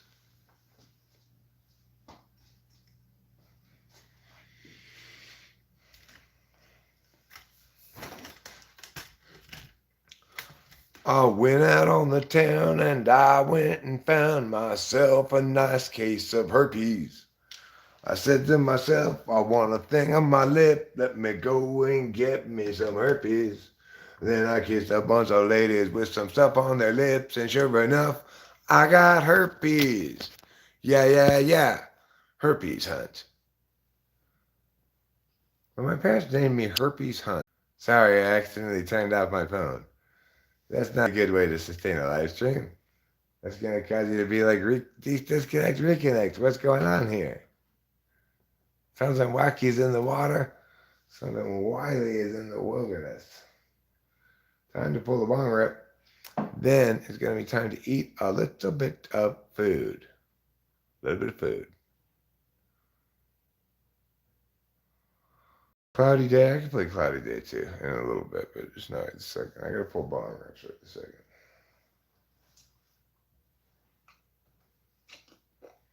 You know what really separates us from the animals? Animals don't even know how to use a bong. We are so much more sophisticated than those filthy beasts. When the animals smoke weed, they have to wait for it to get struck by lightning. Weak.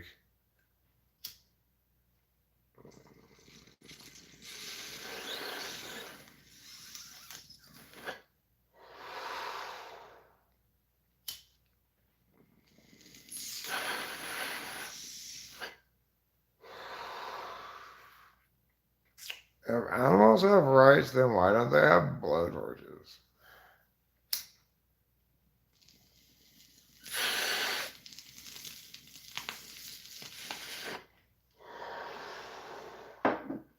Oh, that's right, because dumb animals haven't even mastered fire yet. It's like we mastered fire such a long time ago. That's why animals keep getting held back a grade. Because they can't even learn how to master fire. That's why they have to eat all of their food raw and gross. Do you know that rabbits, even though they eat lettuce and carrots and stuff like that, they don't even have any salad dressing? I don't respect rabbits at all as a consequence. What idiots. You can't eat all those vegetables without salad dressing. They're going to taste like nothing. It tastes like chlorophyll. And as you probably all know, the taste of chlorophyll is ashes in my mouth. I know what I'm going to make. I'm going to reheat the pot roast. This is the third day, so we should finish it. You know what I bet you it'll be the best the pot roast has been yet, yeah. Why will it be the best? Well, I'm going to do a couple of things here. I'm going to season it a bit. And,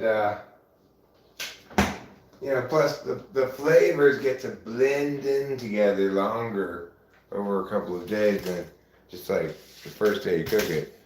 So I'm going to count on the blendy pen effect, as it's known, to ensure that this pot roast is even better than it's ever been before. It was a little bland as pot roasts go. You know, it wasn't my greatest pot roast accomplishment of all time. But what it needs, a little bit of soy sauce in its pot, a little bit of soy sauce, not a lot. A little bit of ketchup, also, yeah. I didn't put tomatoes in this, yeah. And then if I really wanted to go crazy like the wolf, what I would do is get some of this cheese and put it on top of my bowl of hot roast. You're going to need to heat up a little bit, my friend. You're too cold to call consumably ready. We've got to wait for you to bubble and boil like a cauldron of the witches who guarantee Macbeth that trouble is ahead of him, but in cryptic ways that he misinterprets. What a tragedy that was. Boil and bubble, trouble and trouble. We are witches who are making some shit. What is in that pot anyway? You don't want to know. Newt eyes and unicorn teeth. Baby tears and adult tears. Bat testicles and a rhinoceros's pride extracted from him during an arm wrestling contest against a monkey that, much to everyone's surprise, beat the rhino. This was his pride seized from him, now part of my collection. When you're putting cheese away, you have got to look. Put this red stuff down first, and then some saran wrap took a little bit extra time to put away this way, but it's a crime if this cheese would go to waste. So now I put it in a Ziploc and it goes in there. It's short enough now that I can close the zipper too, I bet. No, it's not quite. Still a little bit too big. No, it's not quite. Go ahead and grow me a fig. So since it's not quite short enough, I have to go like this, and then I'll put it in there. It'll stay fresh. It'll stay fresh like the spring breezes. If you love spring breezes, you're going to love keeping your cheese fresh. And if you don't love spring breezes, then you've got poor tasting breezes. Why are you not closing properly? What is going on? I have got to close both the doors, and there's something wrong. What is going on with this door thing over here? What's in the way? Tell me, I'll move it, my dear. Is it these beers? Are they poking out too much in the way? I have my doubts, but you know to shout. That is kind of gay. It doesn't go in there.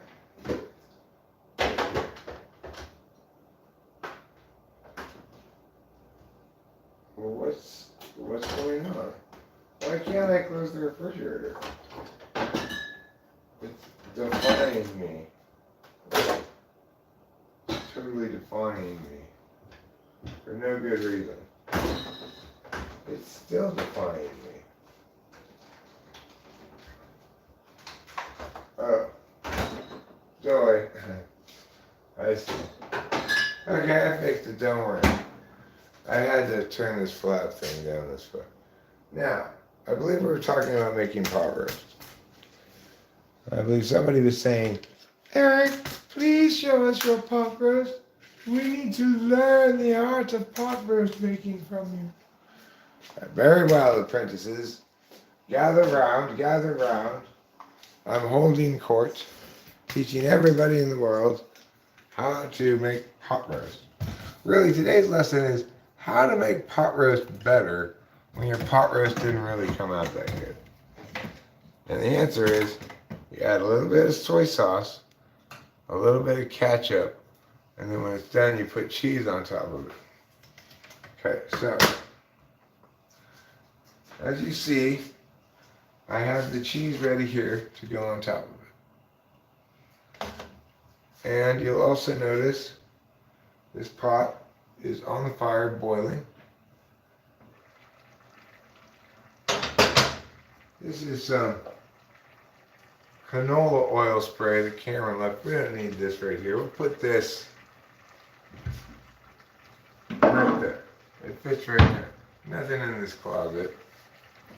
We've got a lot of empty cabinet space. I need to go through boxes, put shit away. So Like, those cabinets are all empty. Except for that one bottle of spray. Well, what about these cabinets, Eric? These are the silly things I found in the attic. My sake set. When Grandma comes over for tea from the dead, I can brush it at it. This one empty? Oh, this one's empty too. There's a bunch of things out there. What about this one? This has got a couple of dumb things on it.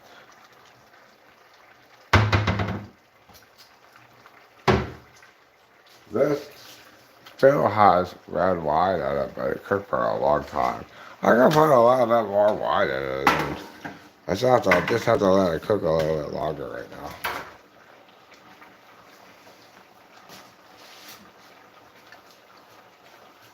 It's called flavoring up. You gotta flavor up this bland pot roast, Eric. Okay, boss, I'm on it. You're on it, huh? You can't even get the cork out of the bottle.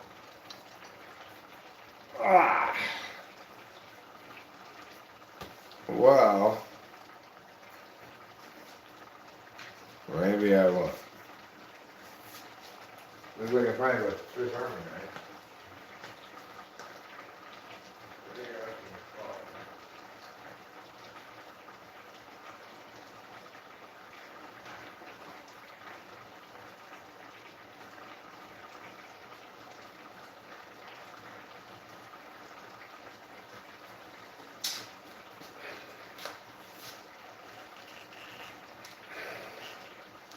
There we go.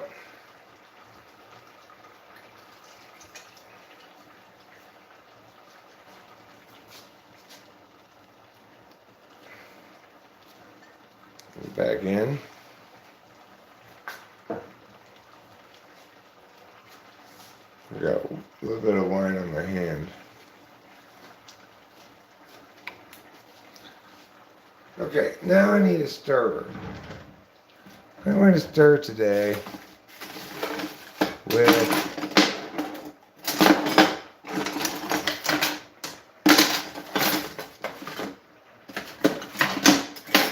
where's my stirrer? Here it is. I found it. I'll stir with this thing. This is really a salad tosser, but I use it as a stirrer. Works great.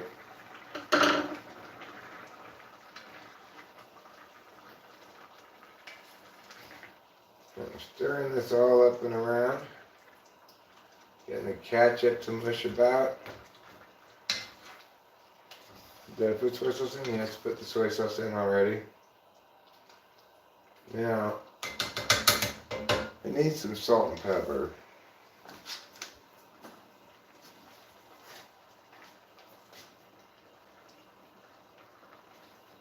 That's good amount of salt. The pepper shaker, it's a little bit slow dispensing of pepper. It could dispense the pepper with more expediency, you know. But it's fine. It's probably better to have salt and pepper come out a little too slow than it is to have it come out too fast. Okay, take a look at this. What you're going to see here is a meal that really says, hey, you should eat me. I'm not going to eat you yet, Mr. Meal, because I got to make sure that wine's alcohol is all boiled off. So I'm going to leave you simmering for a little bit more. Then I'm going to come back and I'm going to eat you. I'm going to use my mouth, my throat, even my stomach to eat this food.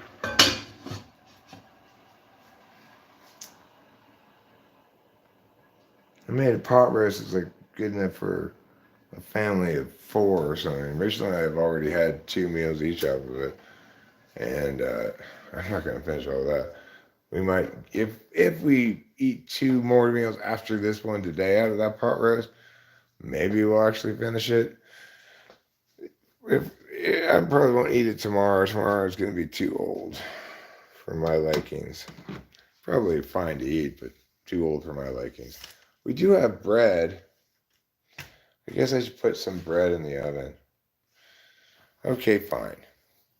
Fine, Julia, child. I'll put some bread in the oven. So I'm going to call you from now on, Boba Fett. It's Julia, child.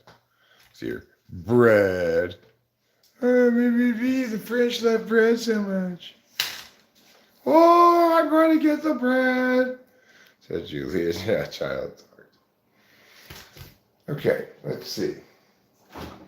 We're going to open this. We're going to open that. We're going to turn and shake it. We're going to turn and fat. Here we go. We got some bread right here. Sourdough with the bread right here. All right, so closing that. Closing this. Turning this over to here. Going to the oven. Putting on broil. Taking out the 2 toasts. A 2 toast surprise. Well, I'm taking out a 2 bread surprise. But when I take it out of there, it'll be a 2 toast surprise. Right? I don't have a toaster. Nor do I have a toaster oven. But I do have a regular oven right there. And a microwave oven, which is not good for toasting bread. Don't toast your bread in the microwave oven. Nobody likes the way it tastes after you have nuked the bread instead of toasted it like was requested. My new hit single, Bread Toast Request, 2050. That's the title of it. Bread Toast Request 2050. Okay, now, as long as we're just doing, home shut, well, I've got to get the mop and get this kitchen floor as hot second as flip-flops get second hot. All right. But do you have a mop, Eric? Do I have a mop? Baby, I live for mops. I live, love, and learn about mops every day. I went to Mop University in the town of Mopstown in the great state of Vermont, and they taught us more about mops than anybody could ever imagine. For example, did you know that mops are often used to mop stuff up? It's true. Counterintuitive, perhaps, but true. Now, if you look at this mop, you're going to say, now that's a mop. And I'm going to say, you've correctly identified this as a mop. Then we'll have a party. Okay. I actually need to start way back over here. So I'm going to put this here.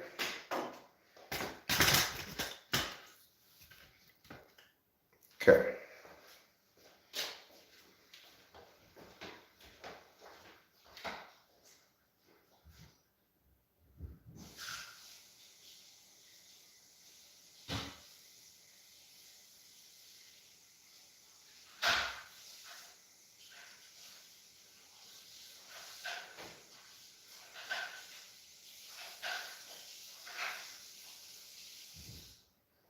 All right.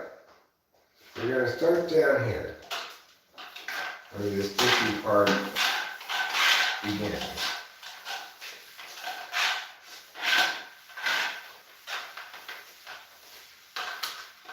I'm going to try to get it unsticky.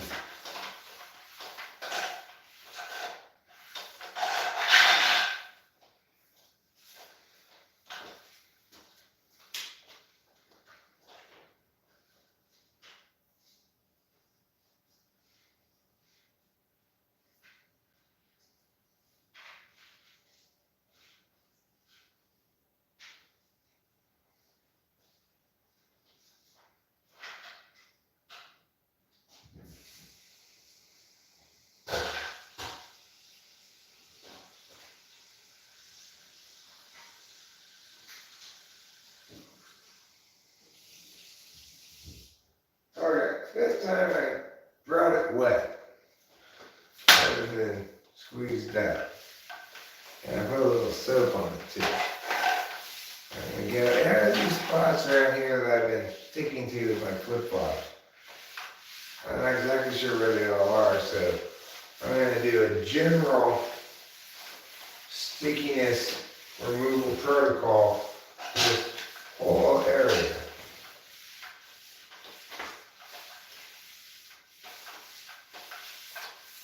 Okay, I better renew, refresh, and recycle.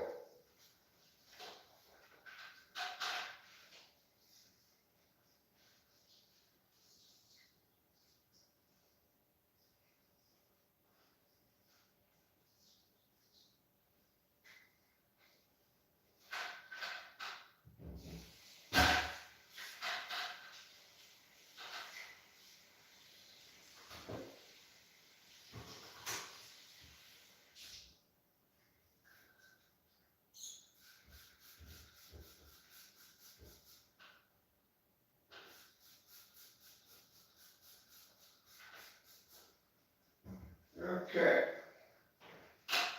Here we go. Face to face.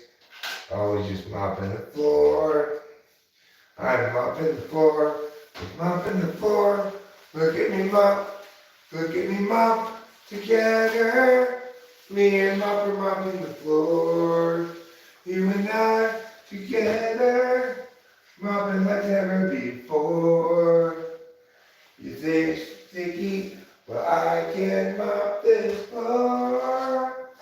Yes, I'm mopping floor. Mop the floor.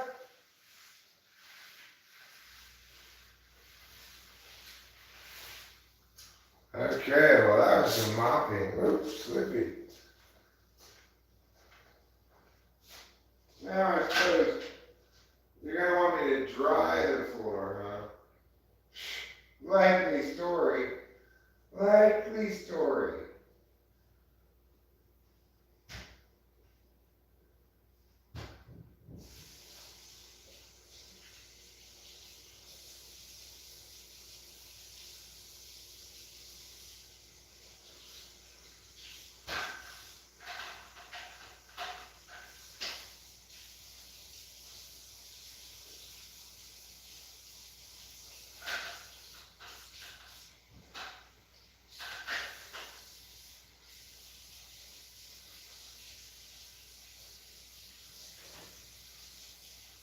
Okay, well,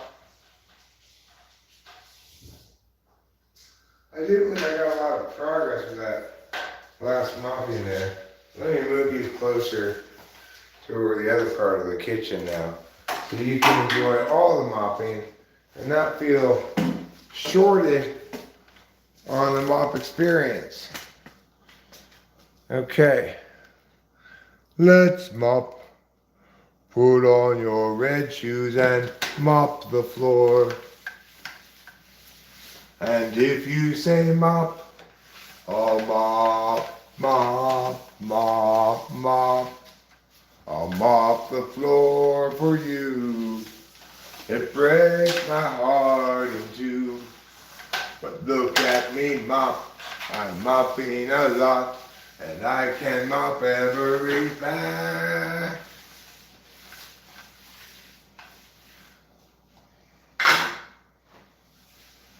So, I'll tell you guys, I watched a feature film last night, produced by one of those big movie studios. It was called Land of the Lost, with Will Ferrell, some lady playing Holly, and some other dude playing Will. Will Ferrell was Marshall. Thing is, that movie, I'm definitely their target audience, right? I grew up watching that shit on TV.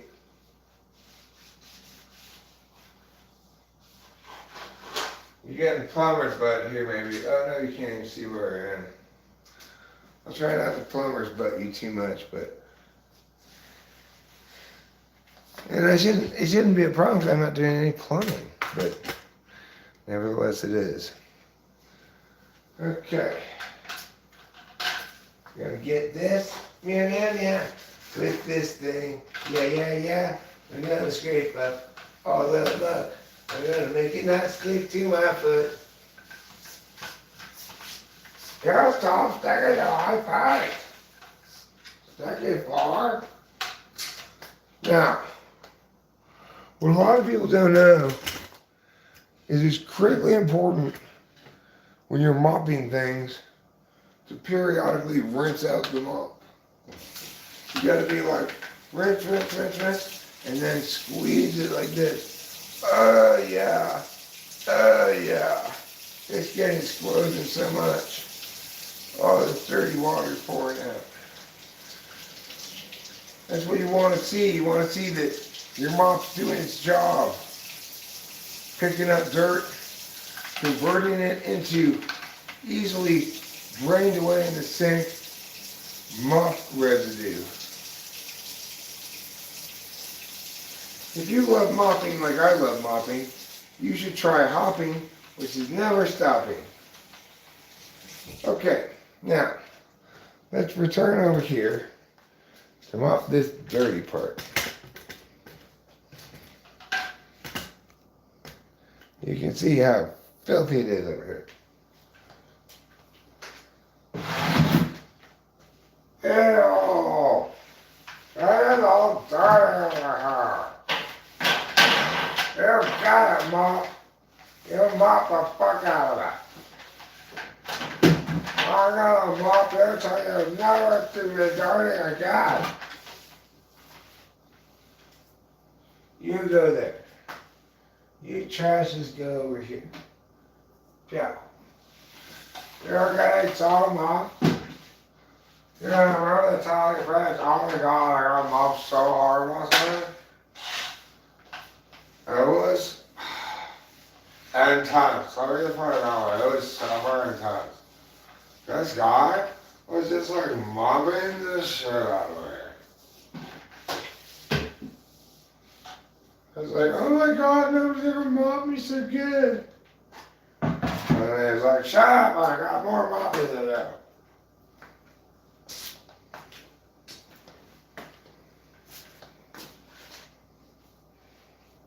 Mop me harder, Amadeus.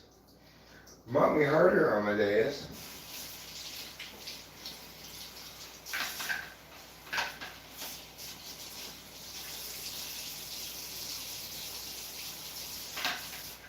Get out of here, filth water. We don't want any of your filth water around here.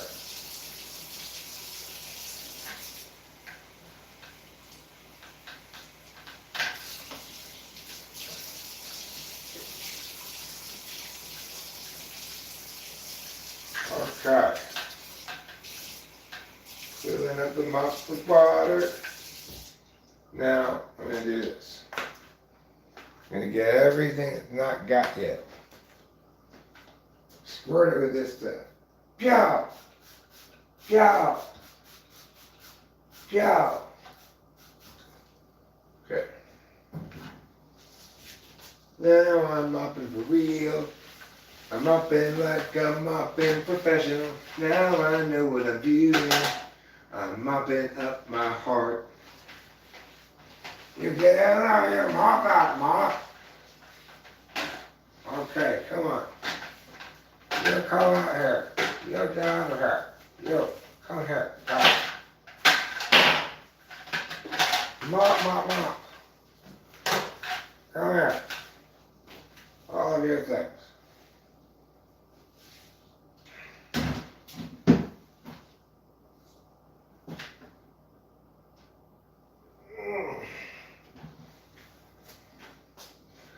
I'm mopping,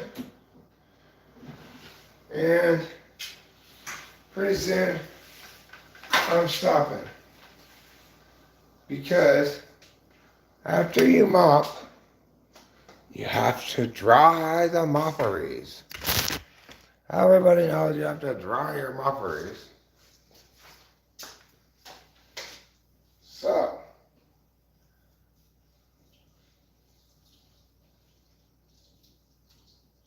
a lot lot of people come up to me and they say, Eric, how do I dry my mulberries? Well, I will explain. It's like this. You take the paper towels, put them on your little feetsies, and you go like this. Pew, pew, pew. Pew, pew, pew, pew, pew. I'll show you the ground more, okay? I'm teaching everybody today how to mop. Pew, pew, pew, pew. Pew, pew, pew. Pew. Now when these are dirty,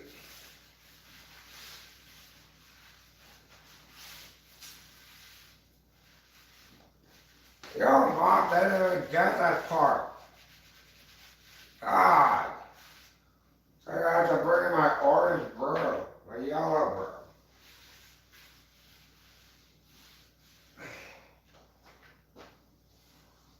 broom. Yeah.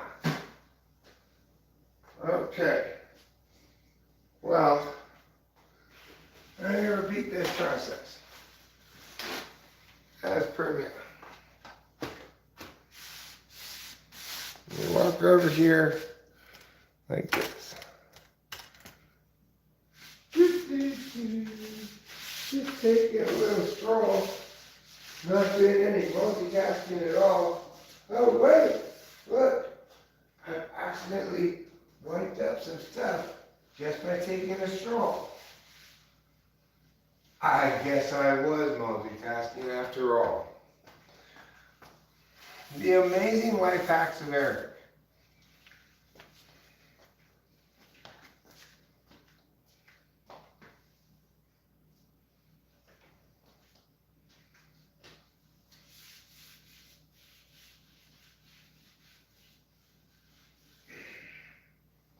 Okay.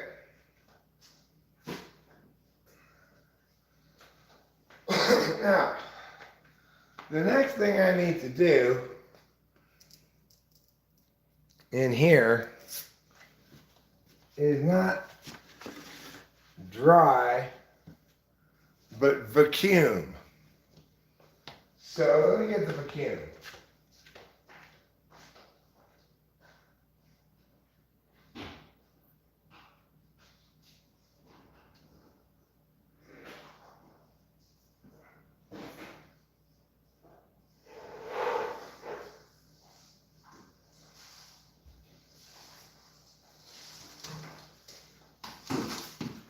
So this bad boy is what I'm going to be using. This is part of our whole house vacuum, which is fantastic. So I'm going to plug this thing that I'm getting to the end of right here. I'm going to plug it in over here in the wall. You see it?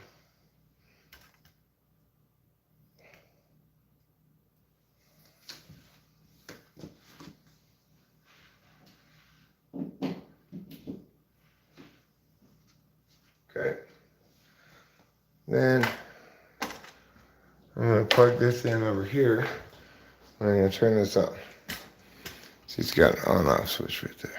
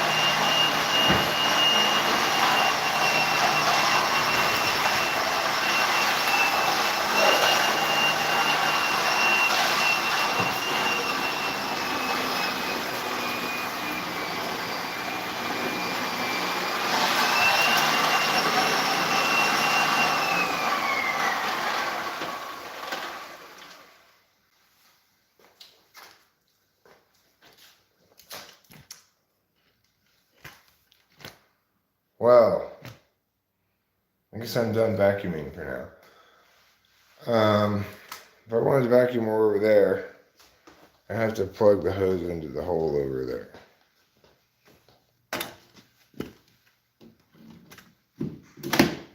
Out of that plug it goes. And I'm not going to plug it in over here because I don't feel like doing any more vacuuming. There's no sticky spot there? What the hell is that? I woke up this morning to discover there were several sticky spots on the kitchen ground. I suspect it was me spilling something because it seemed to be going from the kitchen to master's bedroom.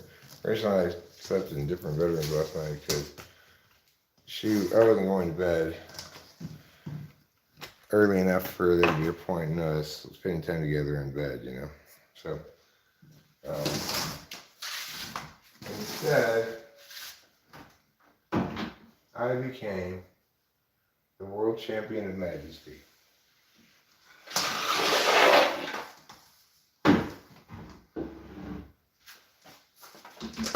You go in here, like so, and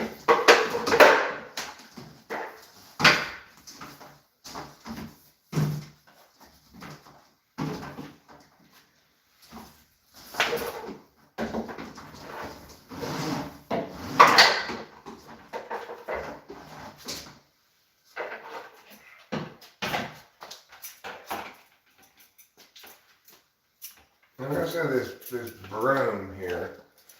Why do I keep pointing this in the wrong place? So this broom with this thing here, but it shouldn't be where it was on the ground, in my opinion. It should be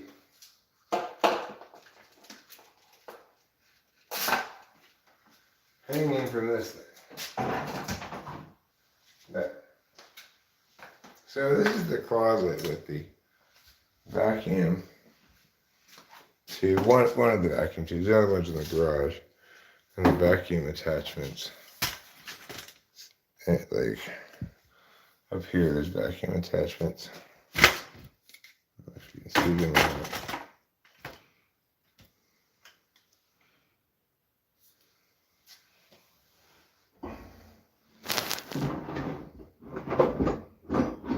I know what'll help.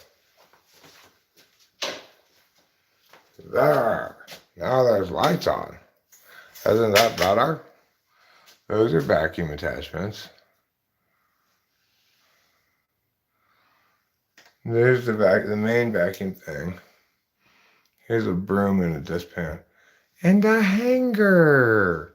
Rachel wants hangers. She's feeling hanger deprived at the moment. We ordered some, but they haven't come in the mail yet. Which is, you know, they used to say the Postal Service delivers whether sleet or snow or hail or rain will stop us or whatever. I wouldn't believe that for a second. Get a little snow on the roads and around here that you stop getting mail. So actually I think I'll walk, well I can't walk you guys all the way to the mailbox, I'll probably get out of Wi-Fi range. So, but I'm going to put you outside and I'm going to walk up to the mailbox to check the mail.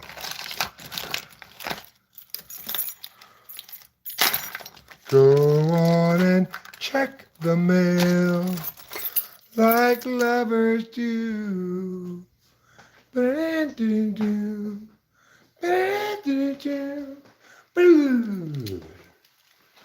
Here come the rains again, falling from the sky like some water drops, falling from the sky like a new emotion.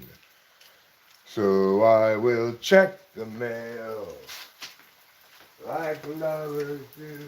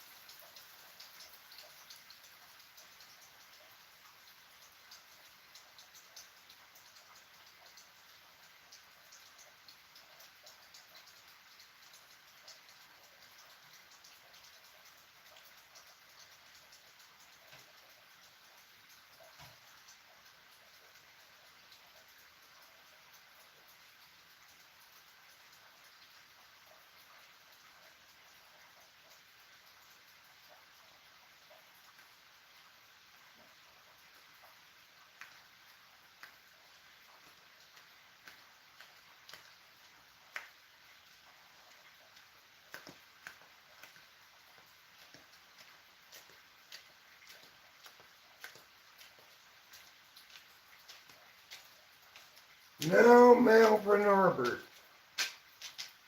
That's Les, our neighbor with the big dog. And I like him. Rachel's a little less enthusiastic, perhaps. Maybe she's got a little ENFP PTSD from living with an ENFP dad. There's just also a little bit of bad luck. Rachel has feels strongly about dogs like getting loose and stuff, you know? Like and his dog nipped her. Didn't break the skin, but oh shit, I forgot about the toast. That's what's burning. Burning toast? Oh no. When you burn some toast, what do? Reach inside and go, ooh, ooh, it's time to throw this toast away. Burning toast, it smells so bad. It smells like something made by that. Burning toast, time to throw you away. All right, toasty jester, Boba Fett. Well, now look what you've done. Now look what you've done. You ruined 2 pieces of bread. It's all your fault. How am I supposed to remember about toast? What do I look like, a professional toast rememberer?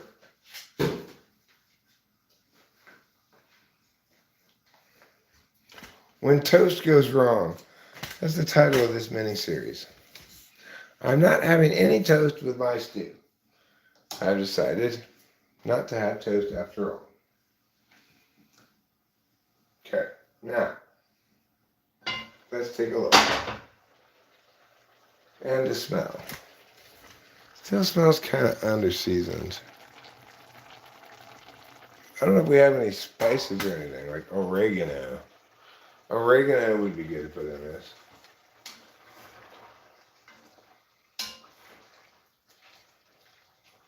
Oh well. I just have to hope it gained flavor from its brief smoking of burnt toast. Put that cheese in there. Not a lot of cheese for this much pot roast, but might help a bit. I'm going to stir it around with a stirring motion.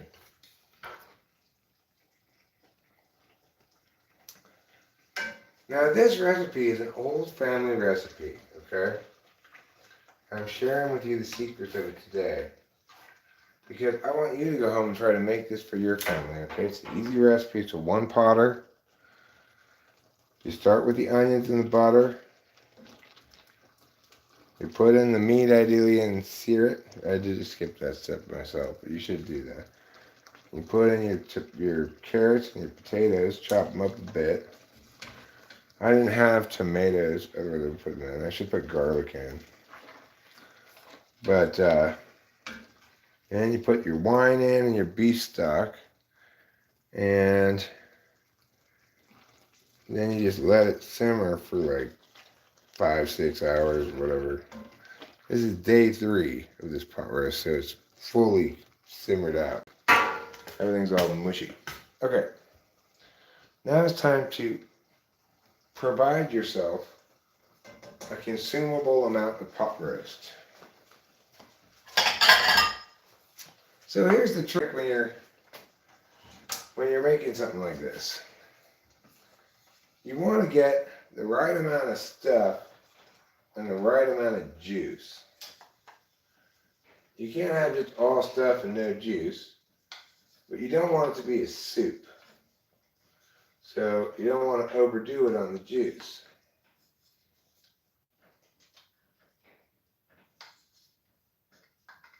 This is like it would be good dog food too. Unfortunately, we don't have a dog. Where's our got a dog? I saw this pot roast as it got a west. Well, why don't you eat it, Tiffany? I'm tall blob.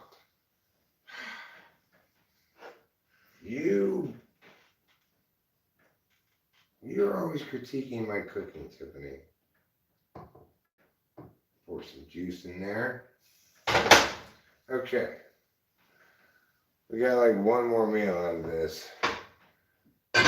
Maybe two, because after that, it's like 3 days. This is the third day. After this 3 days, that's too old now. I don't want to eat that too old food, which is why I'm eating it right now. So I can consume food as I need to and get rid of some of that pot roast.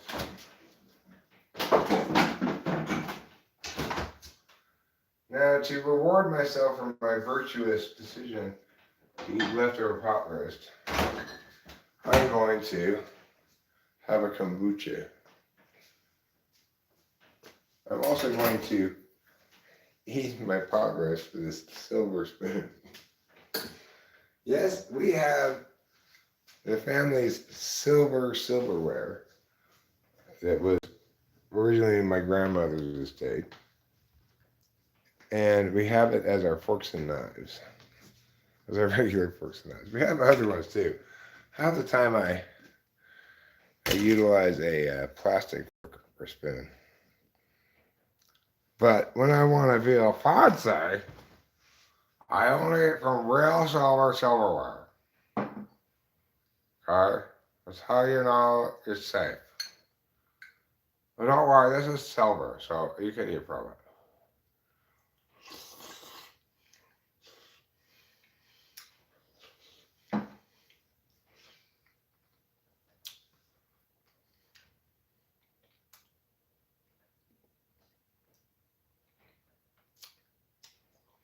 Do you have to? You have to? You have to? You have to let simmer. You know I'm such a fool for food. You've got me wrapped around my stomach. Yes, I need to measure exactly how many milliliters of food I'm eating. I'm on the milliliter counting diet.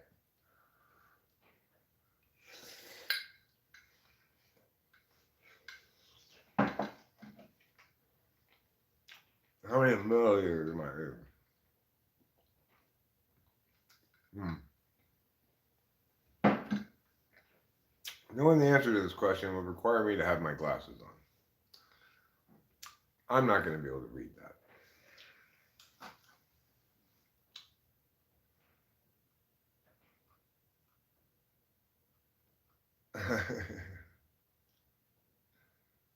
Actually, amendment, I don't think. I know, but at dogs, for sure. Push the emotions into a coward and dominate the dog. You are the boss. Be nice to your dog. Be true to your dog, like you would to your guy or gal. ENFPTSD. ENFPDSD is good. Yeah, you can just combine them.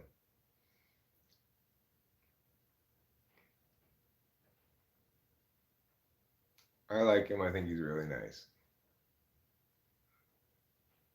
What's the happenings for today?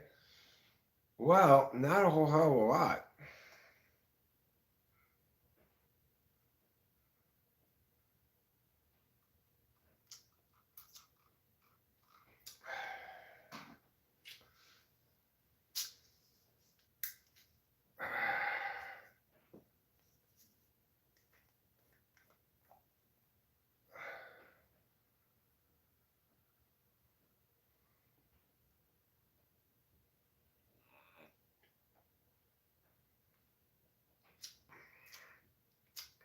This kombucha is grapefruit flavored. I'm gonna tell you, it's pretty grapefruit-tastic. My favorite kombucha remains this flavor. This particular one, Guava Goddess. This is my favorite kombucha. I keep trying the other ones. I should just stick with that one, maybe.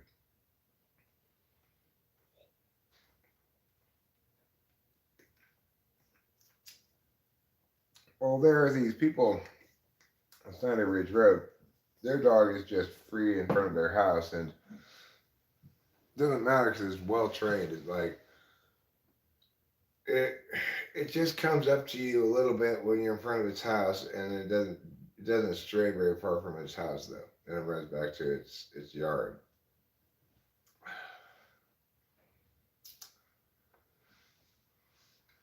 The one with chia seeds is amazing though. Everything with chia seeds is amazing, Ruben. That's why I've begun my most recent self care project, chia scrotum. Instead of those ugly pubic hairs on my scrotum, from now on, Rachel's going to enjoy a fresh, green, full bush of chia seed sprouts. And what I did is I applied an organic, non permanent, but very binding, sticky solution, namely bong resin. I rubbed my ball sack with all over with bong resin, and then I gently planted chia seeds throughout the the loamy soil. Then I sprinkle a little water on my nutsack every day, morning and night. And before long, Rachel was treated to a chia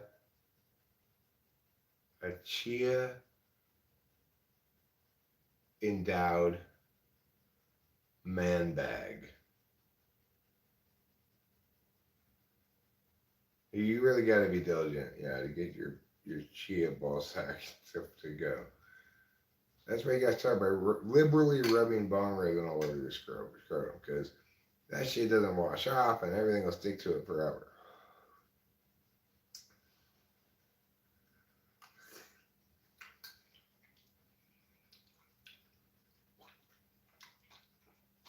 Well, once I got the full chia fro on my balls, then we were able to start making shorts in which it played the role of Lenny Kravitz.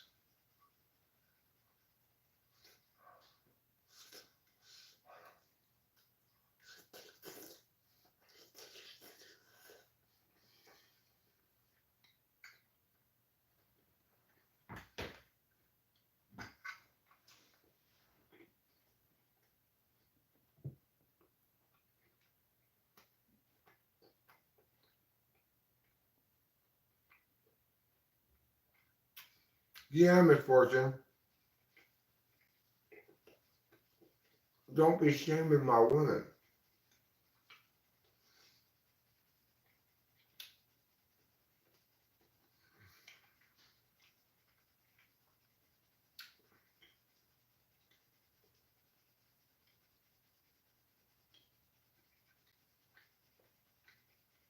It's not afternoon. I know, misfortune.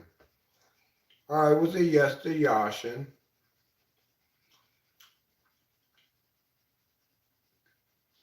That's Eric Thorper. I was kidding. Show media is tired of showing Mo media, but wired and otherwise good, 'cause he's got wood and he's gonna make a bonfire.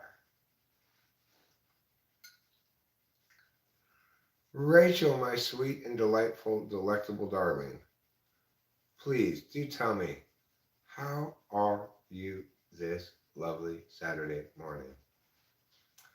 Are you ready for a day that apparently is not going to be nearly as rainy as they said?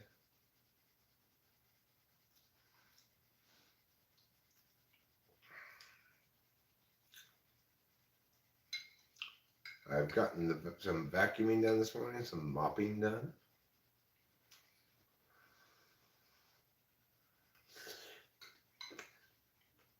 Right, I've had somebody too.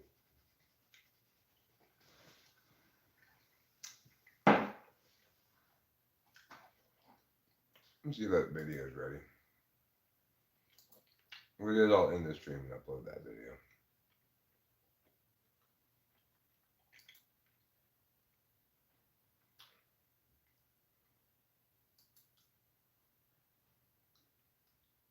Well, 1 hour ago, I got a message saying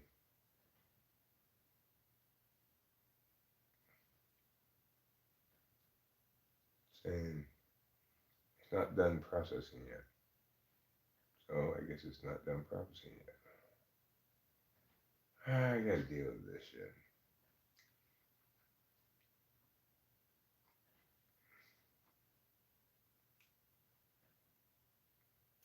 Okay, it's not done yet. Not done processing. Processing. It isn't done processing. Not yet finished processing. Let me hear your body talk. Your body talk. Let me hear your body talk. I am ready for a not as rainy day as they said. Well, looks like that's what we got. I'm enjoying the way the pace of this is going down. The energy department now blames the Chinese lab leak for COVID. Interesting.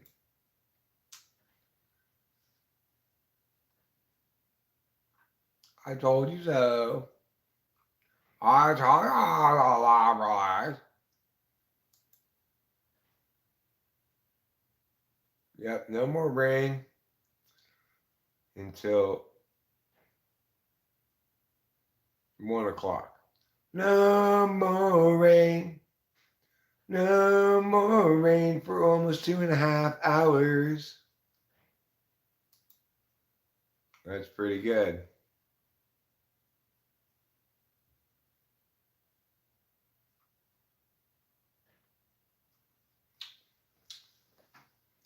Listen, Reuben R.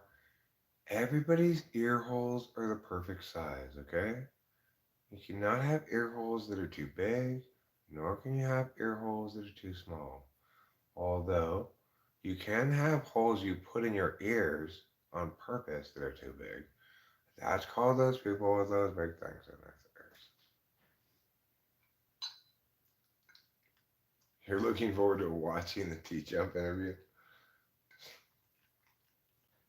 I'm not going to watch it. I was there.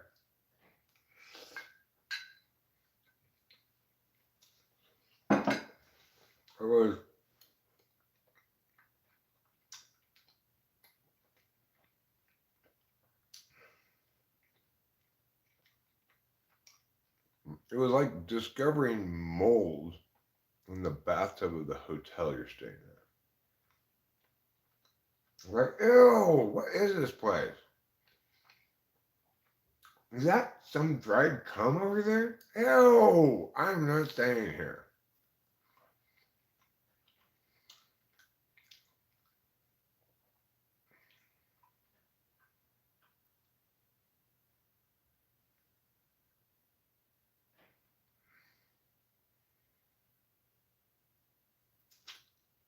There was.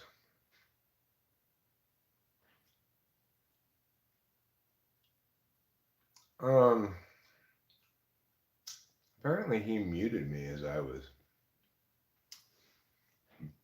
being yelly. You know, people don't listen to me. People don't. The other thing is, people don't want to take ownership of what they said. It's like if he says something, then I have a response to it. He needs to listen to and process the response to the thing he's already said before moving on and trying to say something else, you know?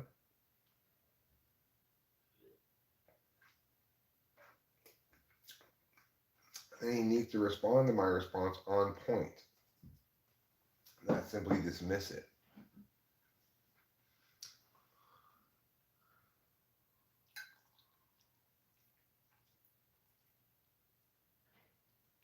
T-Jump.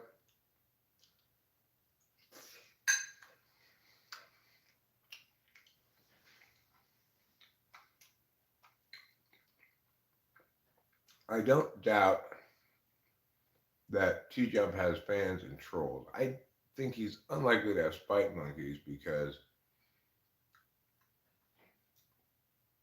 what's there to be spiteful about? The encourage spite monkeys, you gotta stand out a little bit more than that in terms of capacity.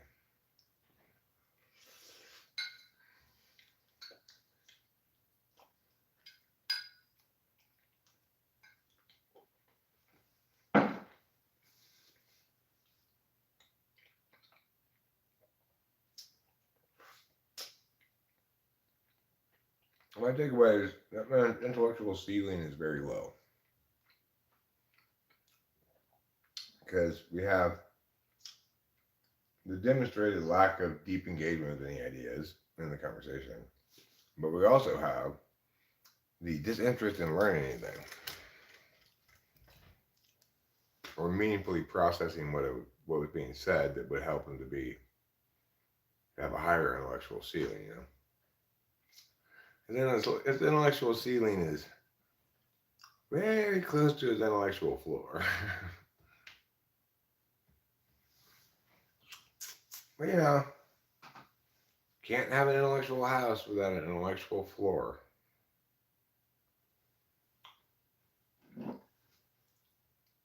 Intellectually, my house is 4 bedroom, 2.5 bath. Now, coincidentally, that's also the size of my actual house.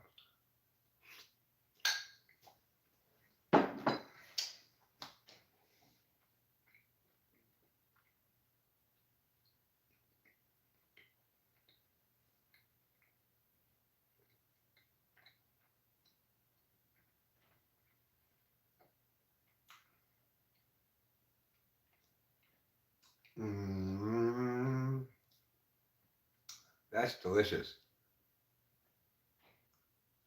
So the rumor is that Trouble is getting into the ring with Floyd Mayweather.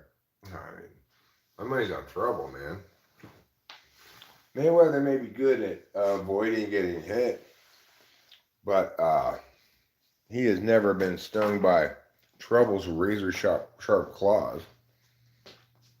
I mean, if Trouble even gets a tiny fraction of you with one of his claws, you have this laceration, deep laceration that bleeds profusely. Because his claws are made out of titanium and sharpened by the finest Japanese katana smiths, which, as you know, are the best knife sharpeners in the whole world.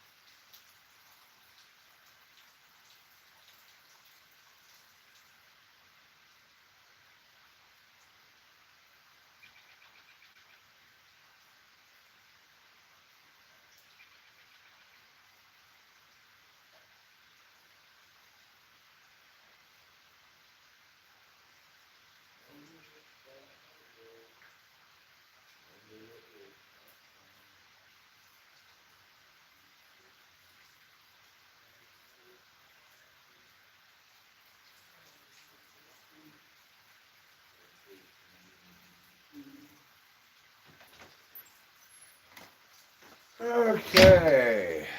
Well. Look what the cat dragged in.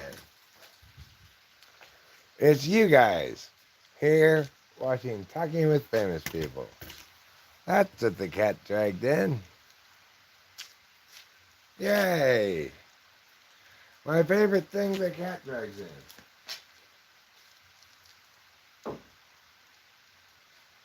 is you people. And your wild, wacky, and woolly ways. The woolly mammoth is one of the wackiest, wildest, and woolliest animals in all of human history. We'll tell you more when we get right back from this important message.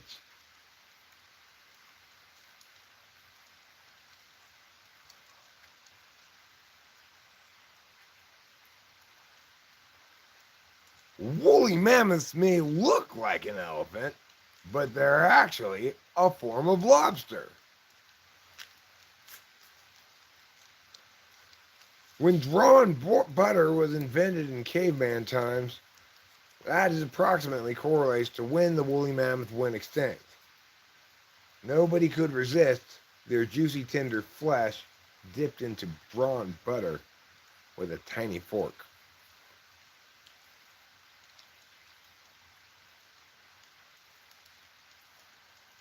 People often think the woolly mammoth was a large creature. In actuality, it had very large bones, but almost nothing else.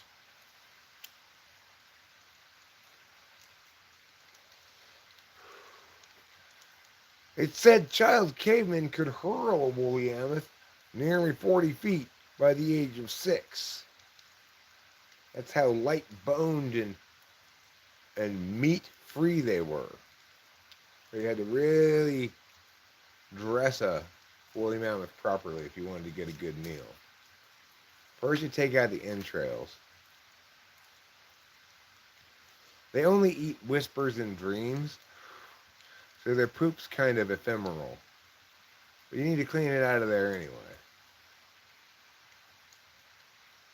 Next, take one tusk, shove it in the butthole. The other tusk, shove it in the nose hole. Now, use that to roast the woolly mammoth over the fire for 122 hours.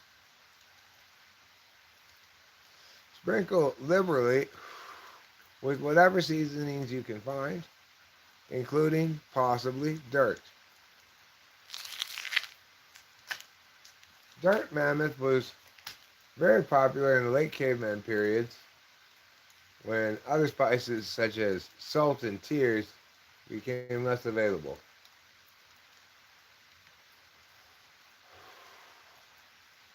Anyhow, aren't you glad we aren't cavemen? I know I am, and I'm host Eric, host of Talking with Famous People. I don't want to wait to make my house more clean. Yeah, I'd like to squirt the siding down with the hose right there, but I don't want to add to all of this water because there's already so much. And meow. I could clean the garage door maybe. See, over here is that screen door I took down and dismantled yesterday. I've got it on the pusher here, the rolling pusher machine. Rolling pusher machine. You can push things on this rolling pusher machine. These things are hard to carry by themselves. I'll place them down on this flat kind of shelf. It's got wheels underneath this rolling pushing machine. There's a little squeak. Could use some WD-40, you might say.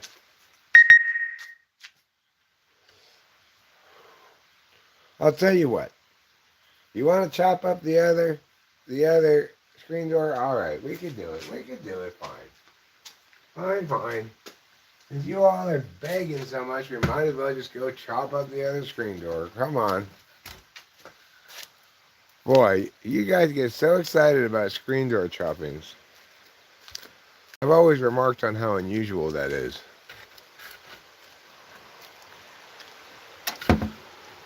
I guess it's kind of like the monster trucks of suburbia. Okay, screen door. You've seen your last days, Mr. Man.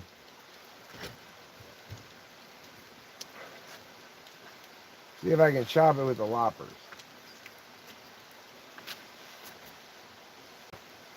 It might be a little thick for the loppers. But maybe if I go like this. Alright, these loppers aren't gonna do. I'm gonna have to take a different approach to chopping. So, let me make that happen right now.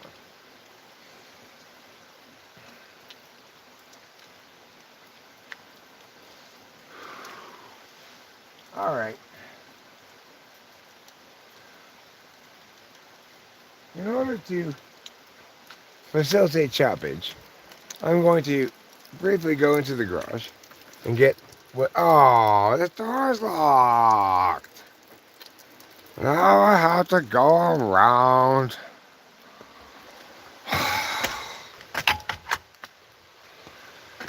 I was like, stop being so safe, Eric. Stop locking all the doors. Nobody's gonna rob you, jeez. Fine, I'll go through the house. Door locks leave me little choice. Alright, oops, don't screw up things. Alright, now let's go to the garage.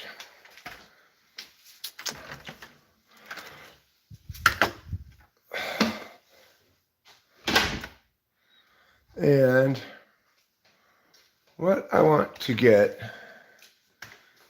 is that pole saw. Question is, where is that pole saw? Cameron and I used it, but I don't know where it is at the moment.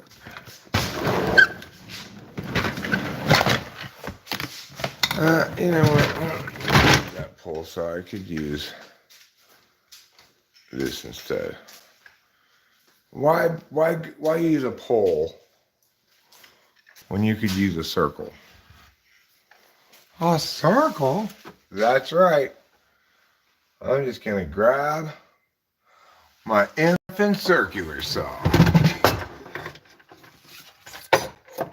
Oh, there's that other saw. Here it is. Here's the pole saw. Okay, fine. Excellent pole saw. Now, what I'm going to do is figure out which plug goes in this.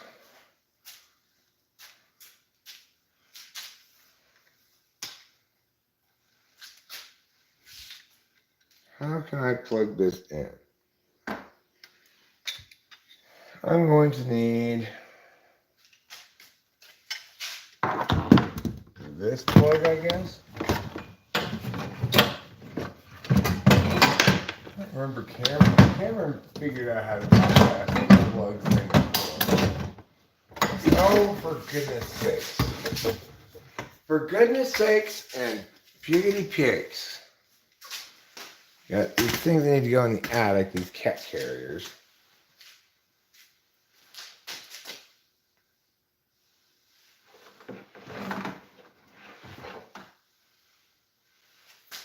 This looks like it'll work.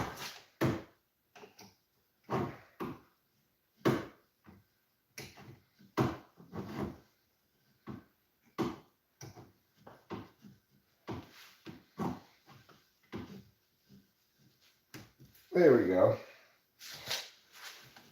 That seems plugged in. Now, let me undo this thing. Cut it. Now I could undo it right here.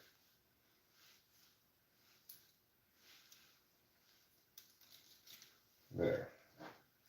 And right here.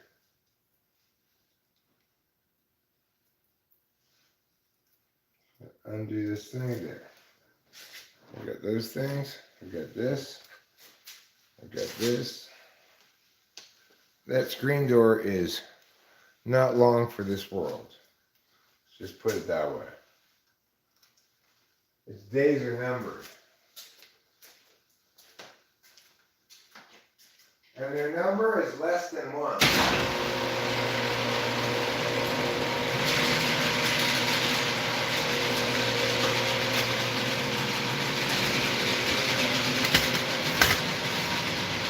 My pants aren't zipped up. Why did anybody tell me X, Y, Z?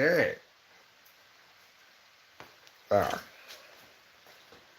Are you trying to make me feel ashamed of myself? We can see your underwear. Okay. Now we're here. Where we've cut that thing.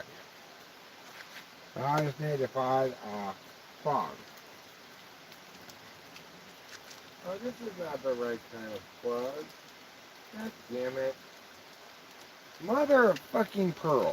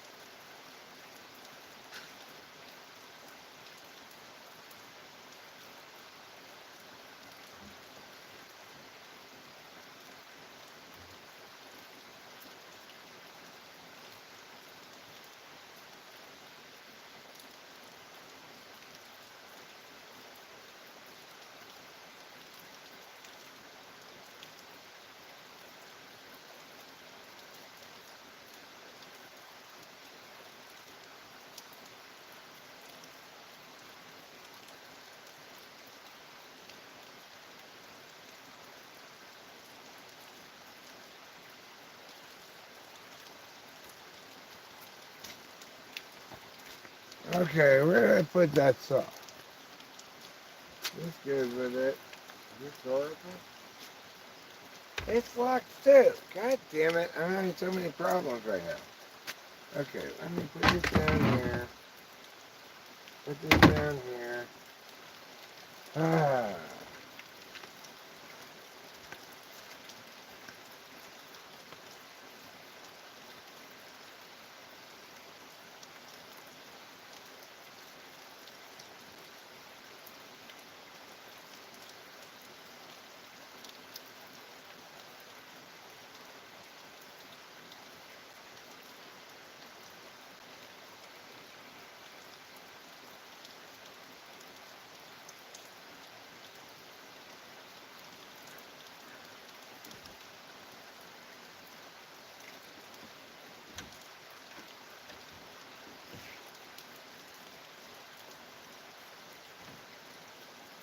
Okay.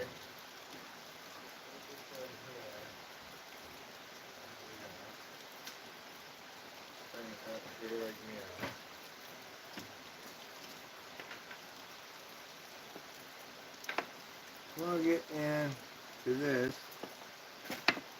as per meow. Wait, that's not going to go in there, right?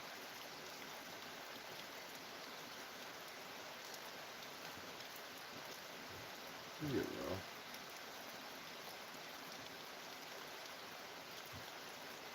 Hey, that goes in there. Okay, fine.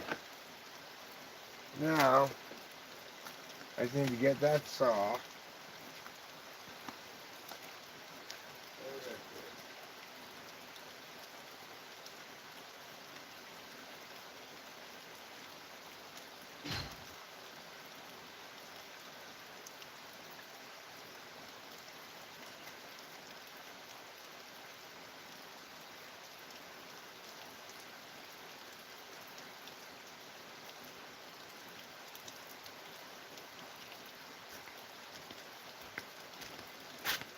Actually, I don't think I need to go into this part at all.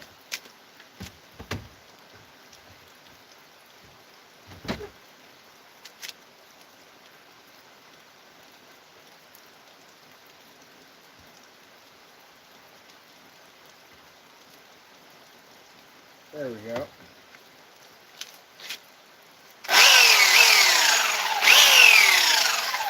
Okay. A little miniature chainsaw.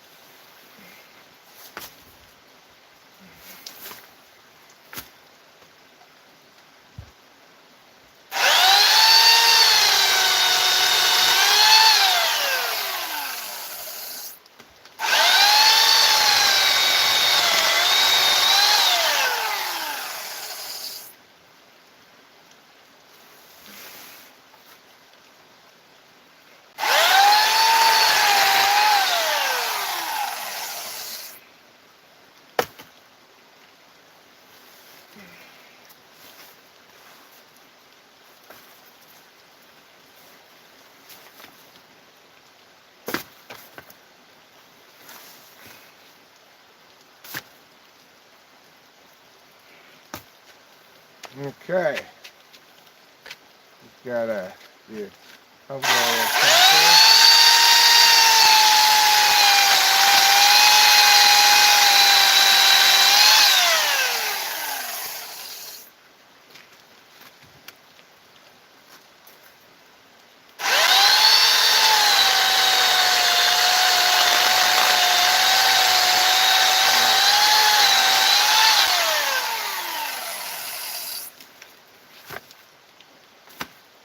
Okay. Now that's ready to put on the rolling thing. So, I'm going to unplug this. Like go. And I'm going to take this and this back to the garage. I'll take you guys with me so you don't feel neglected. Okay. Currently walking back to the garage with 2 tools I didn't end up needing, and 1 I did. Okay. So, I'll put this in here with these other power strips. This goes right here. And this, which is a pole attachment, so you can use that chainsaw on a pole. This goes right here.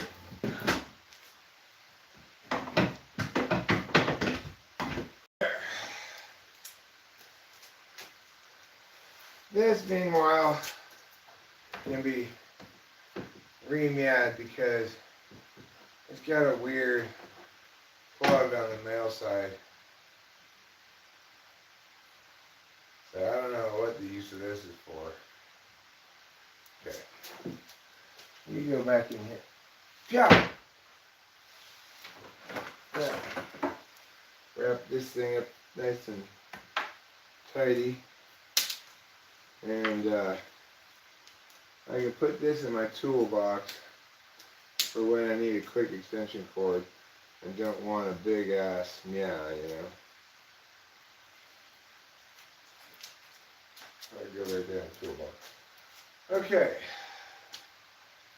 Now we have to get the rolly thing and move those pieces of screen door. And then we will have dispatched of both screen doors. Here's the other screen door, which I dispatched of last night.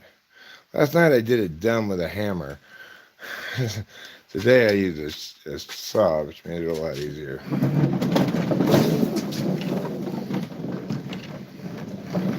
Okay. Let's go, rolly thing. Okay, well, I guess I need to go through the garage. Which means I gotta do something that is a pain in the ass first, because I haven't put it away yet. Okay, so before I can leave through this door, I need to move the rest of those bottles of wine out of there.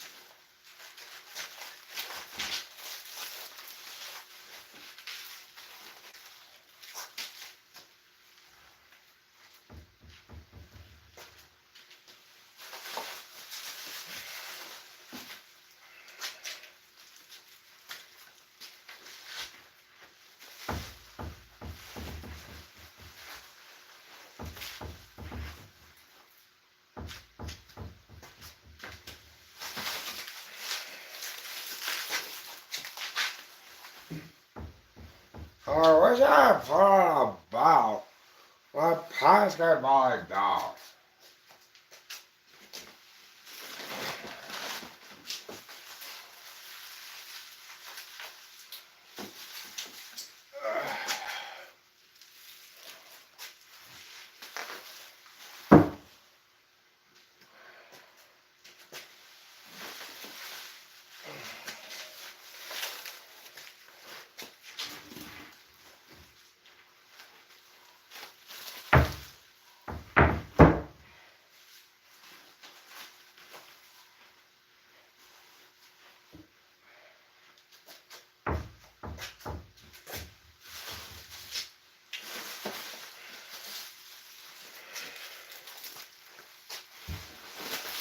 Okay, enough. Now,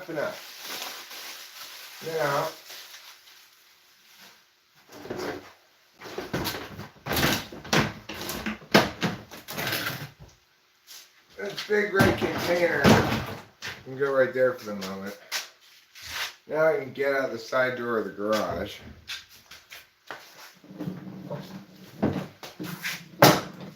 In order to do so, first, I'm going to open said door, like meow.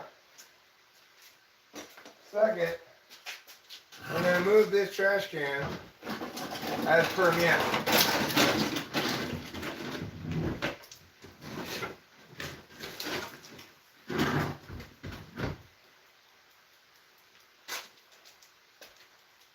Thirdly, I'm going to once again regret doing this in flip-flops and socks. Fourthly, I'm going to roll this outside.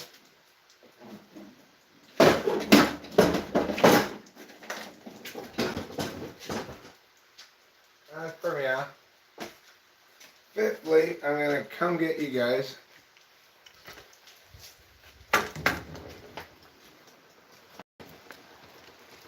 Then sixthly, I'm going to put this on that.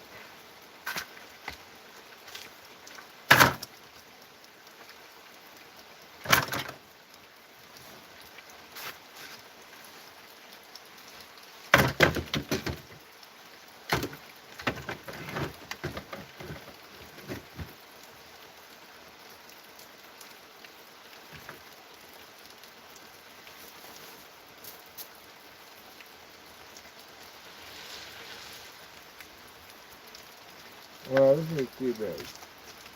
I have to step on this one. Yeah!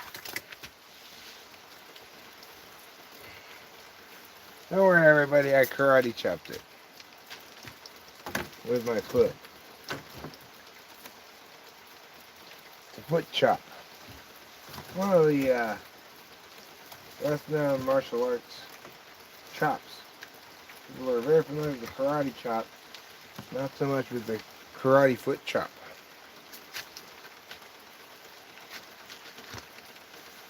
But you know, I trained under Wong Sin foot chop, so I learned all about it. Like a while before you're supposed to have. Okay. These two pieces go right there. You wire. You go over here too. Onto the rolling thing.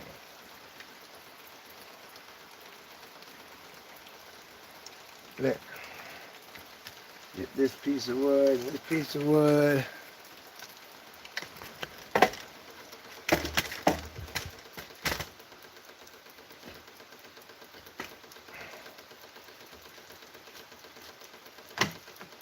There. There. There. There.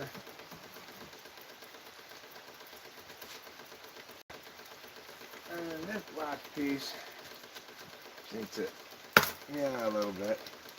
Yeah, I said. There. And now, there's a couple of other pieces to clean up. Yeah. Yeah, yeah, yeah, yeah, yeah. Yeah. Yeah.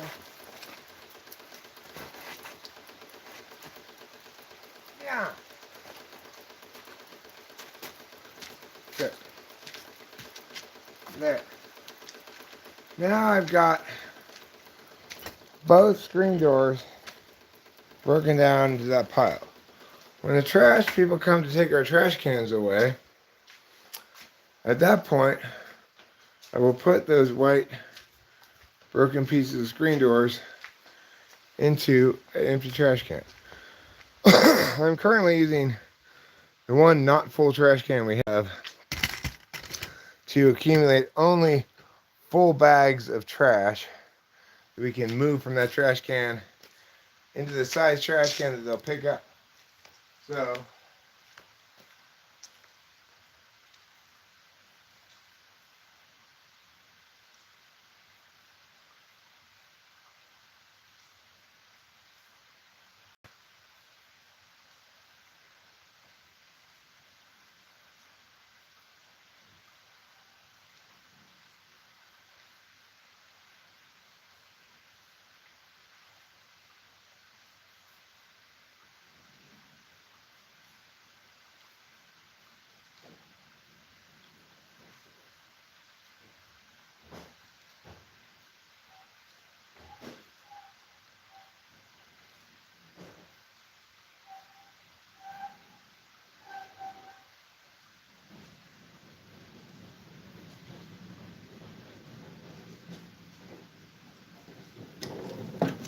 You might say, well, Eric, where are you going to store your dismembered door bits?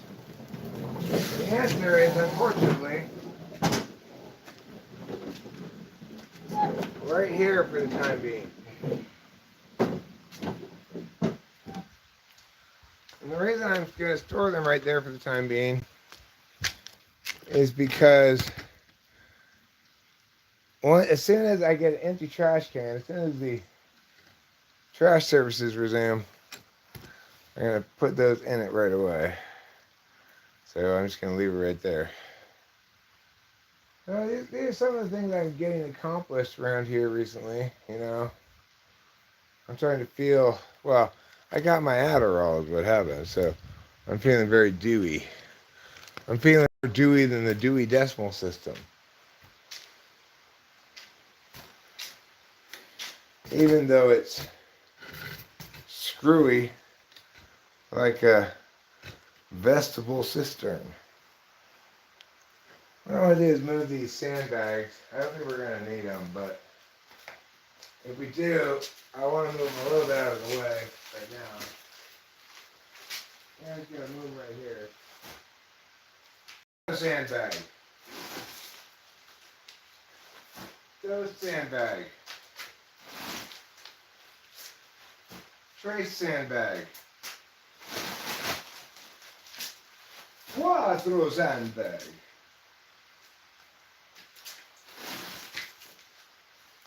Cinco sandbag.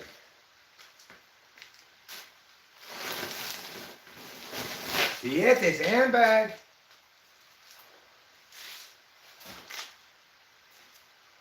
Ocho sandbag.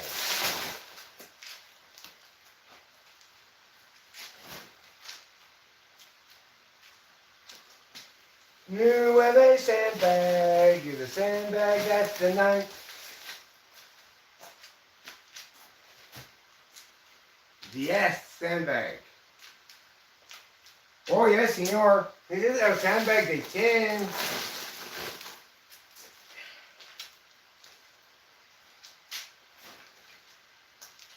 Once sandbag. And for those of you living in America, this is the 11th sandbag.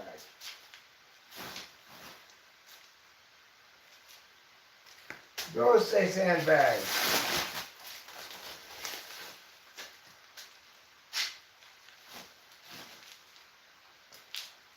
Diez y tres. Or is it trente? I don't remember. I don't speak Spanish anymore these days. What am I, from Spain? No. I'm from America.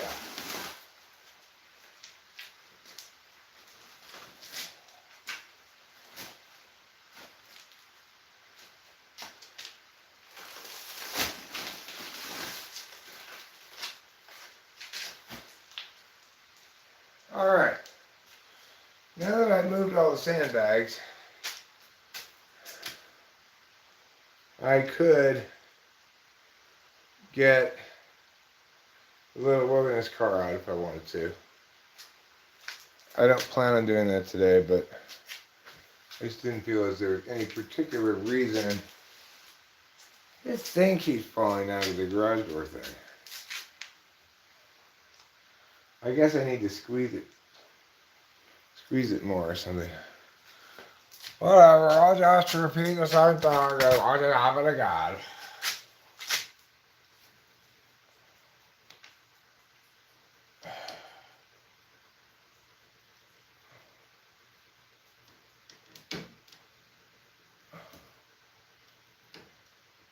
Oh, I see. Cameron put a different pen there.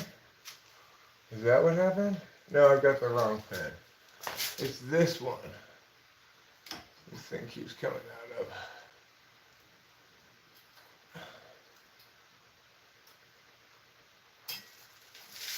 There. Okay, I fixed it.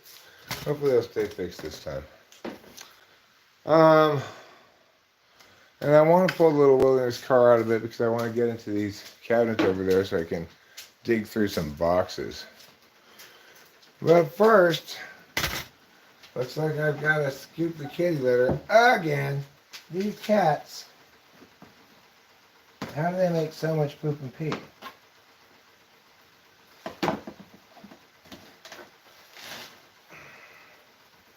Just you need to stop pulling on pegs so much.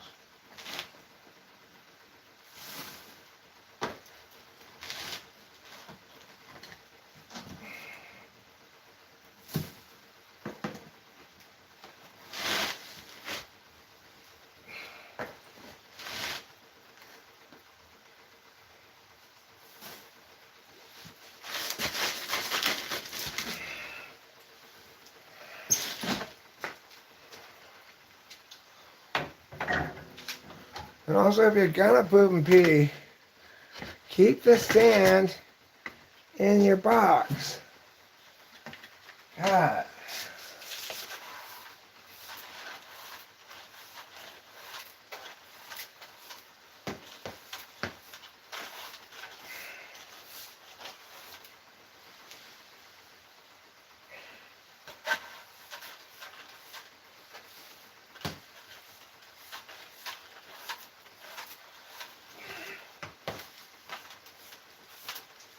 Instead of spilling all over the ground. Obs. It seemed to me that my cats would recognize that was obs. But I guess not. Or maybe they're just being dicks.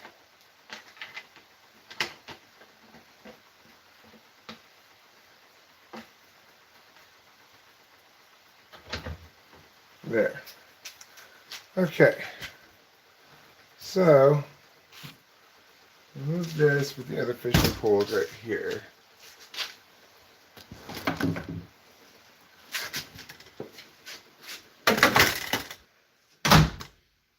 Okay. Hot water heater, vacuum cleaner, toilet for the cats, cat toilet. It's a cat toilet party and you're all invited. Oh, right. There's one last thing I need to do. I need to go get that plug, that extension cable, and bring it back.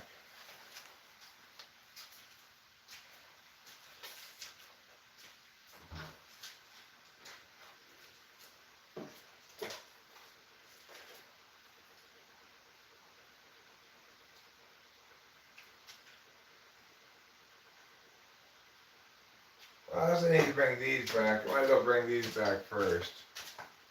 Let me turn it this way more. These I hang up over here.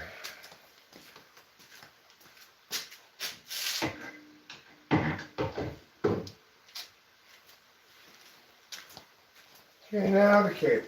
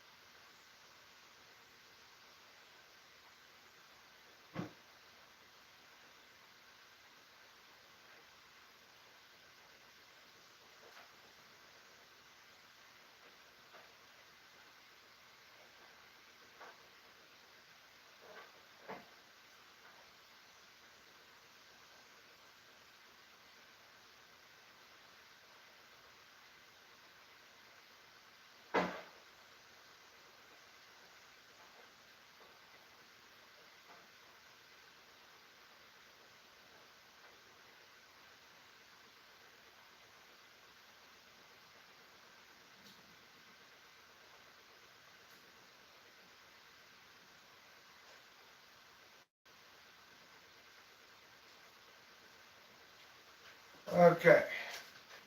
I've got this cable wrapped back up. Now I'm going to put it over here next to the other cable as permit.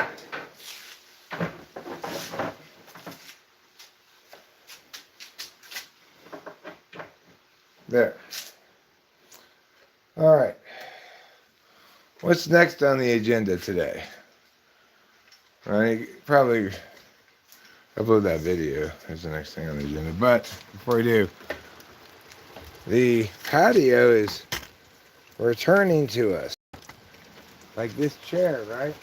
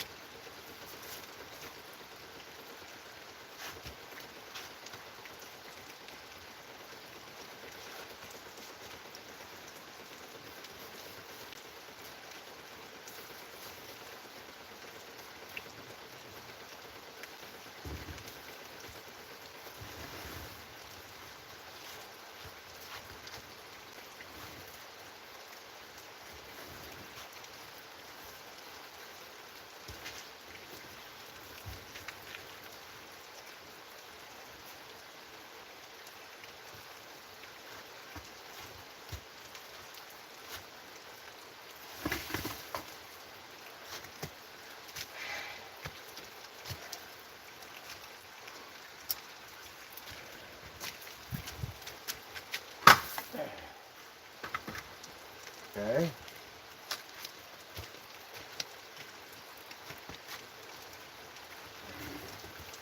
And the piggity cow. Okay.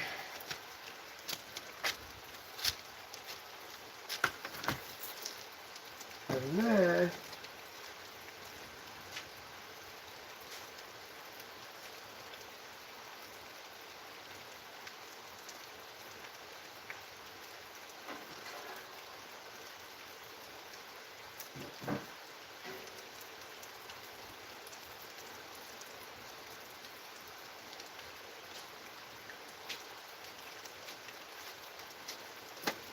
we'll get this.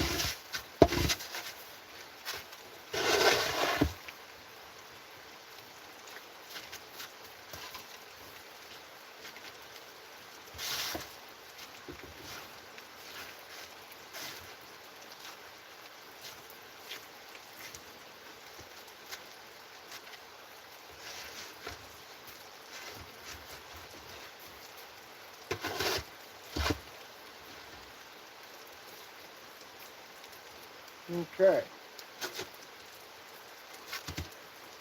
And then we have a little spot carved out. If you carve it out a little bit more, maybe.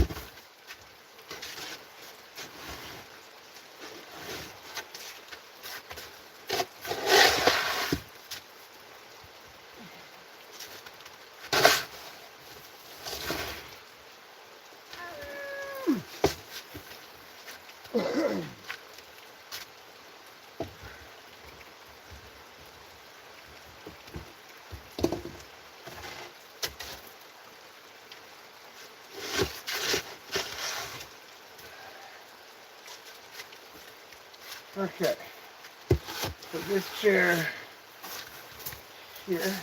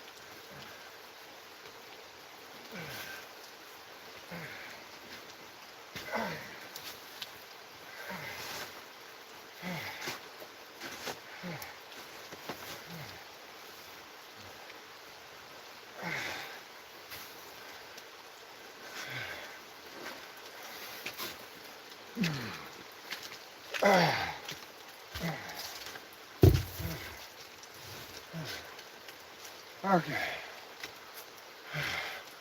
I guess we're almost out of batteries, huh? We're gonna plug it in.